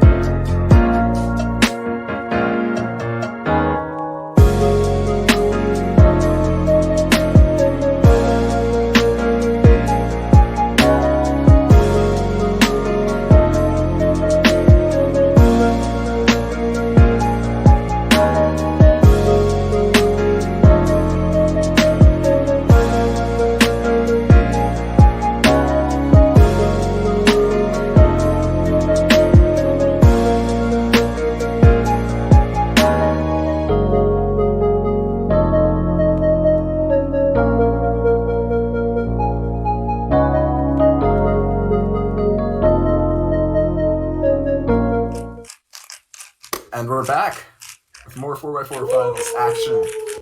We've got make it your happen. 6th seed, Kieron Behan, and your 5th seed, Ari Randers Persson. So, Kieron's going to be starting us off with his first solve. Turn you guys down now. Sounds good. Oh yeah, also Ari, when you're solving, you'll probably want to turn our volume down, so because we're going to be commentating over you, so Okay, just so you don't get distracted. All right. Kieron is off. Inspecting, pretty short inspection. I mean, Kieron has the I think, oh, not anymore, but, oh no, he still has the Irish record 4x4 single, right? Yeah, but I think so. But he is much more well known for his big cube. Yeah, definitely. 5x5 and up specifically. And he does use Yao on those, which makes me think that he would be pretty good at Yao on 4x4, which I guess he is, given that he's in the finals in such a competitive competition. All right. What's that? I cannot see that. Say the time. 29:40. 29:40. Oh yeah, one more thing for both of you. Since we'll be muted, after you finish the solve, can you just say the time out loud and show it to the camera? Okay, cool, thanks. All right, and Ari is about to start. Solve 1.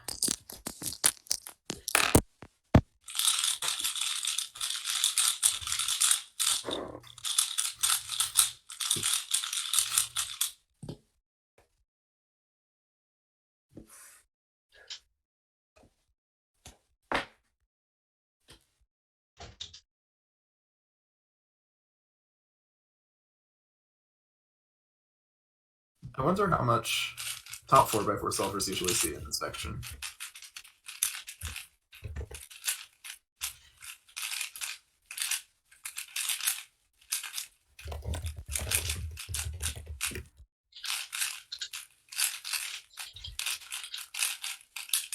Some slight pauses and edges, but nothing too bad. Seems like pretty good look ahead. About 22 seconds in on 3x3 stage.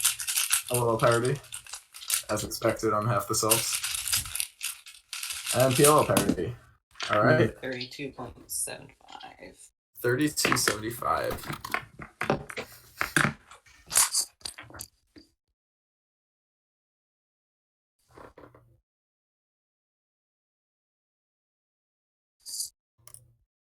We have Kieron inspect.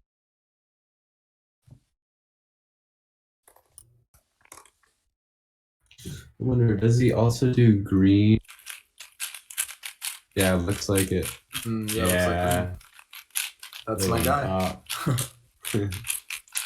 You don't see that often, and I'm proud to be part of a group that includes Kieron. And Patrick before he switched. True. And Anthony Brooks. Sorry, what was that? 28, I think. One more. 24.8. Oh wow. 24.88. Okay, I heard 34. That is the quite best good solve. solve. That's the best solve on streams. That is the best one so far, yeah. Very impressive solve from Kieron. Love to see it.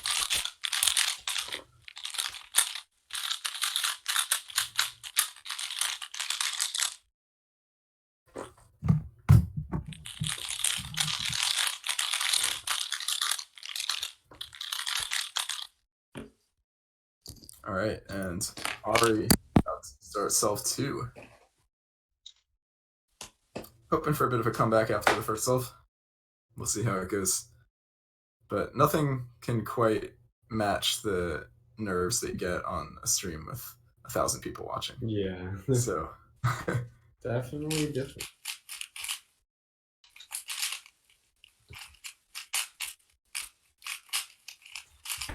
We have white cross here. White Yao edges. Centers are done. Cross edge is done. And we'll see how 3-2-3 goes. I feel like that's kind of a defining moment in a Yao solve, and that was fast. Yeah, he's a all parody. Yeah. The parody can just ruin a 4x4 solve. And there's 2 of it. 1.39. That's unfortunate. You have double parody yourself. Yeah. 31-39. Still a solid solve, though. And Kieron's about to start solve 3.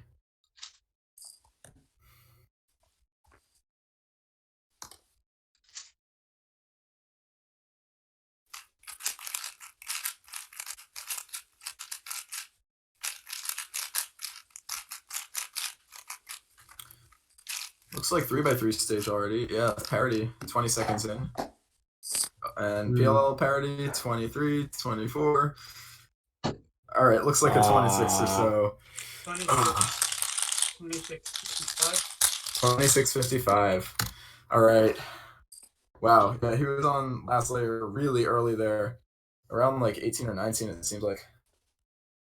That always hurts to see. Double parity can get you like that.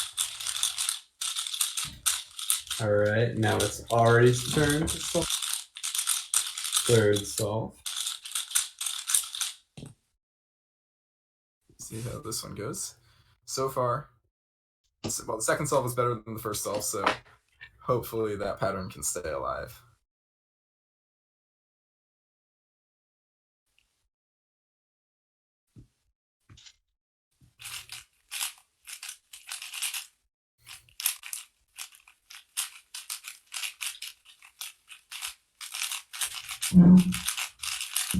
All right, done with centers around 11.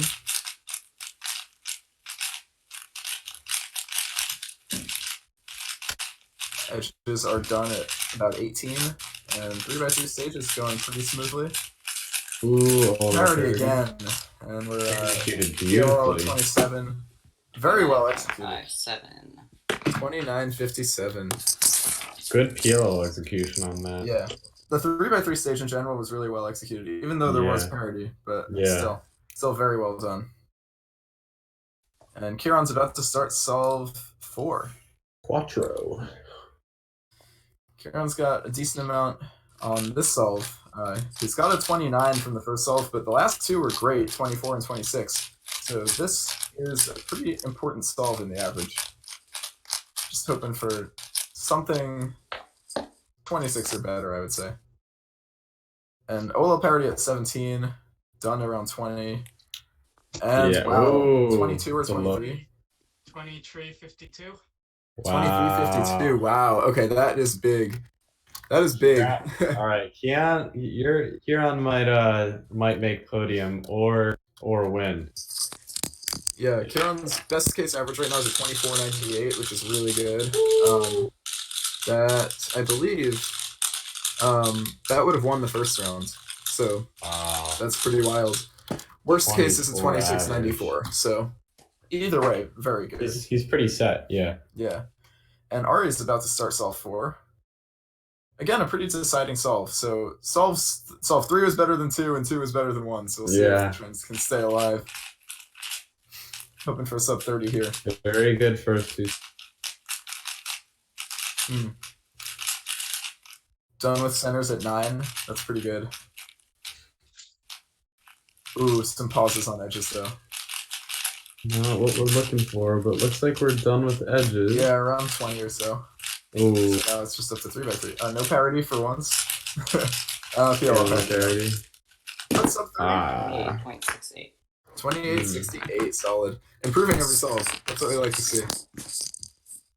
All right, now Kieron about to start his 5th solve. Very exciting. Like I said before, there is potential for a sub 25 average here, which would be pretty big if he's able to pull it off.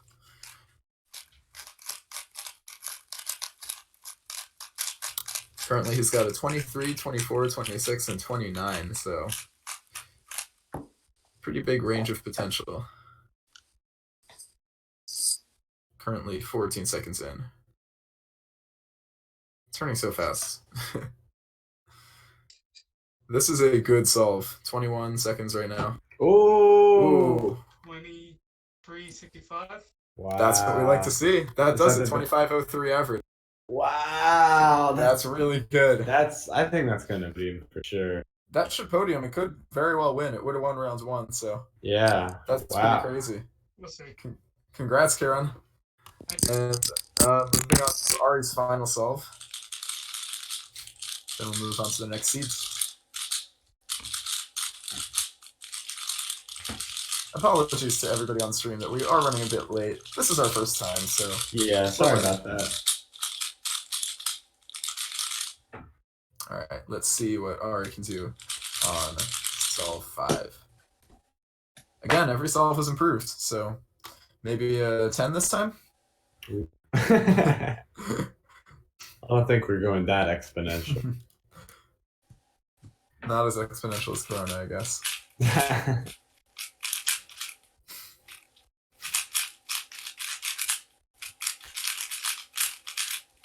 Done with centers around 9.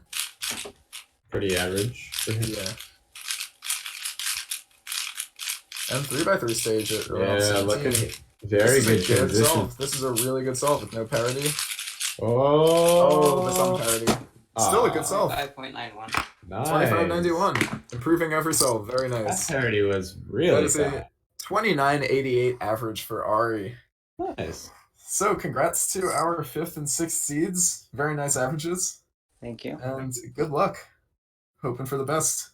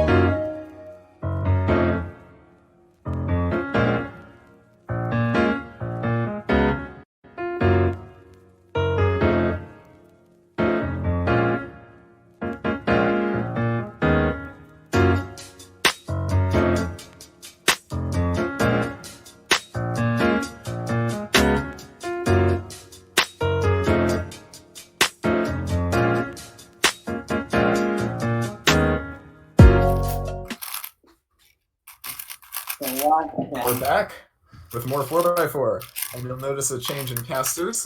It was me and Derby, but now we have Keaton back. Hello, everybody. It's good to be back on the stream. Good to have you back. And we're here with our 4th seed, Maddie Hiroto Inaba, who is currently in Hawaii, and Lucas Eder, who is not currently in Hawaii. He's currently in Kentucky. Yes. All right, so Maddie is going to be the first one to solve. First round, he had a 26.93 average. Pretty solid. So we'll see how he does in finals.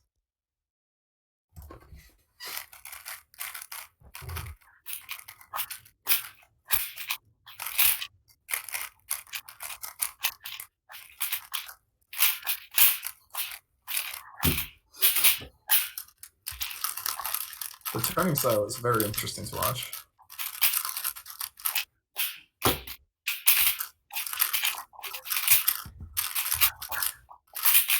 Oop. Apron right there.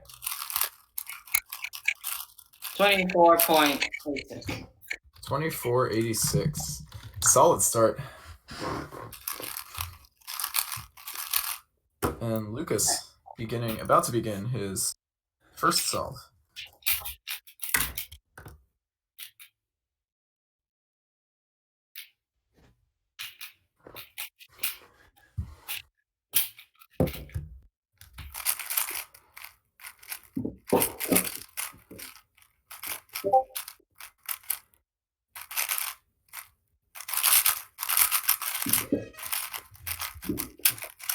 All right, centers are done around 11. Centers and cross edge. A little bit slower than what would be preferable, but it's okay. Doing pretty well already on 3x3 stage. No, PLF 30. 22. Oh, and a +2. 28, well, 26.54 and then +2. So 28.54 for Lucas. Okay.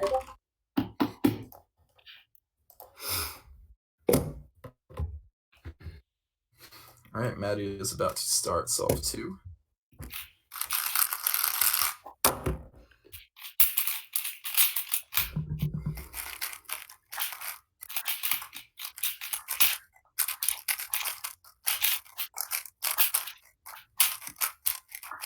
Looks like his cross edges were off by an MT to M2 there. Once he finished his fourth one, he did that.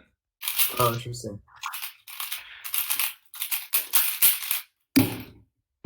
Some sort of skip? 26 or so? 25.9. 25.9. Wow. That is a really good start. The current average to beat is Kieron's 25.03. So still going to be tough to beat, but definitely a good start if that is his goal, which I imagine it would be. Now moving back to Lucas for solve 2. Lucas's first solve was a 26 plus 2, which is a 28. So hopefully he can come back from that on this one.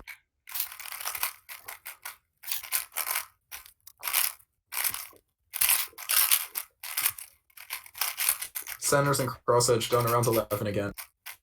Pretty consistent for Lucas. Oh, that's a big pause. Looks like he had an edge that needed to be. Not like pause like that. Yeah.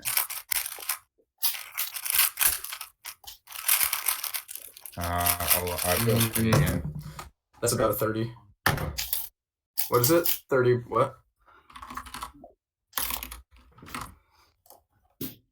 Okay. Not sure. 30 point something. Hopefully his first one.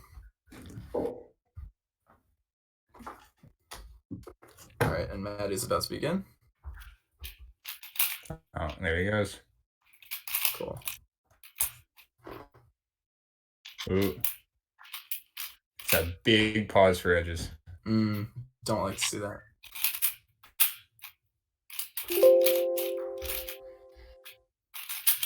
Another pause in edges.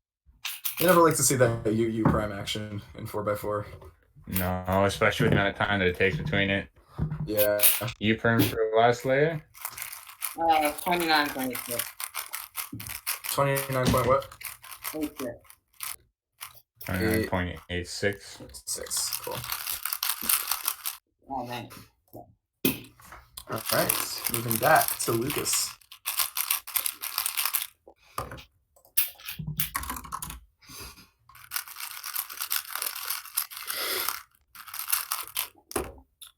Yeah, the average to beat is definitely a tough one to beat. Pretty fast. Kieron may have sealed the deal, but we'll have to see. Still got 2 more seeds left too. And Lucas is off and running. Okay, again about 11 done with cross and centers. And edges are fast for Lucas. Yeah, edges are fast as expected. Oh, parity. We're at 24 right now at PLL. 26.95. 26.95.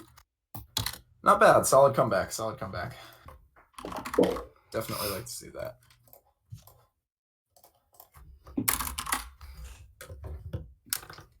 And Maddie Inaba has started solve number 4. Solve 4 is always a crucial one in any average. Well, I mean, it also really depends on what results you have before that. In this case, it is pretty important because that 29 is a scary one. Ooh. 23.64. 23.64. Exactly what you like to see on Solve 4.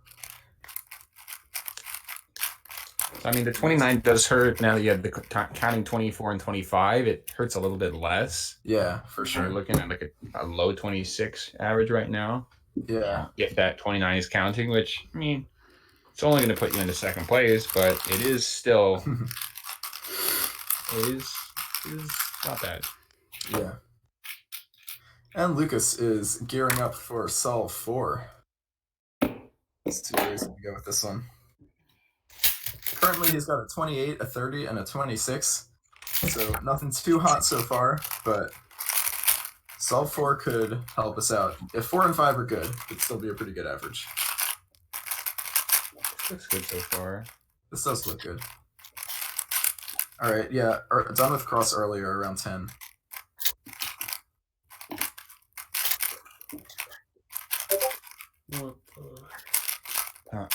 Edges are questionable, though. Not great. Yeah, edges. he left 2 edges that needed to be flipped. Yeah. And you heard the audible unhappiness from Lucas. 3182. Not what you like to see there. Unfortunately, that 30 will be counting now. Yeah. But now we're moving on to Maddie's final solve. This is a big one right here. So Maddie could potentially have a counting 23, 25, but he could also have a counting 24, 25, 29. So this could go anywhere. Yeah, but I mean, worst case scenario, he's looking at a 26 average. So yeah, which is still, I think either way, good. you're sitting pretty. Yeah, probably good enough to podium no matter what. 21 seconds in right now. Okay, that's what I like to say. 24.23. 24.23. 23, I think. 23, Yeah. I'm sorry. That is a 25 flat average. That is currently in the lead. That just barely beats Kieron, which means Barely. Maddie is guaranteed podium at this point. That's true. Congrats, Maddie. Thank you. And Lucas has 1 self remaining. Not looking like it's going to be that great of an average, but we'll see what he's able to get. Maybe a nice single for the stream. We'll see.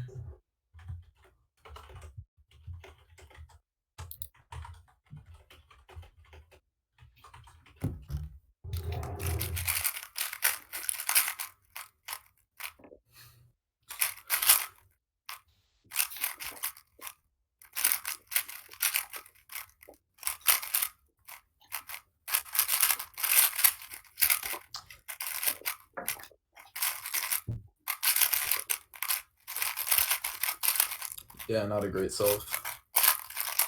We're 23 seconds in right now on 3x3 stage.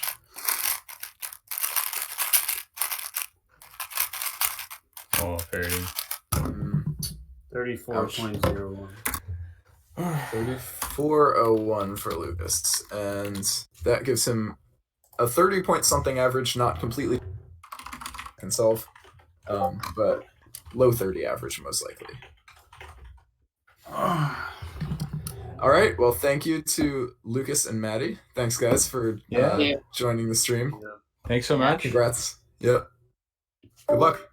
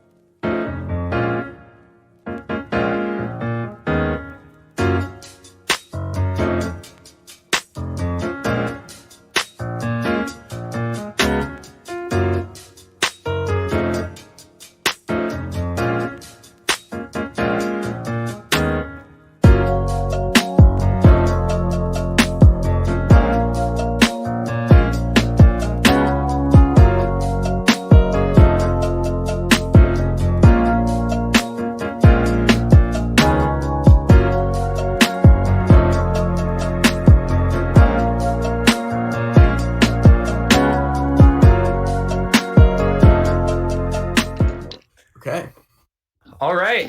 Hello, everybody. We are live back with Ivan Lee and Bill Wang, our top 2 seeds for 4x4 right now. That's right. Bill Wang was on earlier for 4x4 and is our first ranked seed for this event. For those of you at home who don't really know who Ivan Lee is, he is I'd say he's a sleeper cuber from Hong Kong. Definitely a good all-rounder. Specialized, like best results are in 4 and 5, but he's got a 7.1 average on 3x3. He's sub 50 for 5, sub 140 for 6, sub 240 for 7. Like overall, great N/N solver. Very impressive results.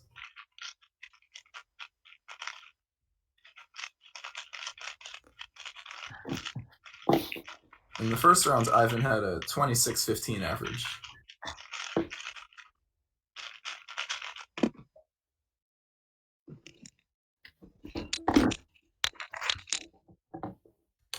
Um, 30.83. 30.83. Cool. Thanks.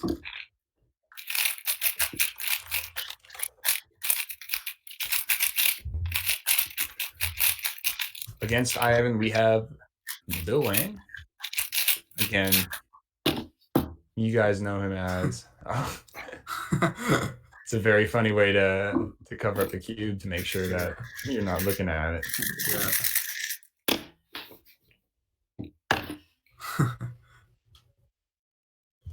Be better if the 7x7 was hollow. You could just use the magnets of it so that you get just 5 sides that you can use to cover up the 4x4. Oh, that'd be so cool. Someone make that, please. All right, Bill's got a fine flip. Big edge pause. A lot. Looks like he had 4 edges, 3 on top and the 1 on the side, and just couldn't find where they were. And Those are the kind of units that just take a year off your life. Yeah. All right. 31.4. Bill with a 31.4. It doesn't look like that first scramble treated anyone nicely in terms of parity except for Maddie. Yeah. So. I mean, but Maddie did well on everything except. Yeah.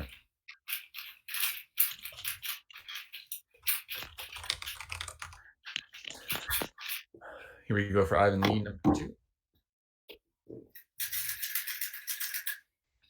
Interesting method for inspection right there. It also gives us a good idea of how long he's going to be taking. He starts at 9 seconds on his phone timer. So decent edges, 9-second cross plus centers.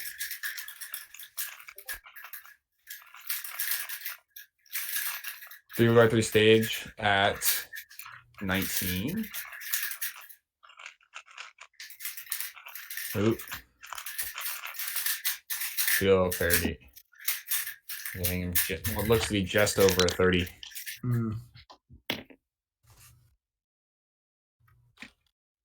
31.80. Yeah. 31.80. All right. And Bill Wang is up with his 7x7 covering his cube. I really want to hollow out 7x7. I know when Mats was on earlier, he had his. There are these old like cube covers that look like a 5x5 from Worlds 2011. I think I remember those.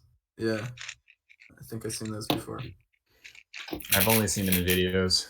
Yeah, I'm too young for Worlds 2011. Oh yeah. I was not there either, to clarify. But yes, I knew that.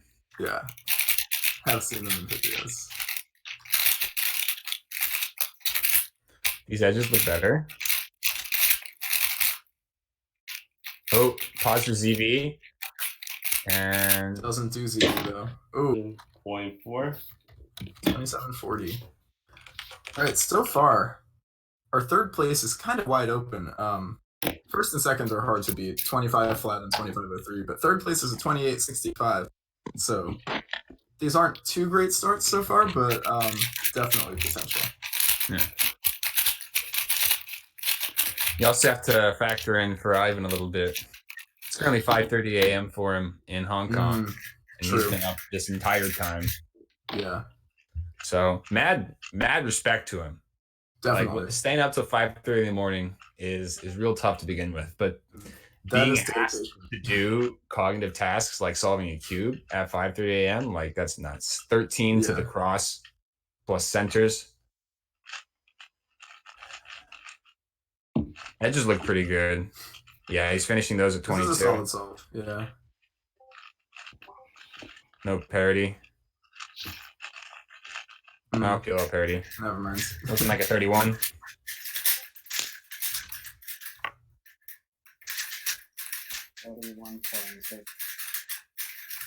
31.6. All right, and now we have Go away. Cool.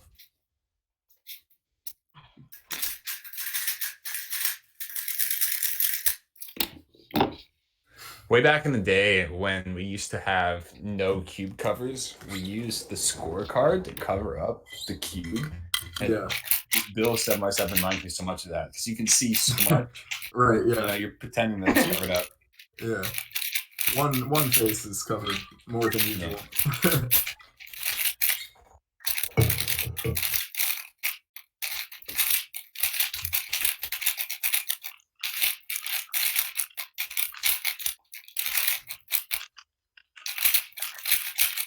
He's got that same OLCP, but this time he had parity. 28.3. 28.3? Cool. Yeah. So Bill's bringing it back. Let's go to Ivan right now for his fourth solve.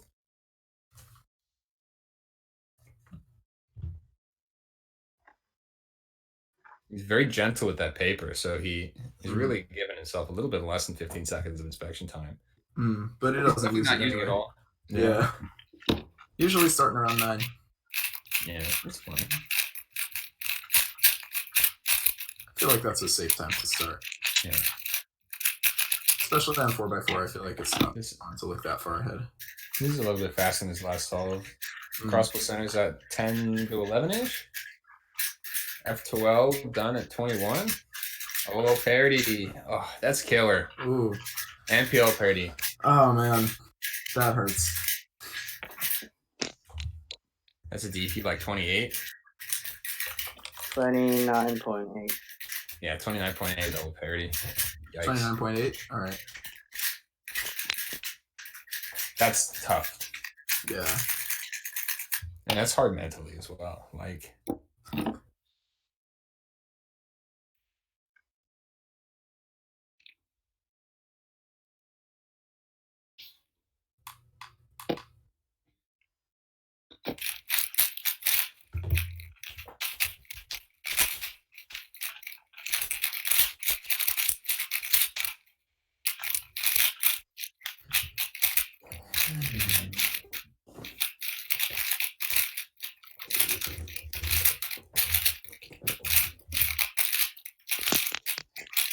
Much better. No parity either. 23.29. 23.29. Wow. That's a good That's solve. an improvement. Yeah, that's overall really big. Both of our competitors are starting to trend downward now after the fourth solve. Yeah. Oh. Bill has a very good shot at podium here. Yeah, but he can't win. He can't get second, but it's a very high probability that he gets third. Yeah. I mean, he needs to essentially get his worst solve to not podium. Unfortunately, Ivan cannot podium at this point, but yeah, maybe can pull out a good single. Yeah. Edge is done at 20. No parity.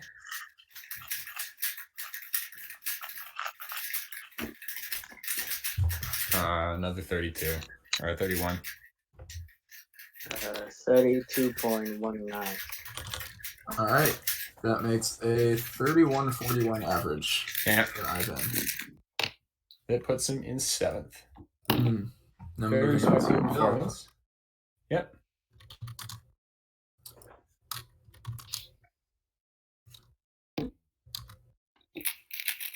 Bill basically needs a sub 30.5.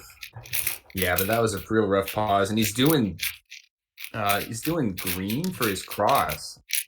Okay. Yeah, Bill pretty much needs a 30.2 or less on He this. had his centers were off. He needed to do a wide R2, U2, D2, wide R2. That might not be good. That's as rough as you can get in the situation. And OL parity, but he skips the O. He doesn't skip OL. Nice ZB. But nice ZB. What was it? 35. So that is not going to get a podium for Bill. That's fourth. That's gonna very put him close, though. Fourth place? Yeah, with a 29 something average. Yeah. Yeah. All right. Well done to all our 4x4 competitors. Yeah. Thanks for joining us on stream, guys. Big thanks to Ivan for staying up so late and Bill for shout coming out back Ivan. again. Shout out to Ivan. Yeah. All right. See you guys. Thanks for joining us.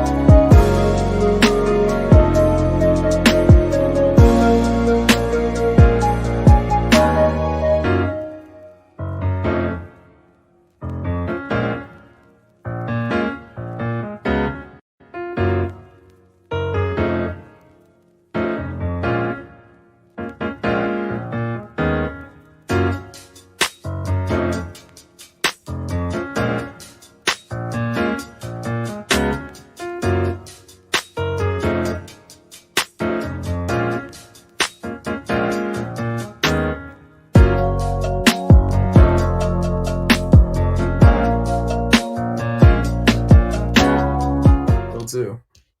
We're live. And we are back. You're This back time- specifically. Yes, I am. But for this, we have finished 4x4 finals, and now we're doing Pyraminx Finals with our seeds 8 and 7. Daniel Goodman. What'd it do? And Jinso Hong. All right, I will take my headphones off. Without further ado, DG is going to start his first solve.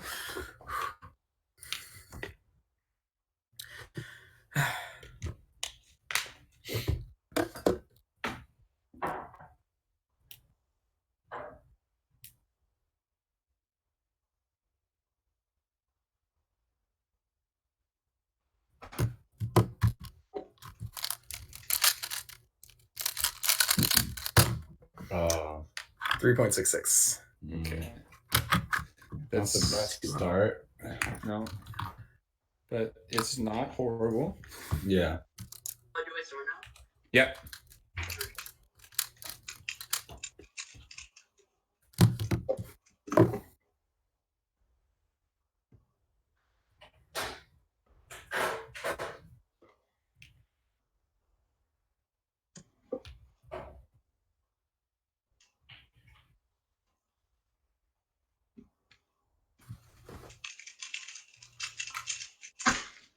Oh. Was the time? I got 3.23 plus 2. So 3.2. Yeah. Oof. That's rough to start. Nice use of as soon as your hands Am I good leaving to the go? timer. Thumbs up. Yep. Cool. Thanks. Yeah, I can't hear. I forgot. Jinso made a good use of moving the cube as soon as his hand got off the timer without fully picking the cube up. Helped save that extra fraction of a second and pickup. Although the +2 was unfortunate in that situation. Pickup technique is so important in small hints like this. 315. 315, that's an improvement of half a second. I think he has an insertion sticker as his logo. As his logo, yeah. I thought that too, but I was like, nah. Yeah. There's no way he... There definitely is a way. There's a lot of flipping going around in Jinso's inspection. Some Will Callan type stuff. Ooh. That was nice. 334. 334. All right.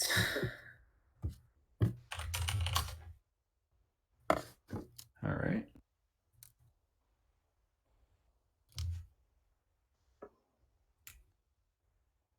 This looks good.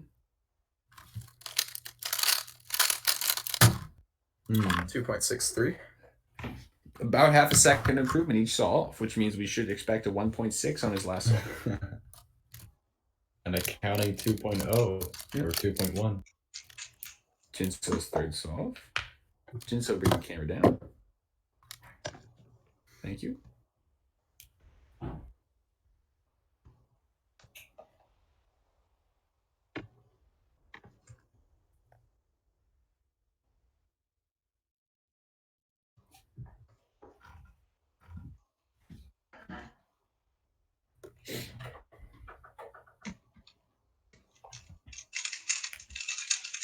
Ooh, 2 flipped edges on that one. Yeah. 2.72. 272. Again, another nice improvement. All right. DG's on for number 4.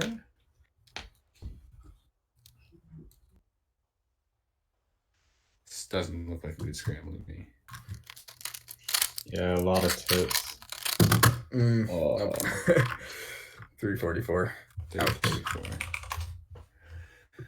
3.44. I mean, that's essentially going to put him out of the running at this point. If we counting 3.4, that's rough.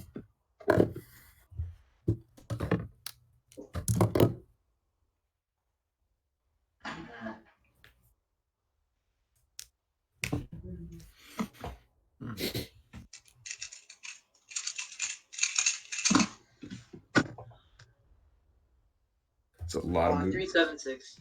376. So with that original +2, that's a really tough thing to swallow. But that's what finals does to you.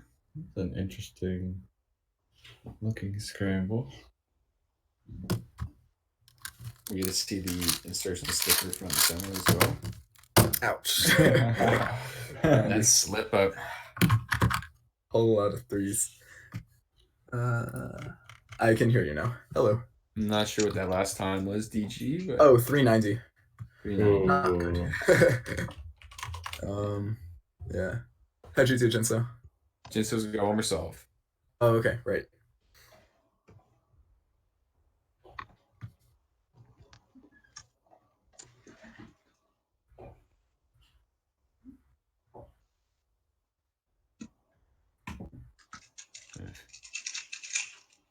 It's just like so many moves. 294. 294. Someone deleted mine. Yeah. Cool. All right. That puts Jinso with a 335 average-ish, and Daniel Goodman with a 342 average. Nice. I'll take it. That is a good way to start things off. I'm sorry about the +2, Jinso, but oh man, That's rough. Yeah, 8 plus 2 does first solve. But thanks so much for you guys both being on. Jinso. Thank you. Thanks so for much. Jinso. Bye.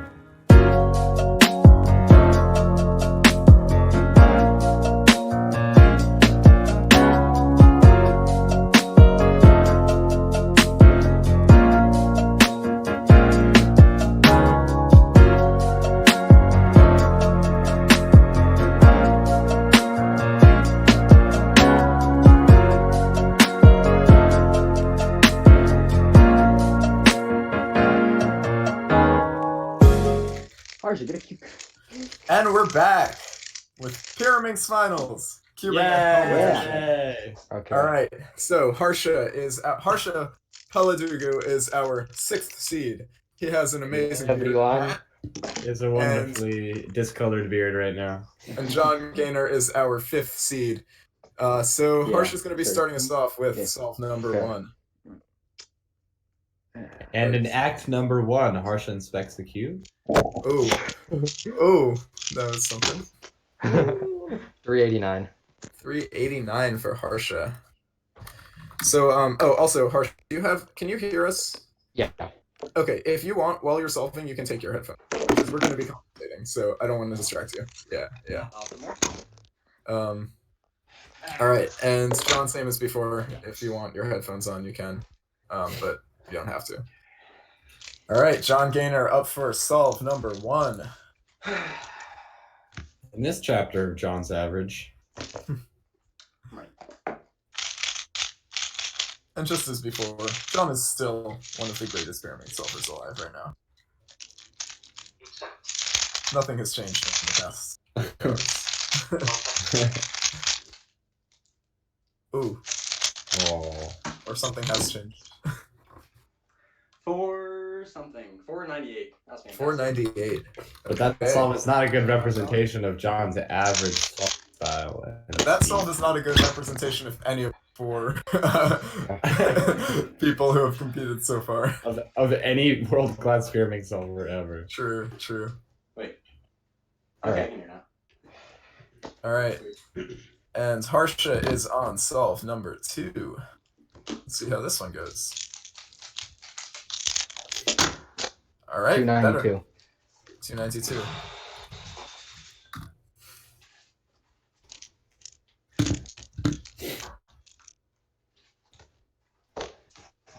John is about to start his second solve as well.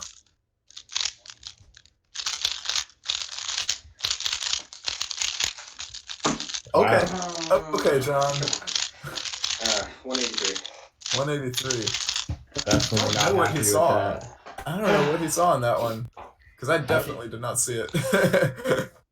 I just saw him pick up the cube and it was solved. That's what I saw too. And then he had I one mean, tip like- that he spent the rest of the time. Yeah. I did not see anything that good on that solve. Very Let's do interesting. Harsh is on solve 3 right now. Ooh. 312. Okay, not bad, not bad. I mean, I feel like nobody's really doing too hot, so although, I mean, Yeah. John's second solve is decent. John's about to do solve 3.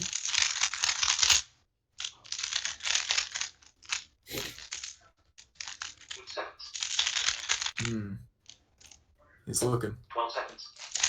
Didn't start the timer. Ooh, That sucks. that hurts. That really DNF sucks. for John Gaynor. Sorry, John. And with that, Harsha will start solve number 4. I have been there before with not starting the timer. Not a good feeling. 224. Oh yeah, man, has it. 24. Okay, yeah, you remember it well. Gen 2 Right. timers, man. For real. All right, you have solve 4 for John. If John is able to come back to this, I'll be very impressed. But there is a counting 498, so we'll see what he can do. 204. Okay, very interesting. What was his first solve? 498. Ooh. Oh, do you have access to the spreadsheet, Derpy? I don't know where it is. I'll send it after these two. Okay. Harsha is about to begin. So his best potential average right now is a 276. His worst potential average is a Yeah, that's not 331. happening. 281. 281. So that puts him in first place. So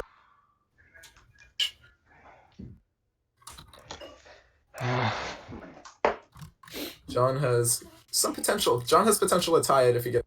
I if like he your gets his pillow, worst Harsha.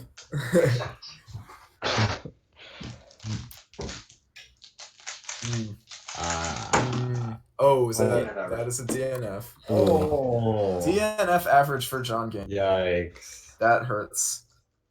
Okay, John, I still love you. He's still one of the greatest Pyraminxers alive right now. Cubing at home too will be better, I promise. Yeah. It's all good, John. Oh well. Still a great Pyraminxer. Thanks for being on the stream, man. Yeah, okay. Alrighty, thanks for having us. Of course. All right. And we will be back shortly.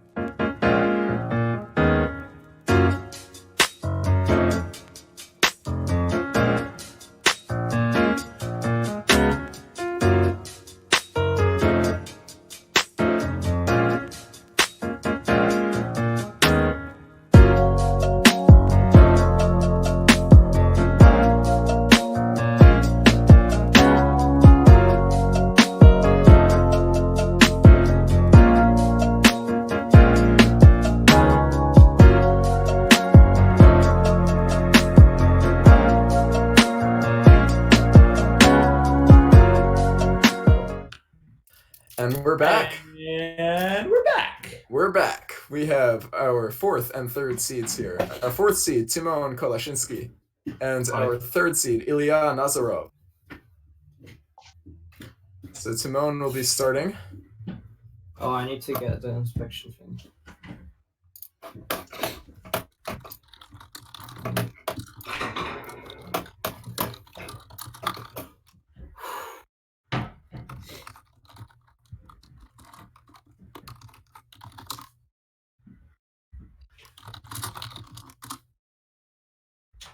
Okay. All right. Timon is inspecting the first solve. Let's see what he's able to pull off.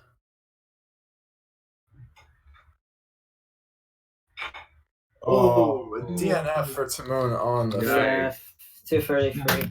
Oh, that is a rough start. You can't have a start. Nobody worse. so far has had a good. We'll see. That's nice to know. We'll see if Ilya is able to come back from that, or well, change that trend.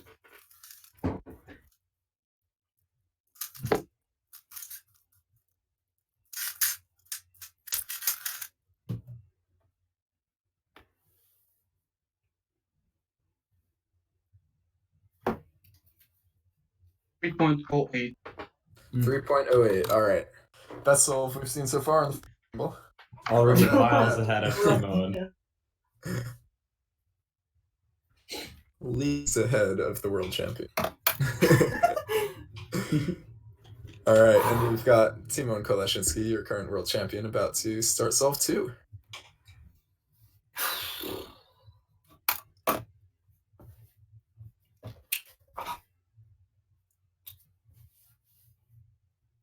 And in the words of Timon, no one is good at Pyraminx, including me.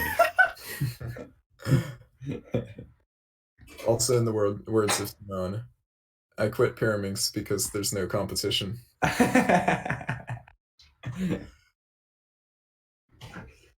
Timon is known for saying amazing, amazing. And there we go.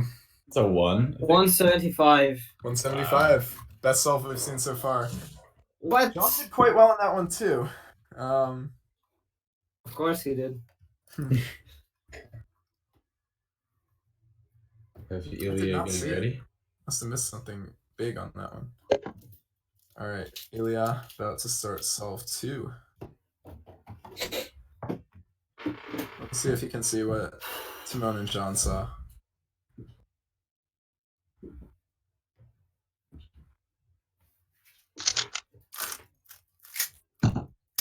Oh. 456. Not 50. Guess not. 30. Oh, 446. Gotcha. 30. 30. Oh, 30. Okay. 436. He just keeps Do I hear 426?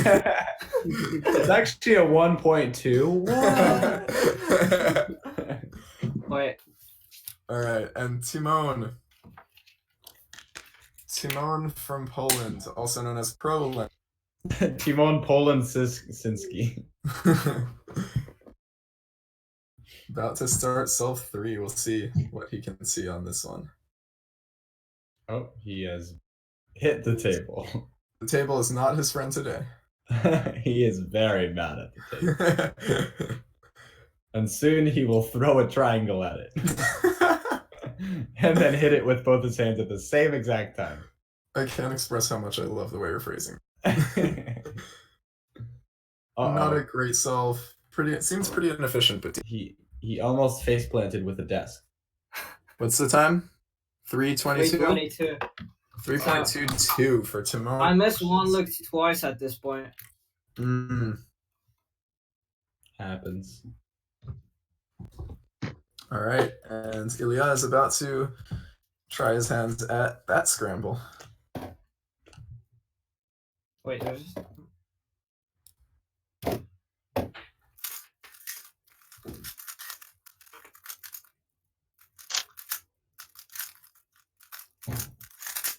Wait, oh, I forgot this number. Is that 3.0 or 2.95? Gotcha. E95. Cool. Nice. All right, now Timon is up once again. For solve number 4. Solve 4 is a pretty important one. We'll see how he's able to do on this one. His average is kind of all over the place so far. Who are seeds 1 and 2? Seeds 1 and 2 are Parker Traeger and Michael Nielsen. Wow. They'll be coming up soon. Very interesting. Yeah. Very good Pyramixers all around. Indeed, indeed. I made finals as a bit of a fluke.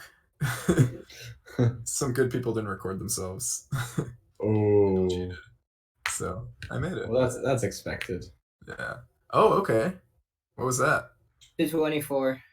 224. That's probably about to kick me off podium. I mean, I have a DNF though. So. You do have a DNF. I don't want you to double DNF though. That would not be ideal. I mean, yeah, but I can have. All right, Ilya is on solve 4.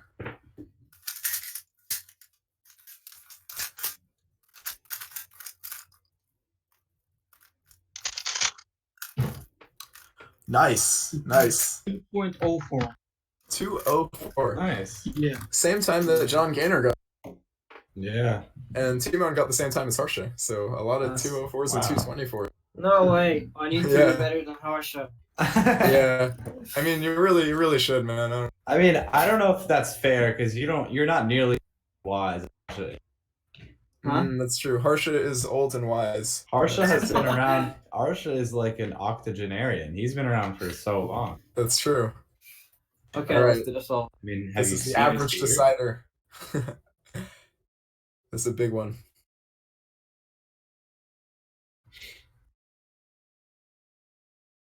Which way will the tides of fate turn? Clockwise.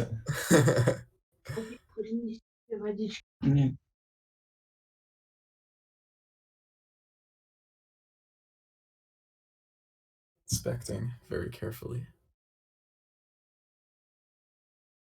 And he begins. Oh? It is solved. 229. 229. Nice. 258 average for Timon Kolashinsky. What place is that? First place so far. Yes! Oh my god, how did I do that? Yeah! No way! Timon is officially way happier.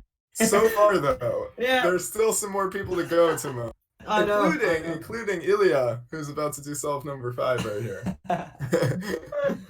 Timon is officially happier about this than Worlds. That's true.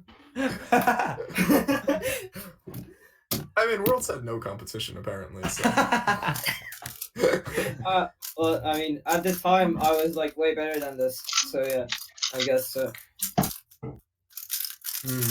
What was that?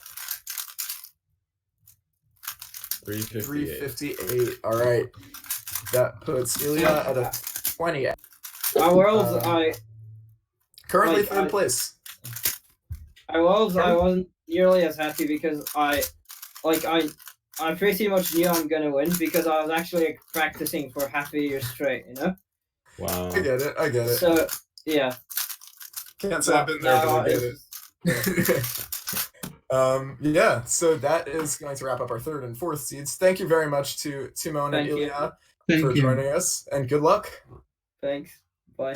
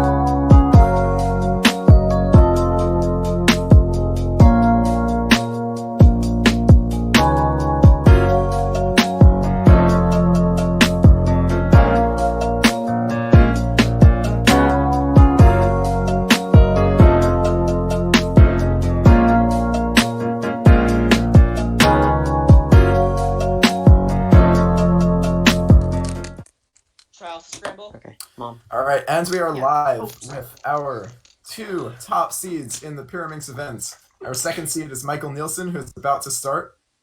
And our first seed is Parker Traeger. So looking forward to what they're able to pull off. Both American cubers. True.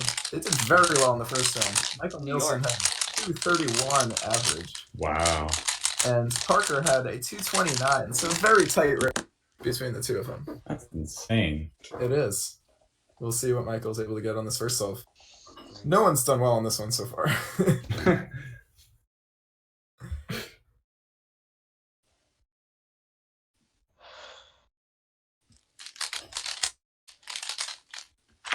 Uh, 249. That's what I like to see. That's Nice. the best solve for that scramble. By a long shot. Yeah, by like half a Can I second. go? Yeah, Yes. you can go. All right, and Parker Traeger is about to begin. We'll see if he's able to pull off another 2 on this one.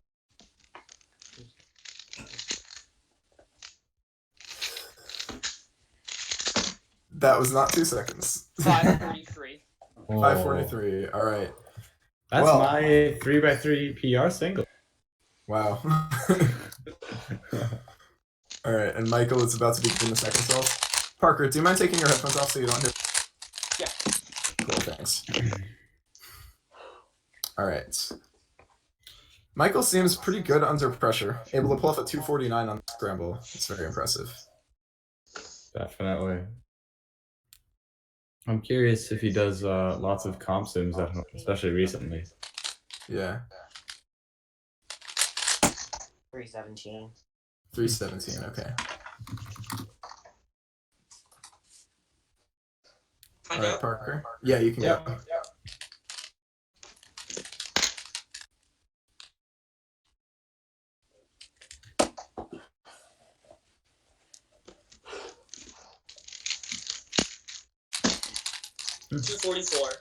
Very nice. Very well executed on that one. Someone's echoing. Is that you, Parker? Probably my parents are listening to it in the other room. Gotcha.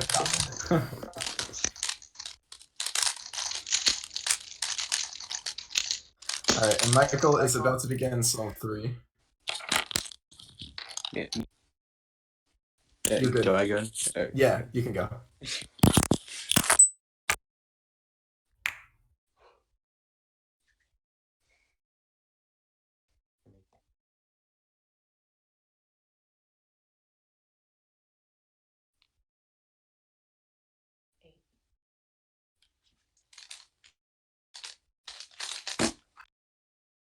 $250. 250 was that? Very, very consistent so far. Yeah. Wait, Parker, can you hear us? Oh, can you just like turn it? Okay, can you just turn it down because there's like an echo? Yeah, thanks. All right. And Parker is about to begin solve 3. So currently, he's doing all right. His second solve was a lot better than the first.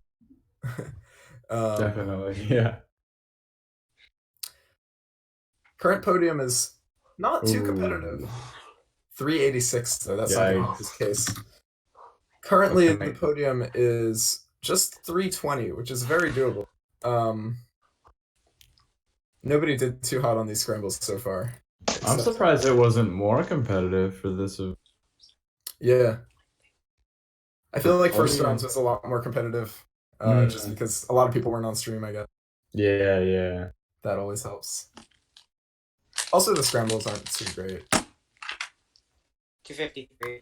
253. Wow. All right, he is not quite setting himself up for a win, but it's close. Definite podium at this point. No matter what, yeah. Yeah. Yeah, no matter what Michael has podiums, he could win, for sure. It is, yeah, it's possible for Michael to win. Ooh. Parker 434. with a 444. Yeah, Not Parker what you is like to see. out of podium now. Parker's best case is a 358, which is, yeah, not podium range anymore. Yeah. Michael Nielsen is doing quite well, though. He needs a 2. He needs, I think, a 2.7. A 2.7 will tie for place. Anything under that will beat it. Ooh. 306. Oh, okay. So to winner. Nice. No, sorry. Wait.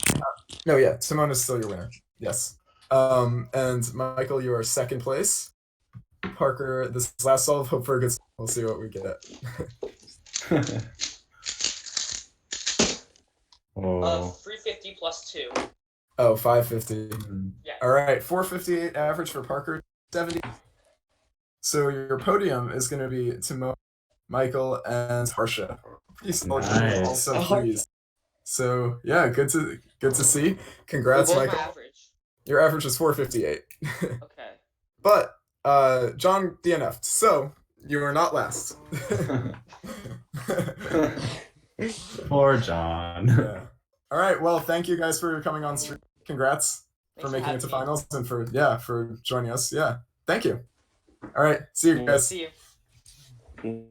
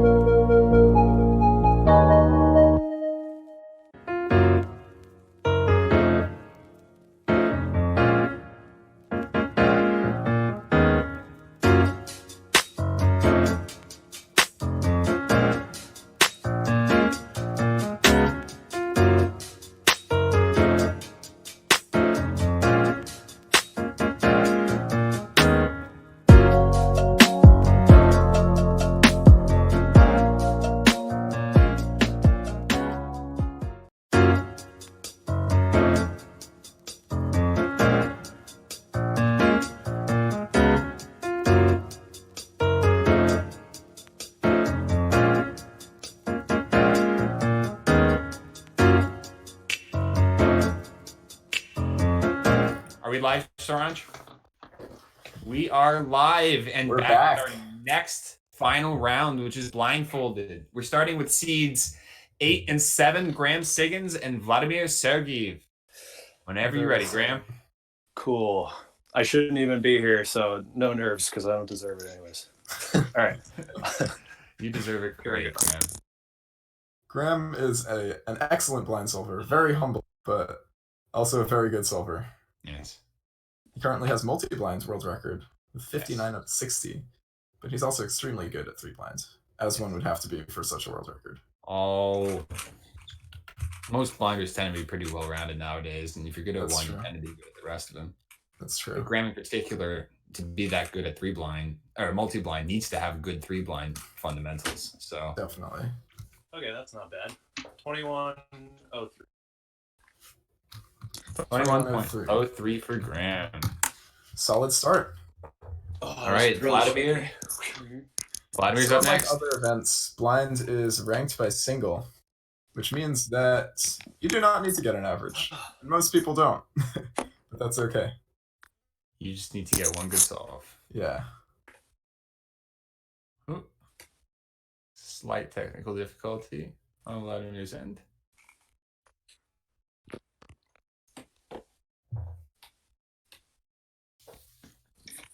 Oh. And we're back. All right. Here we go.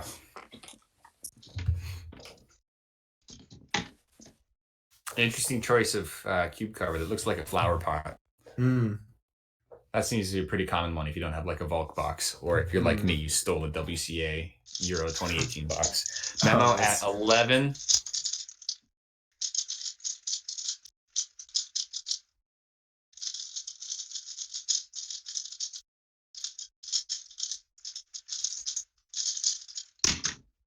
Ooh, and that is a DNF.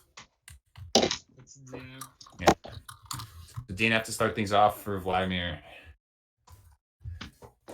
Move back to Graham. Cool. Just go whenever. Yeah. Yep. All right. Yeah. DNF is not the start you're hoping for, but fortunately blinds is single based, so. He's still got 2 more chances. Quarter past midnight in my areas. Yeah, so that also is probably slightly problematic. Yeah. In terms of blind concentration in particular. Yeah. So Graham not done's at 9.5. Okay, solid. He's shaking his head a little bit. Good turning, but oop. Okay. 22.66. 22.66. And yeah, I mean, since blind is single base, that solve doesn't matter, but all good anyway. Yeah. Shows consistency for sure. All right, Vladimir. Scary stuff. All right, let's see what Vladimir's able to get on this. Yeah. Yeah, blind is very scary just because of DNF potential that exists. No matter how good you are, you can always just DNF. Blinders are even more risky with that nod don as well. It saves about a quarter second in terms of putting that blindfold on, but when you need every quarter second to get world records, Vladimir puts his nods the dawn at 10.5. Nods the dawn. And that's a good stall cube. 23.06. Safe. 23.06. Solid. Very nice. All right, so both of our competitors so far, at least one success, which you always like to see. All right, Graham, whenever you're ready. Cool. Grandma's last solve. While getting a meme doesn't actually do anything for you, it is nice to see. It is, for sure. And you never know, maybe he could get a good single, too. I have a feeling he's probably going to try to rush this one as much as possible, but it looks like it's slower memo than last time. Nodding at 10.4.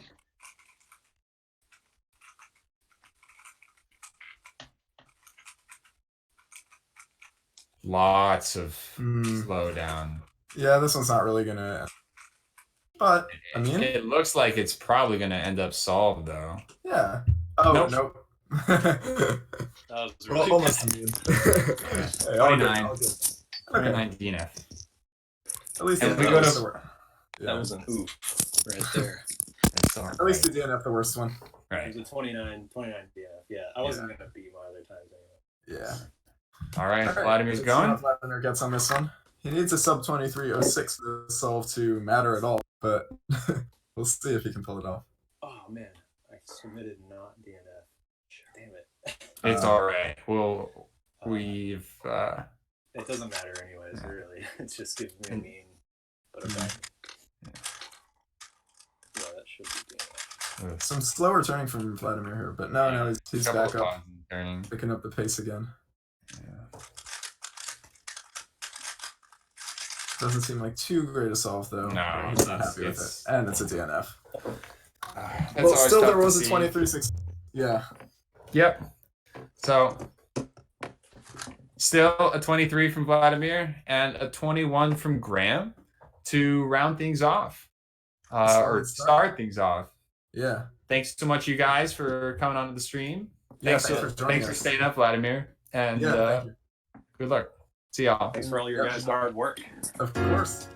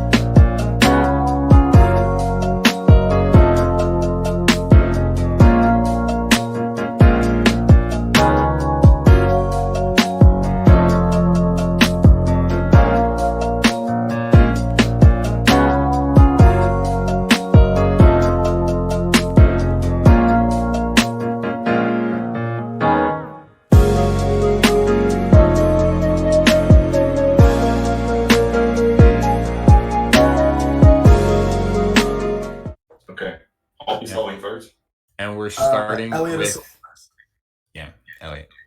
Okay. All right, and we're back with your 6th and 5th seeds. Your 6th seed is Elliot Kovalensky From Canada. From Canada. And your 5th seed is Liam Chan. From the DMV region in the US. Mm. I'm actually particularly excited to cast for Liam. We've had a couple of other people from my area, Ari Randers Patterson and Michael Nielsen, on earlier, but I ended up being on break during that time. So, all right, about a 7 or 8 second memo. Yeah, that's pretty good. Yeah, that's what you like to see. It's pretty smooth turning, but not very fast. Yeah, I'm noticing that. But a good solve. Nice. That is solved, correct? Yeah. That looks solved to me. Yeah, 20.32. Solid. That's the best so far. Very nice performance. All right, Liam, you're up.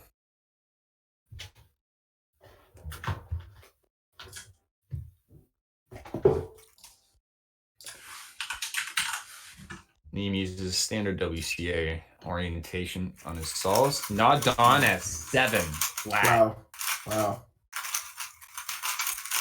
Liam's best known for winning Asian Champs 2018 in blind, and otherwise being a highly ranked blind solver. DNF 19. DNF. Yeah. So we're on to Elliot for his second solve. Cool. Let's see. So yeah, as we get to the higher ranked blind solvers here, we're going to see some crazy memo times, like 6 or 7 seconds, which is just so next level. Yeah, I know for Gianfranco, who's unfortunate on this finals. He 10. Yeah. He visual memos corners, which takes him like less than a second to inspect. That's insane. Which is nuts. That is crazy. Yeah, this is a slightly worse solve for Elliot right now. He had a long memo too. Yeah. Oh, but what's going on here? That is a DNF. Yeah. Yeah. It's all good though. He's still got his 20. Moving on to Liam for his last solve. Second solve. Second solve. I lied.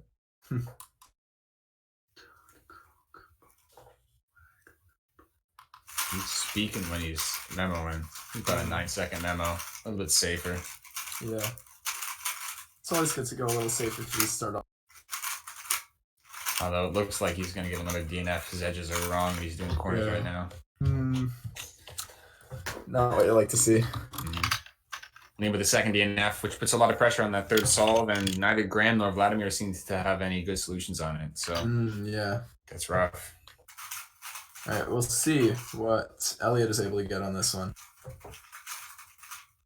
But based on history, it seems like 20.32 will most likely be his best. Yeah. We'll see. Which would put him at first place so far. Yeah, he is currently slated for first. Yeah, this looks not good. Yeah, no. He's donning at he's donning at 16. That's slower than the world record blindfold time for someone who is fairly good at blind. So I guess that says something about the quality of he just seems like a rough scramble, that one. Yeah. That's all good. He still got his 20. Yeah. Still puts him in the first so far. Liam's doing his last solve right now. Mm-hmm. As soon as we gave him the thumbs up, he is out of the gate running. About a 7-second memo right there. Oh, wow. And good turning. Really good turning. Yeah, the question is, does he get his edges solved completely? And it looks good. But does he remember corners? Yeah. I think the answer is not really. Yeah, he does not. He just DNFs it. Triple DNF. Yeah, that's rough, but that's blind. There's a lot of risk, and sometimes it doesn't pay off as well. Very true, yeah. It happens it does happen to the best of us. Yeah. All right, Elliot, Liam, thank you guys so much for coming on. Thank you for joining us. Elliot, congrats on the 20, and Liam, sorry about the 3 DNFs. Yeah. Better luck next time, guys. you guys. See y'all. Bye. See ya.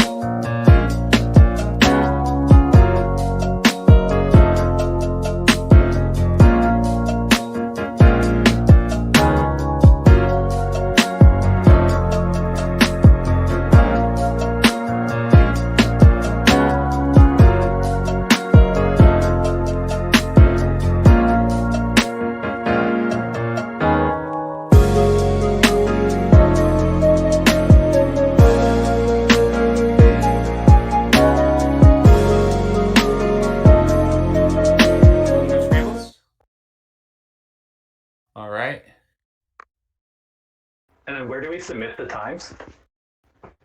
It's on that same form with the scrambles. In the Discord?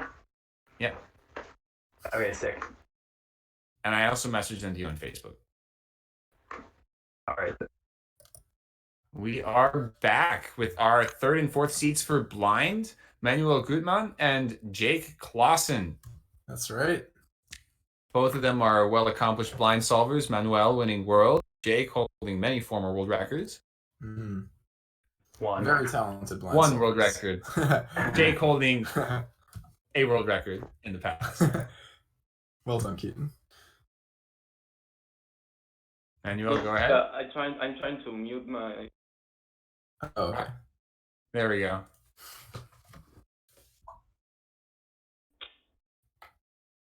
And your fourth seed is about to begin scrambling.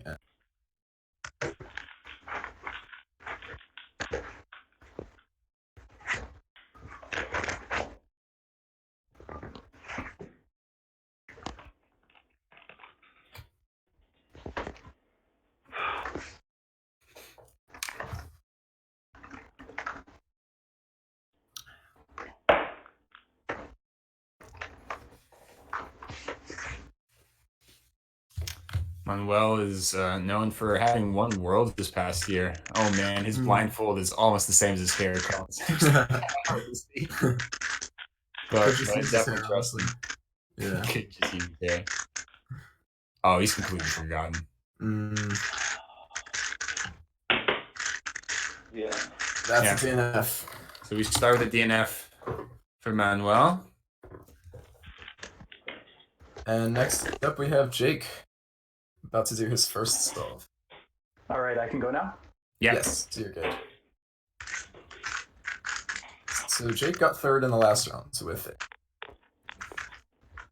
I believe that was a safety for him too.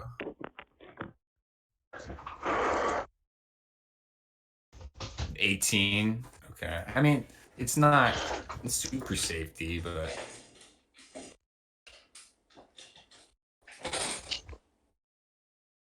our world's Jake ended up being 0.01 behind Jack Kai with a 16.56 single. Let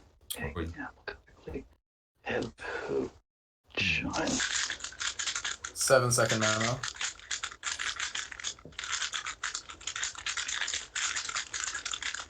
Just not stop turning. Oh my goodness. It's crazy.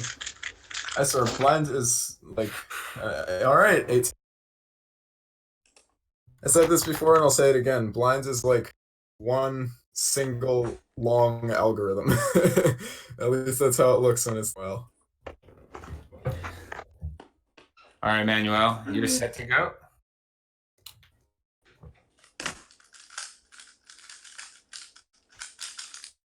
All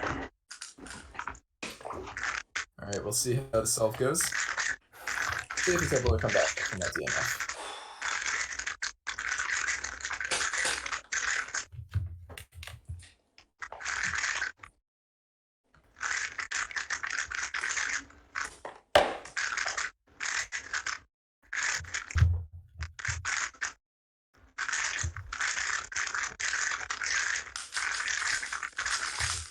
Slightly slower memo.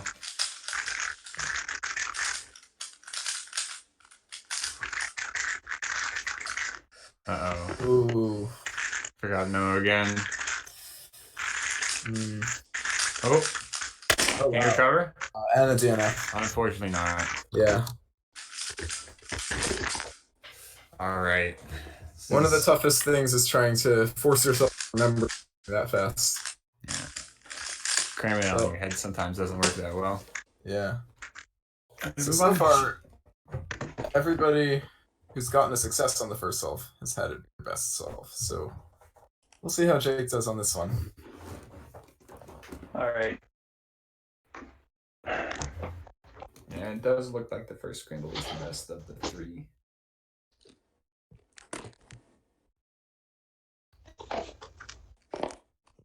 That box throw, though. Yeah. Queen, Dale. 7.5. Again, talking himself a little bit during it. Love to hear that though. Ooh, It's so cool.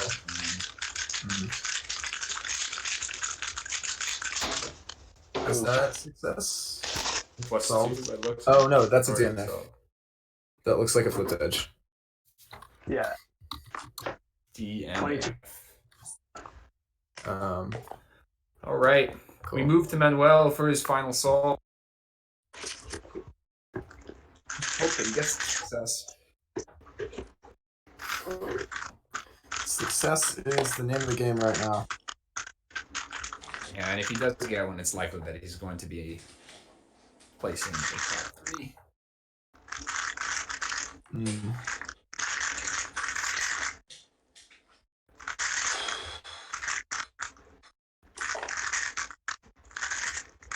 All right, and he's off.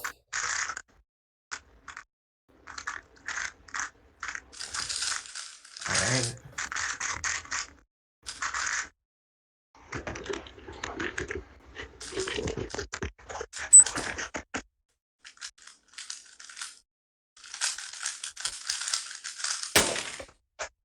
Ooh, that is Another DNF, DNF. unfortunately. So our second triple DNF. Yeah. It does happen, though. I mean, Yeah.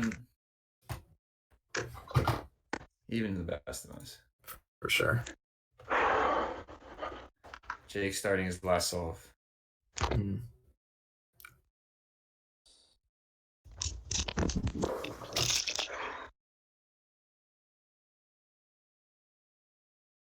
So far, nobody has gotten a success. So we'll see if Jake can pull it off.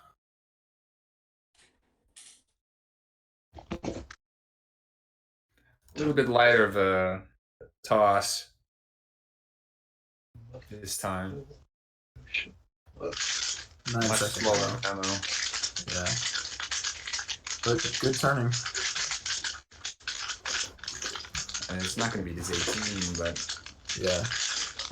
Oh, the first success on that scramble though. 21:38. I mean, yeah, still relatively good. Yeah, not bad for a scramble that nobody else could do.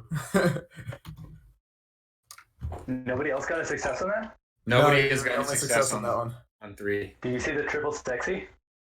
No. You triple sexied? Oh my goodness. Wait. Wow. That's insane. Yeah, triple sexy to solve 2 swapped corners and then twist 2 corners into a J-perm. Oh my goodness. That's insane. That's kind of cool. That's very very nice, Jake. Congrats on making that work. Yeah, and congrats on the Thanks, guys. Yeah, thanks to both of you for see joining y'all. us. Yeah. See you later.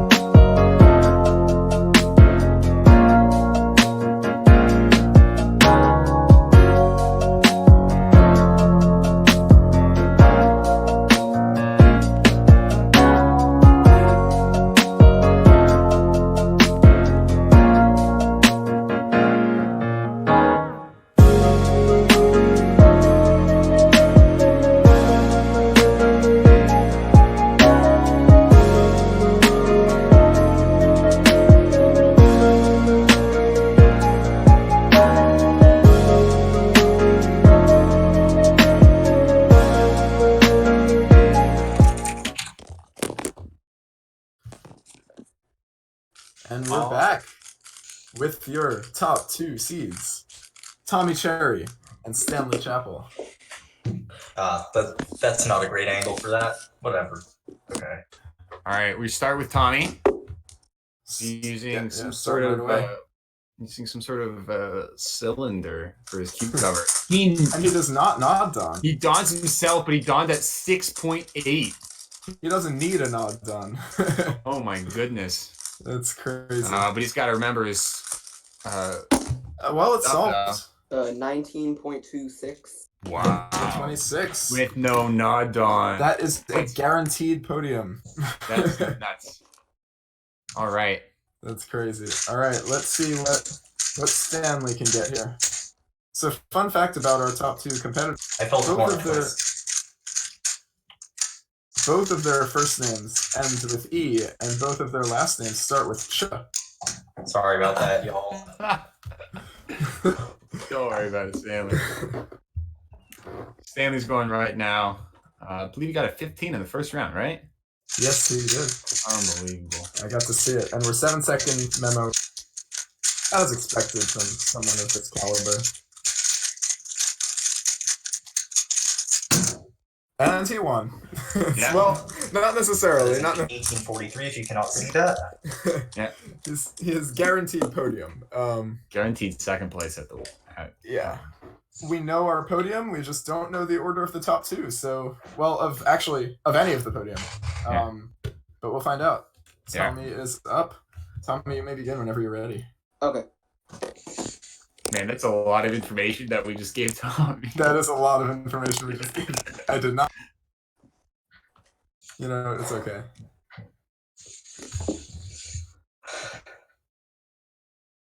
Is he gonna nod don this time?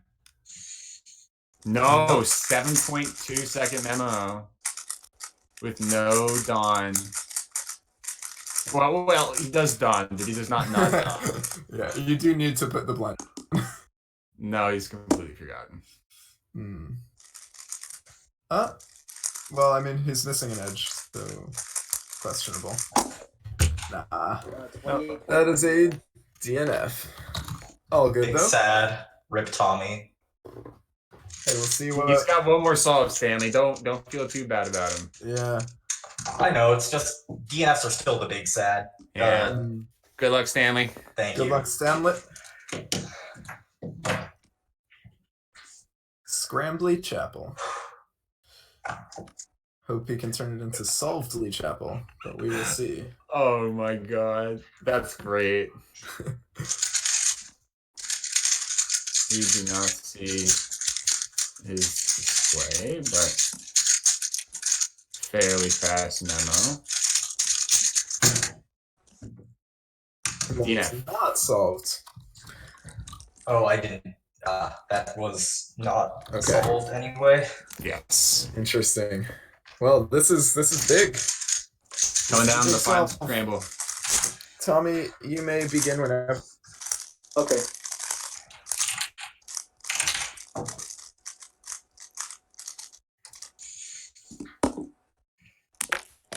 I'm liking the cylinder again. All right, let's see. Deep breath. Now he needs to beat Stanley's time to win, or to have a better shot at winning unless Stanley can come back. 1895 will guarantee second. We've got an 8-second memo right there.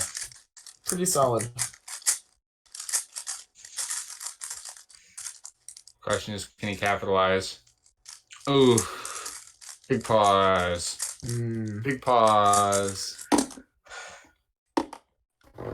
Move a little slow. 2479. But so we know our podium and we know our order. Stanley Chappie is the winner.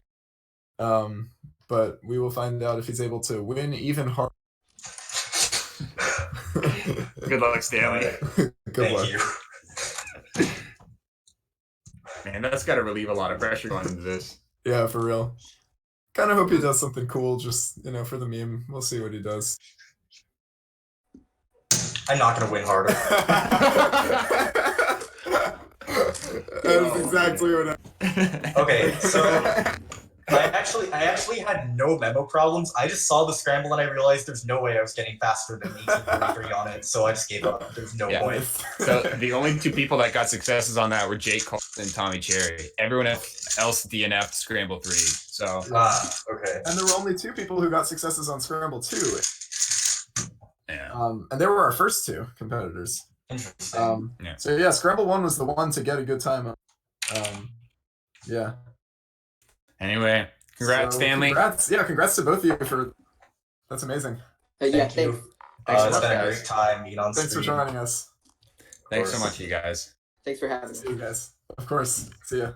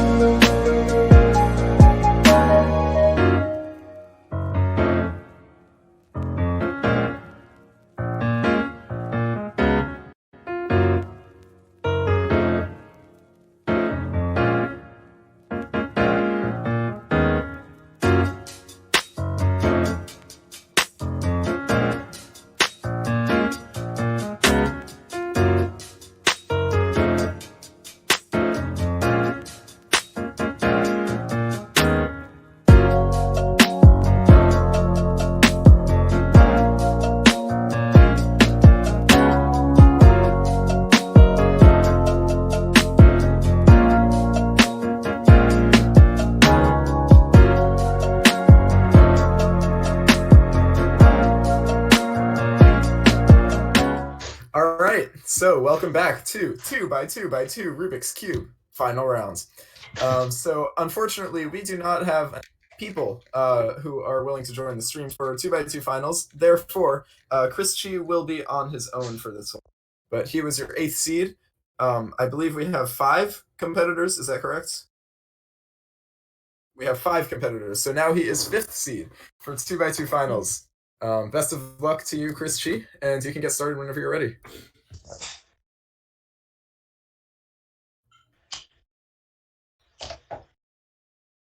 All right. Good blue-white bar happening over there.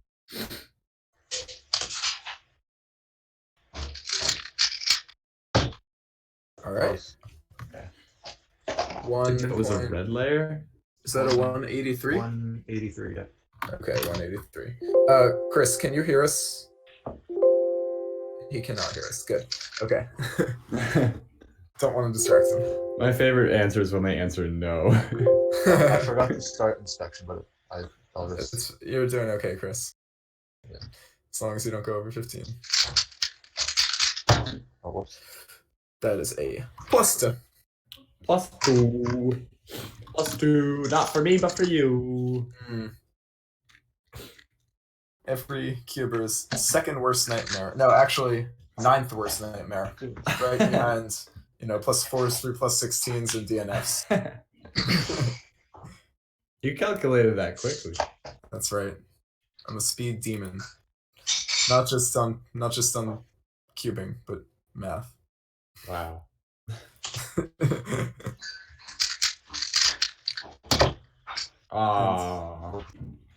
This is Every the tooth +2 in this average. Every cuber's 9th worst nightmare. That was a 2-time, by the way. This is every cuber's 10th most nightmare, a second +2.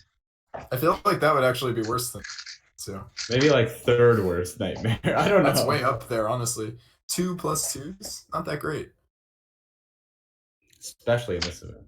Yeah. On something like 7x7, it would matter a little. 2x2. Yeah, you can still get a world record on 7x7 with a +2. 2x2? Sure. Nah. You literally cannot. No room for error. Yeah, I'm not doing well.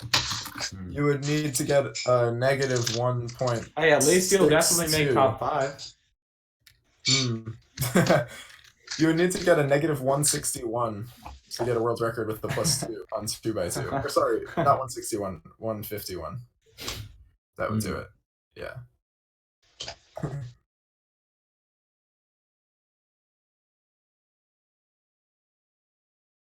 Let's see what he gets on this one. The final solve. So far, counting 337 and another +2. Every cuber's absolute worst nightmare. 379. Every cuber has had that nightmare where they wake up in a cold sweat late at night. The nightmare of them getting 3 consecutive +2s. Not what you like to see. That was really good average. Well, thank you, Chris, for joining us on the stream. Better luck next time. And you got 5th. There you go. Yeah. See you later. Well, we don't know that for sure. We Somebody don't. else could mess up harder than me. Hey, you could win. Yeah. All right. See you, Chris. See ya. Thank you.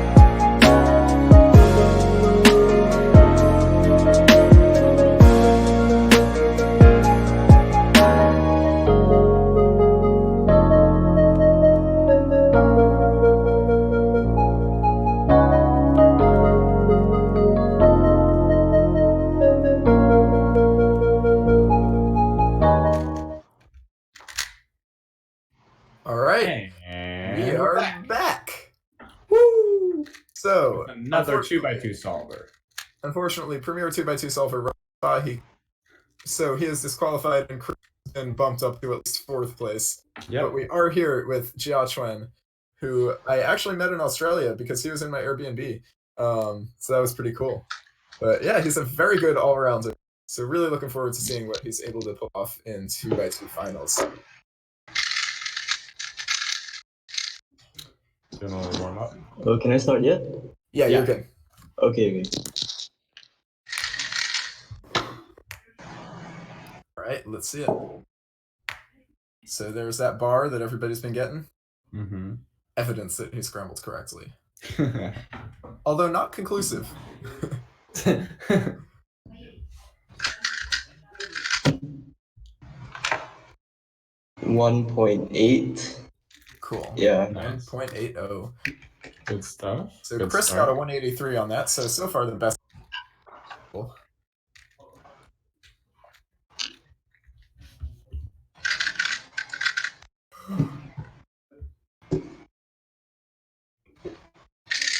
All right, getting ready for solve number 2 of 2x2x2.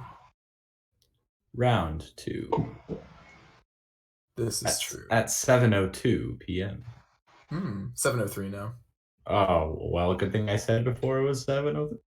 You are good at that. All right, he's using all his inspection here. Yeah. Wow, he used just about 15 seconds. That's crazy. Oh. And it's not too great to solve. Yeah. 577. Oof. All right. Sometimes using all your inspection can psych you out. It can, for sure. You get scared sometimes. I remember I tried so hard to make 2x2 finals in Paris in Worlds 2017, and I didn't. And then at Worlds 2019, I literally planned my solution in the last 2 seconds of inspection for all 5 of my solves and made finals somehow. And I was like, for what? Oh, for 2x2. 2x2, Sorry, yeah. I thought you said 3x3. No. Gotcha. Yeah. I was like, that was the most whimsical average I've ever had. That's crazy. He's inspectionated. All right, he's using a lot again. Sometimes that's a good thing. That is going to hurt. So that is a counting 577 in there now. Yeah, he's probably going to get... That hurts for sure. 5th place, and Chris is going to be bumped up. Well, you never know. Chris had counting 433, so, I mean... And Joshua is very good, so if he's able to pull off just 2 decent solves, he'll be good. But, that's true. Yeah. It's crazy. To podium, all you need is a 379 right now. That's insane. That's pretty wild, because we have 2 seeds left, so Rami would have been 3rd, but he is apparently not able to make it.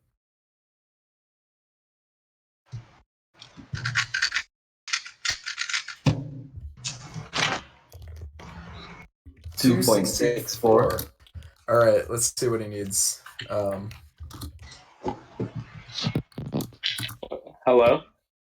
Oh my goodness. Rami? Wait, am I supposed to be going right now? Yeah, you're kind of too late. What? How? Wait. Yeah, okay, you'll go after this. Wait, what? It was, you guys literally just finished blind 10 minutes ago. What? That's 10 minutes ago. That is a long time, Rob. Dude, that's crazy. Let's watch Joshua final. Alright, move out of the room. Out of the room. He needs a 297 to beat Chris Chi. Out of the room. Out of the room. 2.46. Rami is shooting either a child or an animal out of his room. All right, Josh. Beating Chris Chi, however. Really? Yes. Chris Chi got a 379 with 2s. No way. So, all right. I guess we're gonna let Rami go. Yes. Thank you. That means a your lot. lucky stars that you are going. This has happened at official competitions multiple times. I don't know. I just had this tendency. All right. Sounds like a you problem, Rami. But you know what? We're gonna let you go. Yes. All right. All right, Raymond. Yeah, I'm ready. I haven't done a single warm-up solve. All right, I have to enter my name. You're not at this point. You cannot. Yeah, no warm up. You gotta go. At this point, it's only cold downs. Okay.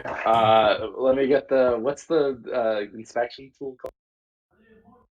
Cubic.net/inspection. You literally invented an entire timer. Inspection tool is called. Also, I would like to thank Jiachuan for coming on stream and doing 2x2 with us. Yeah, thanks for joining us. Yeah, sure. Cool. Thank you. All right, Rami is beginning. Solve numero uno. Oh shoot. Oh, 203.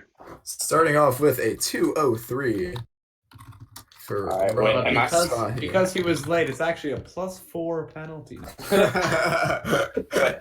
Am I just doing all the solves in a row? Yes, just go as fast as you can. I'm the gingerbread man. I'm the invisible man.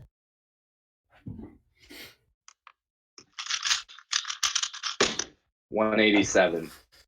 That is the best time we've seen on that one by very impressive.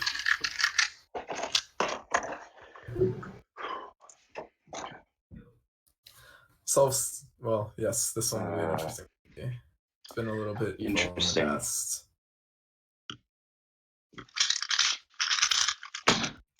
And 194. The timer powered off, but it's good. He solved it. He solved it. That's okay. Following up a 4 and a DNF on that one. That's good to see. Alright.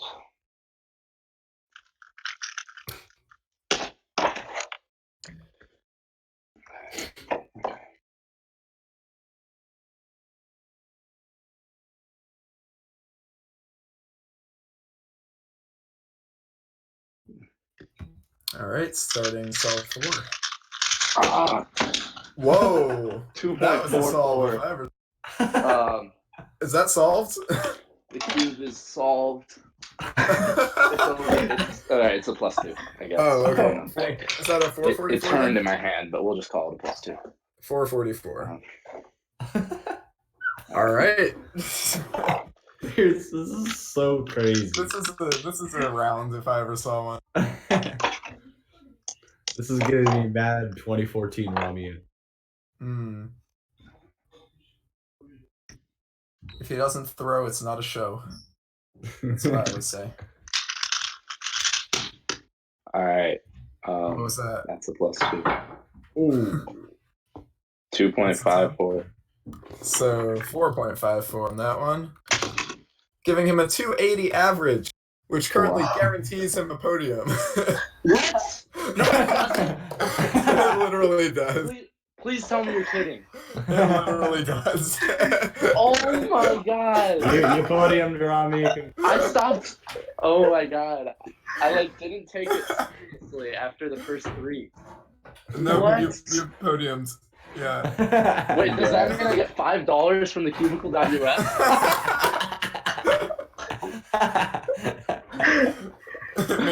Maybe just that, right? I mean, we'll see how our next 2 seeds are able to do, but that's pretty it may be a larger sum of money for you. Oh my god. Depending on how the others do. Yeah. All right. Well, thank you to Rami and Josh for being our 3rd and 4th seeds. Thank you for letting me compete. Yeah, of course. A lot, man. See you guys. See ya.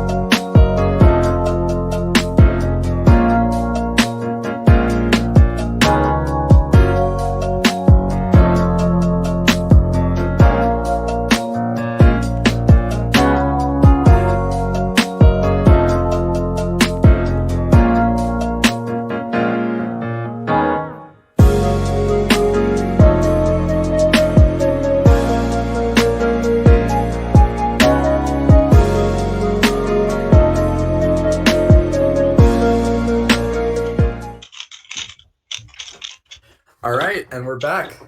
Unfortunately, this was the final event I will be commentating, so I would like to thank you guys for having me on the stream. But Yay! Amazing streamer, amazing streamer. Well, thank you. But yeah, so now we're here with two amazing 2x2 solvers who have both been on the stream already in round. So we're gonna see how they're able to do. Zane is your second seed, so he'll be starting, and he is starting right now. He's inspectionating. And fun fact, both of these cubers have been on the world's podium. That is a fun fact. And I think Anthony twice. Oh, starting off strong with a 101. Zane coming in hot. Zane does not know how to stop. Zane is not playing around, except literally his time is lol. So Zane he is ain't playing. Zane ain't playing. All right, and Anthony getting ready for his first solve. Can somebody let him know that he's good to go? Anthony, yeah. Oh, oops. Starting Okay. right now. Cool.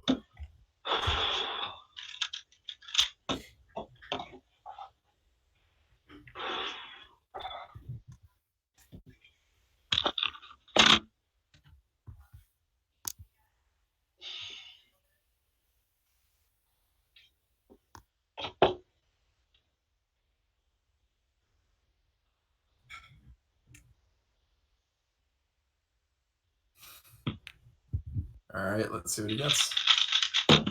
Ooh, 144. nice. 44, very well executed. Both very good starts for these. I don't know how Zane pulled off a 101 on this. I don't understand either. That's insane. But Zane ain't playing. Here he goes on his second solve. Let's see if he's able to hit us with some more lulls. Looking forward to it, Zane. Or maybe a log.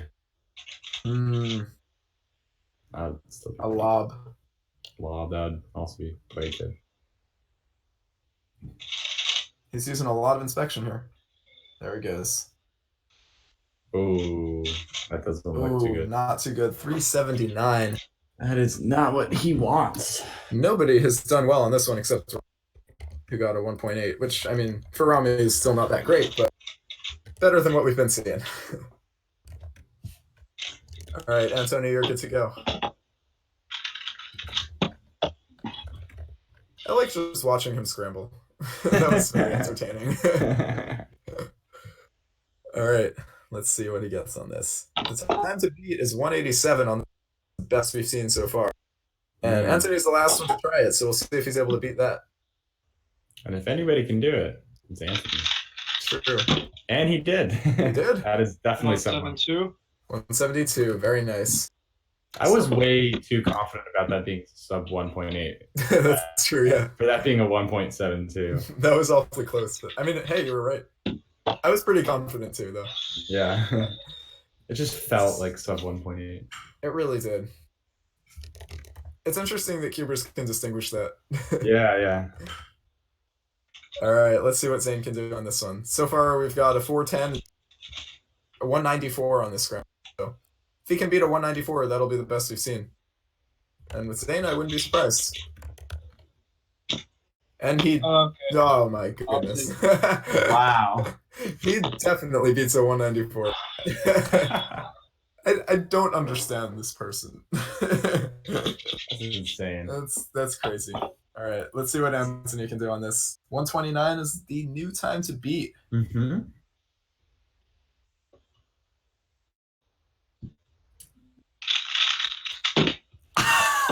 That was great. 137. Oh my god.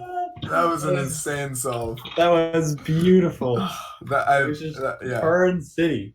I have not seen a solve like that in a hot. That was good to see.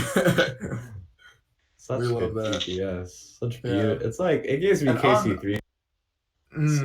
That kind of turn. On command too, like on Yeah. stream. Many people watching. Anthony knows how to handle pressure for sure. He does. But Zane has been pretty good at it himself. And he is what? Dude, this guy's about to get like sub doing? world record average at home. That's insane. Bro. A 112 from Zane. Oh my That's dear absolutely insane. Even with accounting 3, he's guaranteed a 207 average, which is accounting high 3 of all. Wow. I mean, it's not counting necessarily, but if he wins counting. Holy. 178. 178 for Anthony. It's gonna be close. That was bad. Really depending on their last solve. Yeah, let's see what Zane's able to pull off. Serpy, do you know what the world record average is? It's 121, I believe. Martin Eggle. 121. Interesting. So a 121 would actually get him that. Zane can pull off sub 121 or lower. He would have a world record average. All right, Zane. Or, tie world record. Let's make it happen. That's insane.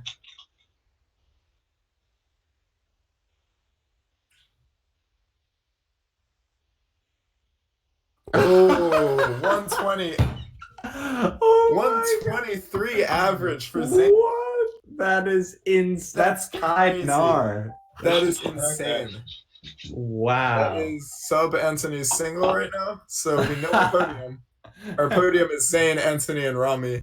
Wow. But we'll see what Anthony is able to pull off on this one. Yeah, I think it's a matter of whether it's second or third place. Oh, and it's second goodness. place. 123. Just tell me how much I got beaten by. That was a 151 average for you, and Zane had a... So, and Rami had a 280 in third place. So big difference there between second and third. What? 123? There's no way he actually got 123. He actually got 123. Then you deserve this. That's insane. Good sportsmanship all around. Great Thanks, job, guys, both of for you. joining us. Yeah, thank you to Zane and Anthony. That was insane. That was amazing. Yeah. And once again, I would like to... Wait, isn't Zane and mine's average combined better than third place? It is. Rami, come on, step up your So the game. sum of first and second place is 274, and third place is 280. So not only is Rami not better than both of them, but he's also not better than both of them. Oh man! But all kidding aside. So I'm like up just next didn't for do 3x3. Do I like? Yeah, I stay right. Yeah, you can stay here. I'm going to be heading Because I'm out up now. next for 3x3 anyways. Yeah. Alright, I would like to thank you guys once again for having me. It's been truly a pleasure. And I hope I can be on future Keeping It Home stream. But yeah, Yo, been it's good. not Antoine, man. That hurts. All right. But, Everyone I'll see say you bye guys to later. DG. Bye, Adios. DG. Thanks for having me. See you guys. And now we will be joined by Keaton.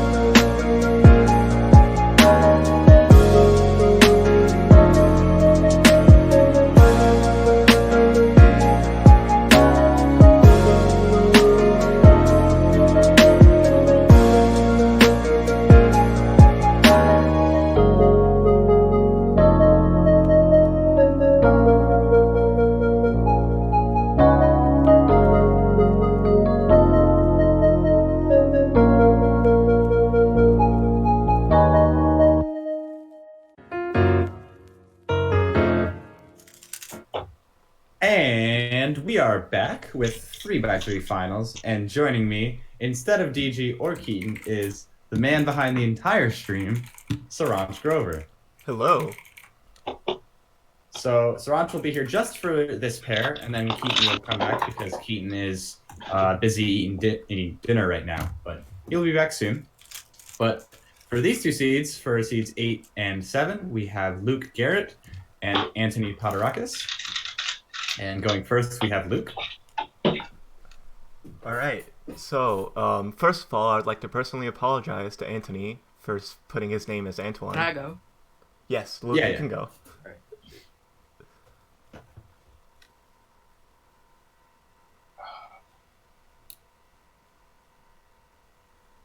So Luke was 8th place in 3x3, round 2. Green cross, interesting. Ooh, J-Perm. J-Perm, wow. 7.35. All right, that was a pretty good start. And now Anthony is preparing to go. And both of these cubers have official sub-5 single.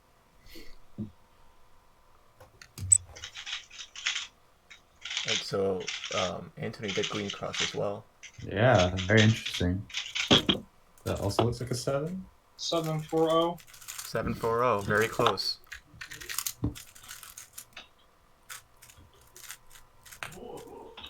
All right. I misscrambled a little bit. Oops. That is fine. Happens.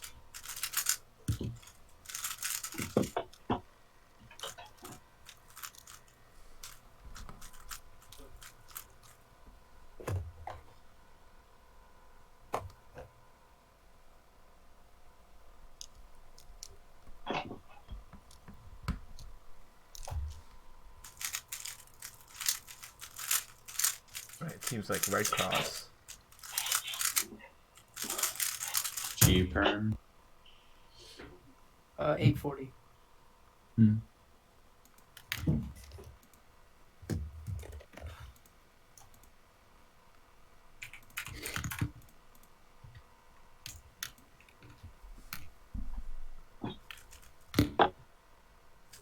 All right, so Luke did red cross on this, so let's see what Anthony does.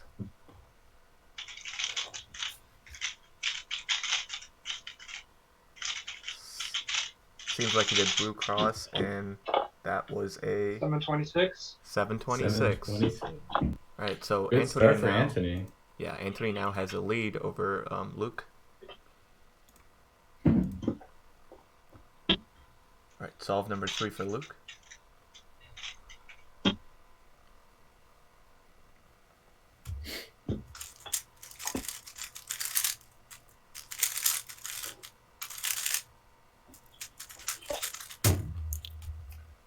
The GB perm looked like 7.68.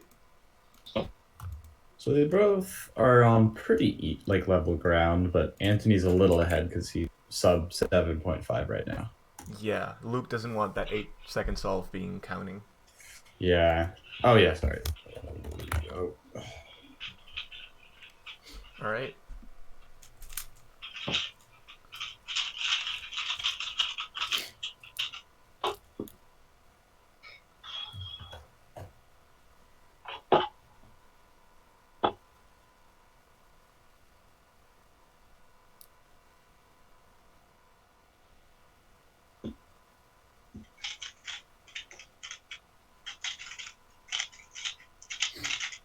That's like a green cross solve. I'm wondering if he's color neutral. 776. Very good first 3 solves. Yeah, those are very consistent. Mm-hmm.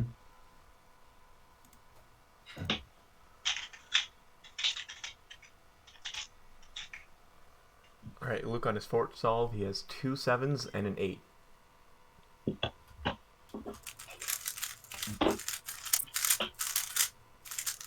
That seems like a really good start.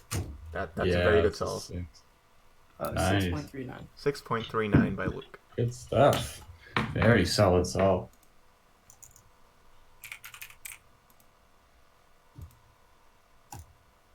All right. Anthony on his fourth solve. Let's see if he can beat that 6.39.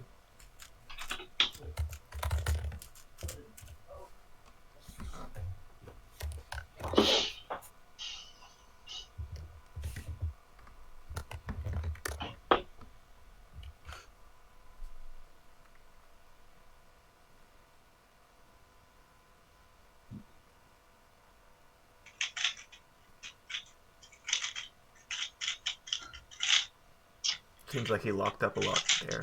Yeah, it doesn't look like the queen is stuffed too well. 982. 982. That was pretty underwhelming for Anthony. And we have Luke on his fifth solve. Yes, this is Luke's last solve. Ideally, he gets that 639 counting, so he gets his best solve right now. Yeah. Let's see. Oh, that's a really big pause. Yeah, that's not gonna happen. He doesn't want that 8 counting though. Seems like that's gonna happen though. Yeah. Yep, that's like a very bad time. 1247. 1247. Happens. I guess I'm up. I can see Luke now. Yeah. Okay.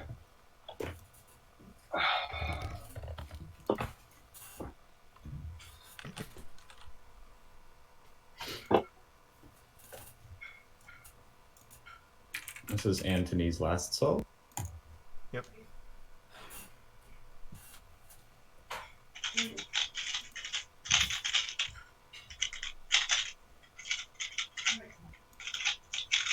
Ooh, nice. 764. All right, that's still a very consistent average by Anthony. Yeah. That's definitely sub 8 for him. All right, thank you guys. Thank you guys for being on this call. Thank you guys for joining us. Thank you for being in the finals. We'll hope to see you, and let's hope that you podium.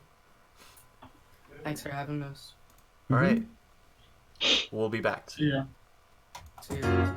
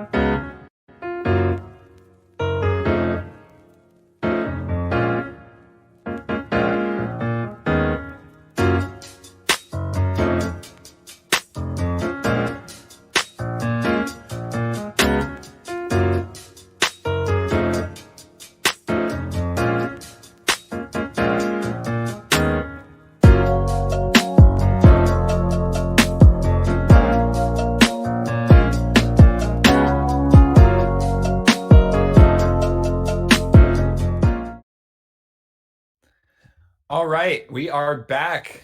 Well, I'm back again. Thanks, Raj, for covering for me. I had one quick thing I had to do for the first start. I'm here with my favorite co-caster, Daniel Cardock. Hello, hello. And right now we have Fuam and Timon, our 6th and 5th seeds who are about to get ready to start. Fuam, when you're ready. Not yet. Once you have things ready and in place, you are free to go whenever you're ready.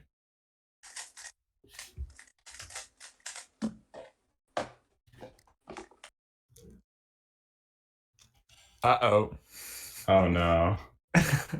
This is not good. Fuam had mentioned that his phone is out of battery.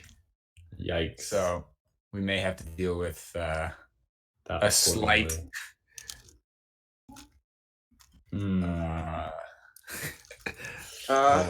slight disconnection. Yeah. Okay. All right, here we go. Solve number 1.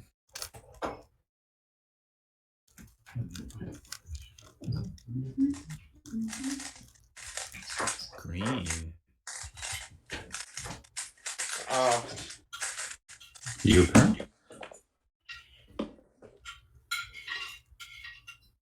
875.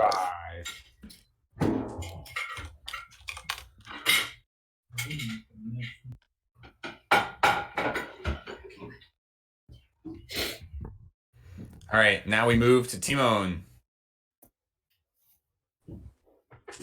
Timon, whenever you're ready.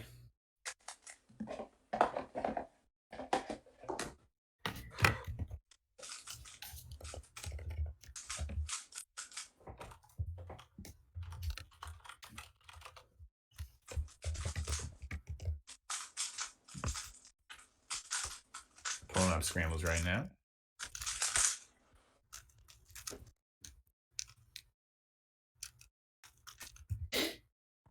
Timon has us. Hello. Hello, Timon. Hello.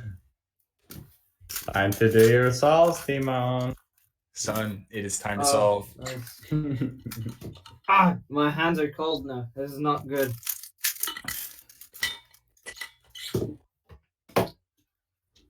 Am I starting? Yes. What? How? Okay, stop questioning. Just start. No. What?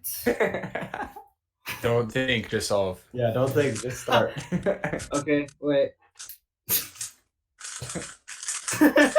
Oh my god. All right, now the stream will be operating on Timon's schedule. Okay, here it goes. I think we have a T moment. Team moment. Team moment. That's a real team moment right there. Everyone, clip a team moment if you see one.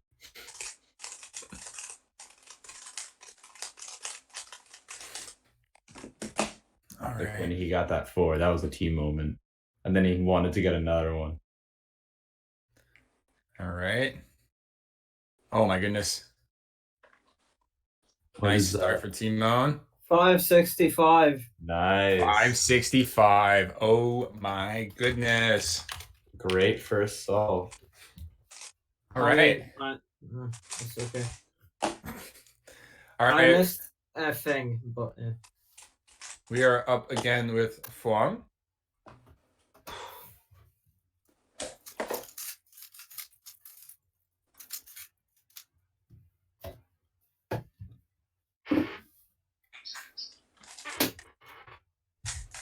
Oh, I messed up.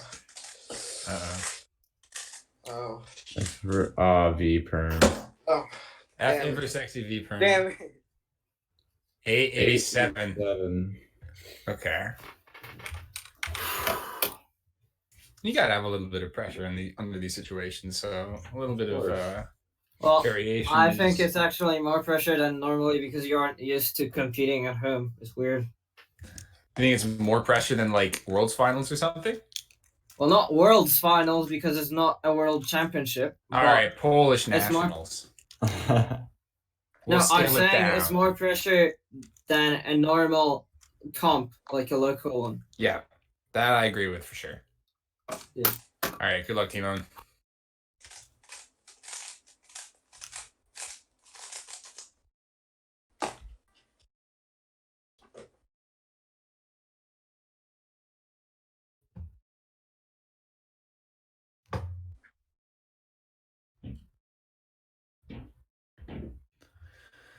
All right, Timon is off.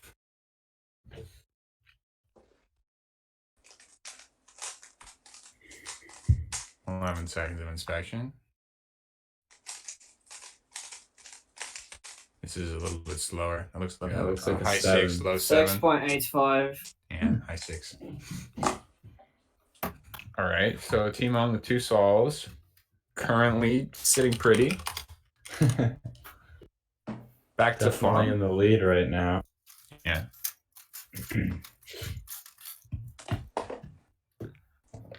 Yeah, T1 has the best start out of the 4 people that have went. Or the yeah. Starting with 5 and 6. Both are very good.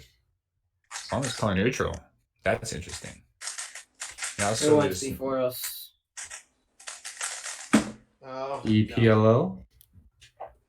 Who went before us? EPLO 821. Keaton. Who went before us? Antony and Luke Garrett. Oh.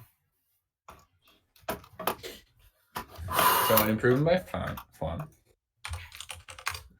Slow and steady wins the race. Timo now on solve 3.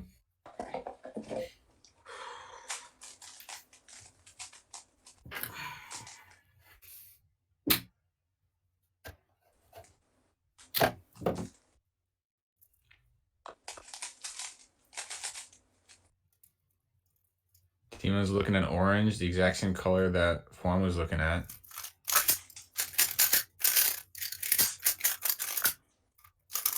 ZD? Yeah. He's not happy. I forgot to mute you guys. 6.83. Okay, 683. So Timon right now is sitting very well. And Patrick. Going over to Fawn for solve 4.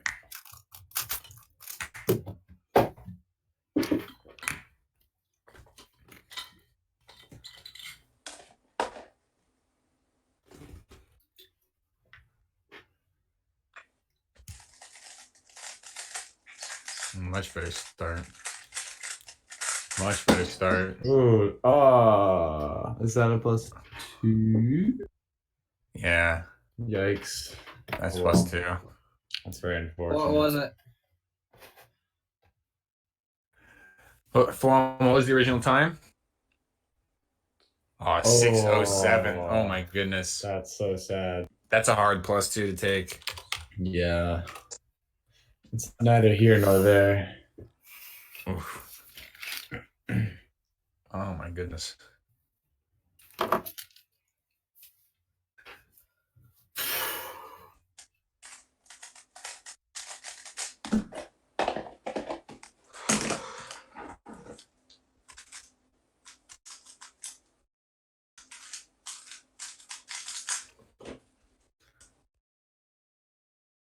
Timon looking at green right now.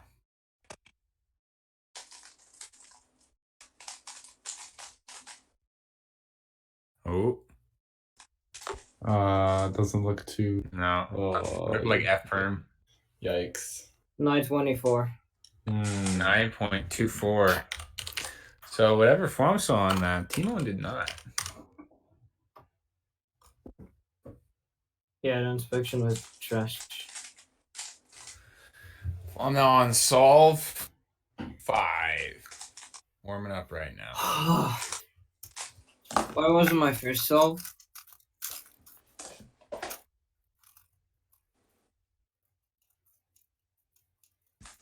Very short inspection time right there. White cross. Oh. Yeah. V perm. Yikes. Very respectable 7.52 to finish things off. With Fawn. 834 average. What was my first time? 560 something. Yeah. Oh, it was 565. Yeah, 565. Okay, that's perfect. All right, Timon. Best of luck. Final solve right here. Make sure you mute yourself. Yeah. All right. So we've got Timon here on his last solve. We had white by forearm. So we'll see how Timon inspects and what cross he looks for. This is definitely taking his time. It's better to, be prepared mentally. Timon's historically done that in big finals, such as Worlds, where he'll sit there and use the whole minute that he's got to be able to look at things. Another very short inspection. Oh, not as short, but he's doing white. Also going for white. And CB, not happy. What is that, a 6? 10.25. 7.25, which puts Timon with a 698 average. Oh my god, no. See, I would kill for that, but Timon is in a league of his own. Timon and Foam, thank you guys so much for coming out to participate. Appreciate staying up late and getting up early to get this first cubic at home off the ground. And congratulations, you guys. Good luck. Thanks. Thank you, guys. All right. See y'all.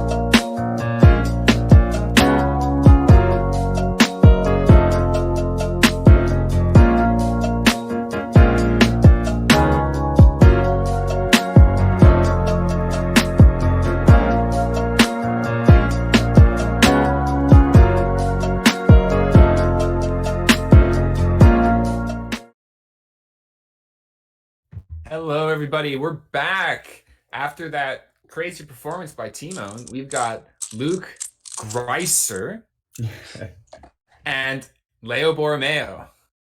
So, a big, well-known. Well, I guess they're both pretty young.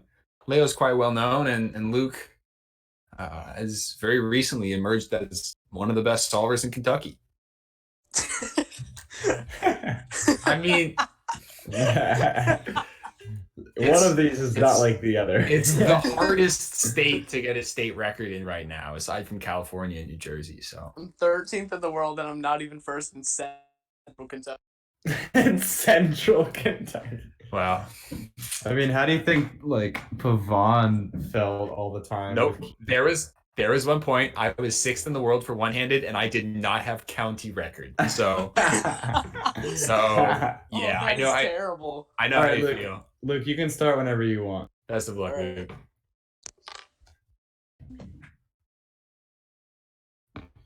I don't remember if he is color neutral or just white or white yellow, but I have been to. Yeah, I've been to a few comps with him.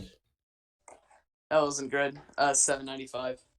7.95 to start things off for Luke. He has a knack for popping off at competitions when the pressure is I do. on. Also, we're moving over to Leo right now. Leo's about to start. Looks like green is going to be his cross color. Oh, it just looks good. good. That's a 5. Wow. Leo, can you show it to the camera again? It was just a little bit off. Show it again. 5.7. 5.37. Hey, that ties Dana Yee. Old single from Slow and Steady, summer 2017. All right. Moving over to Luke for his second solve right now.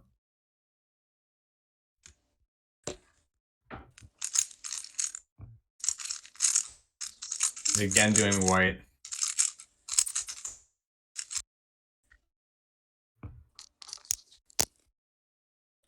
713.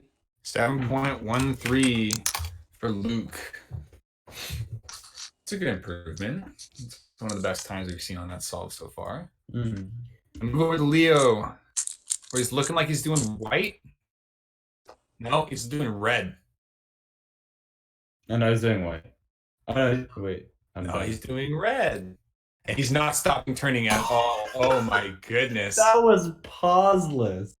Holy bejesus. But it's still only a 7.2. I guess the last layer was good, but the first two were I don't know how I just made a pauseless solve. Like, that was terrible. all right, Luke. Good luck.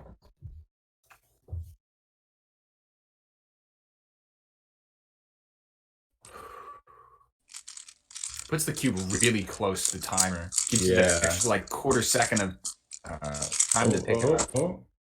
Little bit slow on the last layer. Yeah, 721 ties Leo's second solve. Hey. Now we have Leo on his third solve.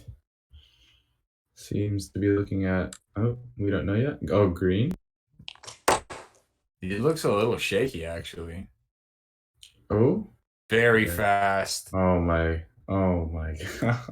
Good Olo into. Wow, 592. Dang. Is that T-perm?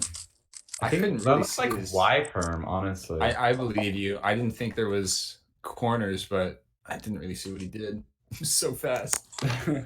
If anybody can clip that and find the PLL that he did, that would be much appreciated.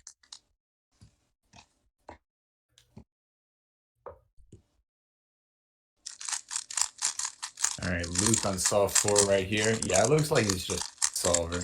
Ooh, 6.52. that was a nice improvement right there. So Luke is slowly going down with his solves. Yeah, I mean, 7. if that 6 counts, He might see a podium. yeah, but he'll definitely be ahead of Timon at the very least. But yeah, of course, easier said than done. We've got Leo starting right now on white. And G-perm? fast into the That's a G-perm, 6. but that took a little bit of extra time to do. 6.2. Oh So, my god, Leo's popping off. That's, oh my goodness. that's currently slated for first place. He's guaranteed a podium at this point. Wow. Luke on his final solve. Very short inspection. Might hurt his solve. No, it look like doesn't. is, though. Pop Ooh. off right there. 657. Hey! 6.57. That is going to beat Timone's average. Let's go. That was With on a the goal. 6 by 0.01. Beat him by you're kidding me. 0.01. That's Wow. All right. Let's see Leo's last solve right here. He's still looking at that same white. Timone's about to be tilted if he gets 4th. Oh my gosh. Same G perm as before. Yeah, another He's G. not happy. That was a Might little be a bit lower. +2, or just a bad time. Yeah. That 721 looks like it's counting, which is unfortunate. But still a really solid average from both. 6.9 plus 2, 8.9. That's unfortunate. Still, 644 average puts Romeo in first place, What was my guaranteed average? podium. Luke Greiser comes in with a 697 average, just edging out Timon. Thank you guys so much. That was a bunch of impressive solving. Awesome. Yeah. Thanks for waking up nice and early for us, Leo. I appreciate it. See you guys. See ya. See ya.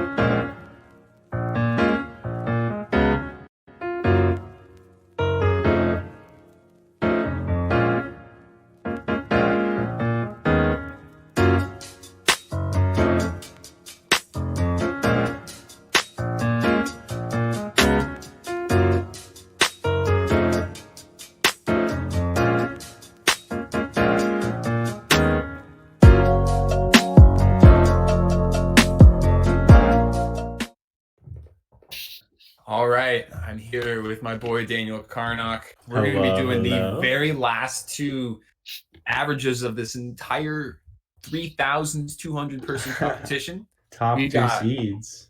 Bill Wang and Patrick Ponce. Let's see what happens. Best of luck to both these competitors. Should I go ahead, guys? Yep. All right. When you're ready. All right. There's a dude. Everyone knows that a 4x4 is just so much harder than a 3x3. Yeah, Bill is a color neutral solar for a 3x3. So you'll see that here. He's doing green to start. Oh my. Oh, ZB. Oh, ZB pause. Ah, that hurts. 6.91. ZB. Okay. Solid start. 6.91 ZB. Now it is Patrick's turn. Deep breath in. In last round, Patrick was the only person to get a sub 6 average. Only sub 6 the entire competition. Yeah. Which is absolutely insane. He opts for OLP. Ah, that lockup on the J. 6.32 though. Very good execution, but slightly botched the AUF.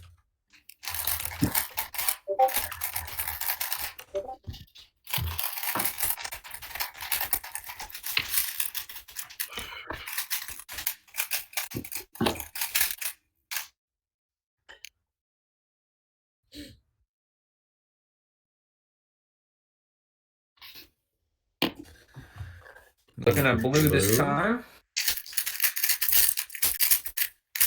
Ooh. Oh, yeah. 6.69. 669. Nice. That was instead of 2GL, he just did OLPL on that. Going price rate into U-perm is very fast. Wait, I don't think he had U-perm. It wasn't 2GL. Was it not? It wasn't. It was like He's the opposite corner. It was like Patrick's going right I don't now. know He's how to also describe doing it. blue. They're both doing H-perm. That's a good solve. His pump? 5 point what? 5.71. Ah. No, but I know Bill did a T-perm after his pie. Okay. My bad. That was a misspecification on my part. Oh, Bill.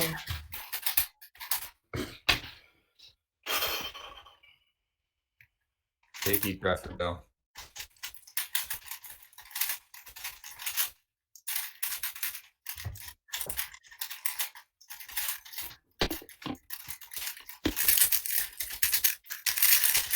Doing blue again. Ooh, good execution. 44.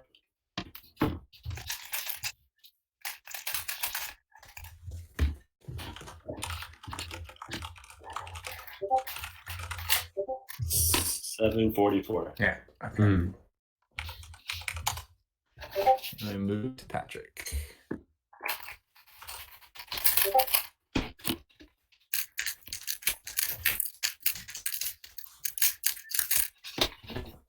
Patrick also looking at green. Green and blue is Patrick's home turf when he switched to color neutral. Sure, but I mean, the main reason I say that is because Oh, lots of lockups here. Yeah. Oh, not what Patrick wants.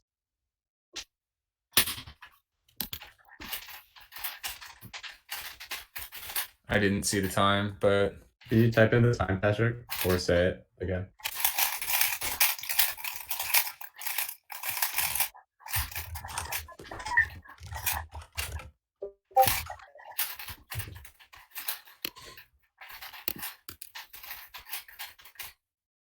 at 58 for Patrick. That's unfortunate.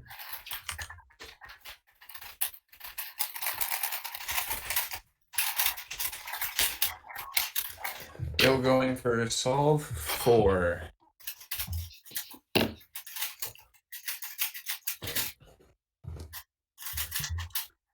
Counting 691 is slower than Patrick's counting 6.3, but does have a much safer worse solve right now. White cross. Oh. F inverse sexy into G perm. Good solution. 6.50. And with his best solve of the average so far, very impressive and consistent. Mm-hmm. Means he is not guaranteed sub 7, but he's very close to it. He's going to need something like 7.3-ish or better to be able to beat Timon and Luke. To get on the podium. They're pretty close. So all Bill needs is a mediocre solve for podium. Yeah, 7.3. Mediocre. Not the best lockup for Patrick, but E-perm. Low execution, like a 7.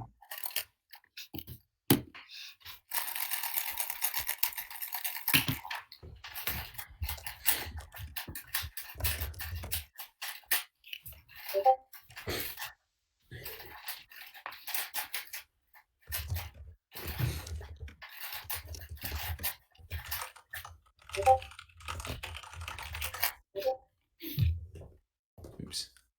Double type. 764. 7.54. 6460.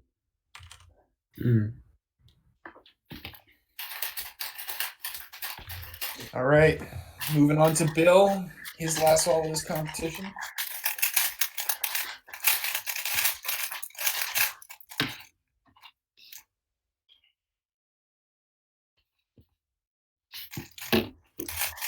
Very important solve. Bill cannot win. His best solve is above a 644, but it is possible for him to make or break podium based on what this is.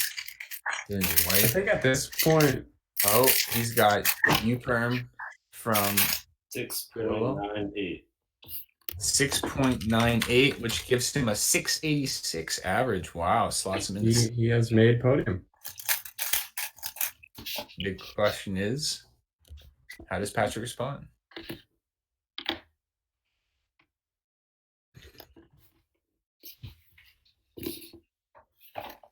Big pause. Big deep breath.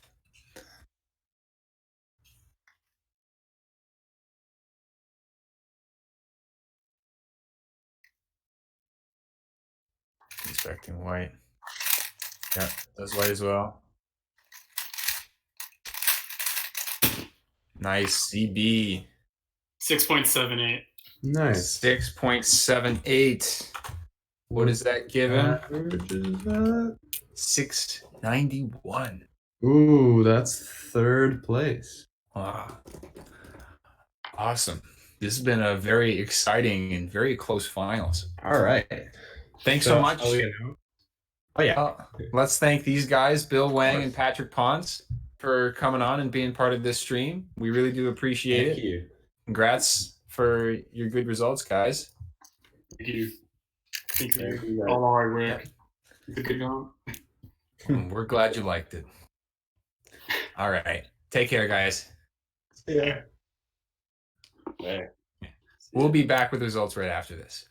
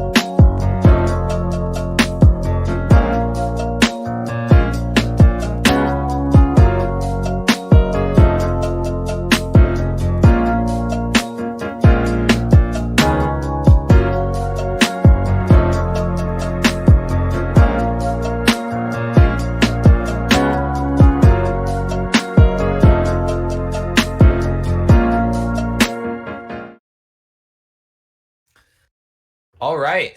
So Stop. at the end of a very long day, Daniel Carnock's cat is walking over him. But we wanted to talk about the results for this competition. We had 9 events throughout this incredibly long day. But before we started with these results, we wanted to make a couple of shout outs. First off, thanks to all of you guys for coming. Definitely. 498 of you right now. We had up to 2,500 a day during this competition. It's crazy. We really do appreciate the fact that you guys all came out.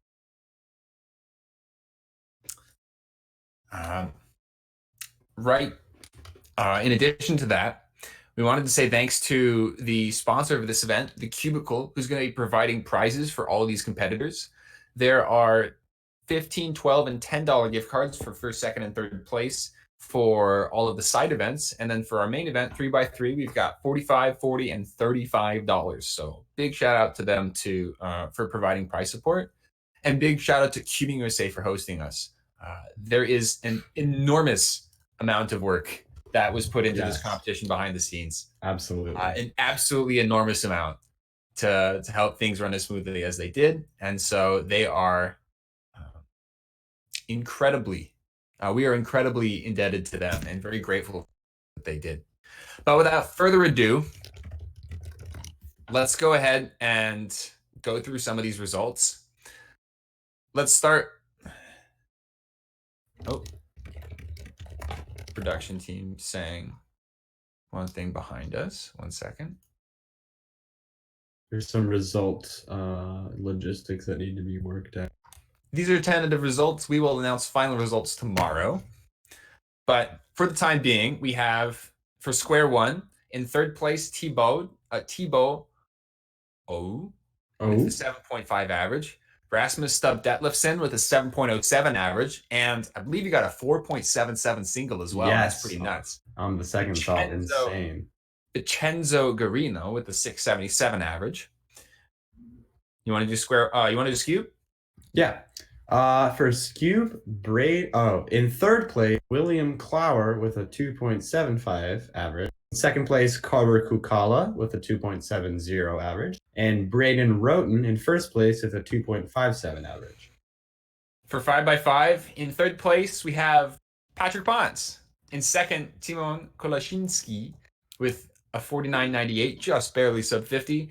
And winning 5x5, we have Kieron Behan with a 47.47 average. Mm-hmm. For 4x4, we have in third place Chris Choi with a 28.71 average.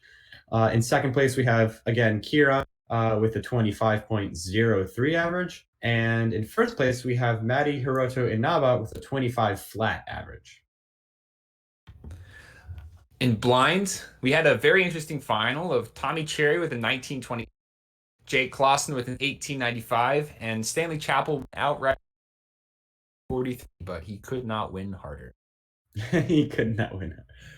For 3x3 one-handed, in third place we had Knut Skog Haraldson with an 11.21 average. In second place we had Juliette Sebastien with a 11.13 average. And in first place is Patrick Ponce with a 10.38 average. It's good to see Patrick Ponce do well in one hand. For Pyraminx, we have in third place Harsha Paladugu with a 2.95 average. This is the guy who's wearing a beard during finals. Very stylish. In second place, we've got Michael Nielsen from Virginia with a 2.7 average. And in first place, we have our Pyraminx world champion, Timon Kolashinsky, with a 2.58 average. Mm-hmm. For 2x2, we have Rami, the one and only, with in third place with a 2.80 average. In second place, we have Anthony Paterakis, former world champion, with a 151. And we have in first place Zane Kanani with a staggering 1.23 average. That actually would have tied the North American record if he got that in addition. Yeah, crazy. Finally, for 3x3. Finally, we have 3x3. We had a very close final with Patrick Ponce getting third place with a 6.91 average, but right behind him we had two averages of 6.97 and 6.98. So very close for third. In second place, we have Bill Wang with a 6.86 average. And the winner of Cubing at Home 2020, the largest cube competition ever of any kind, we have Leo Borromeo with a 6.44 average. Insane. 3-4, right? 4-4. That's without the +2. So Oh, it should be 4-4. But I see.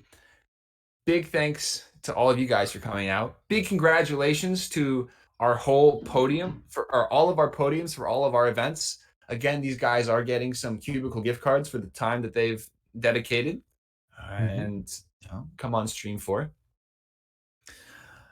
Apart from that,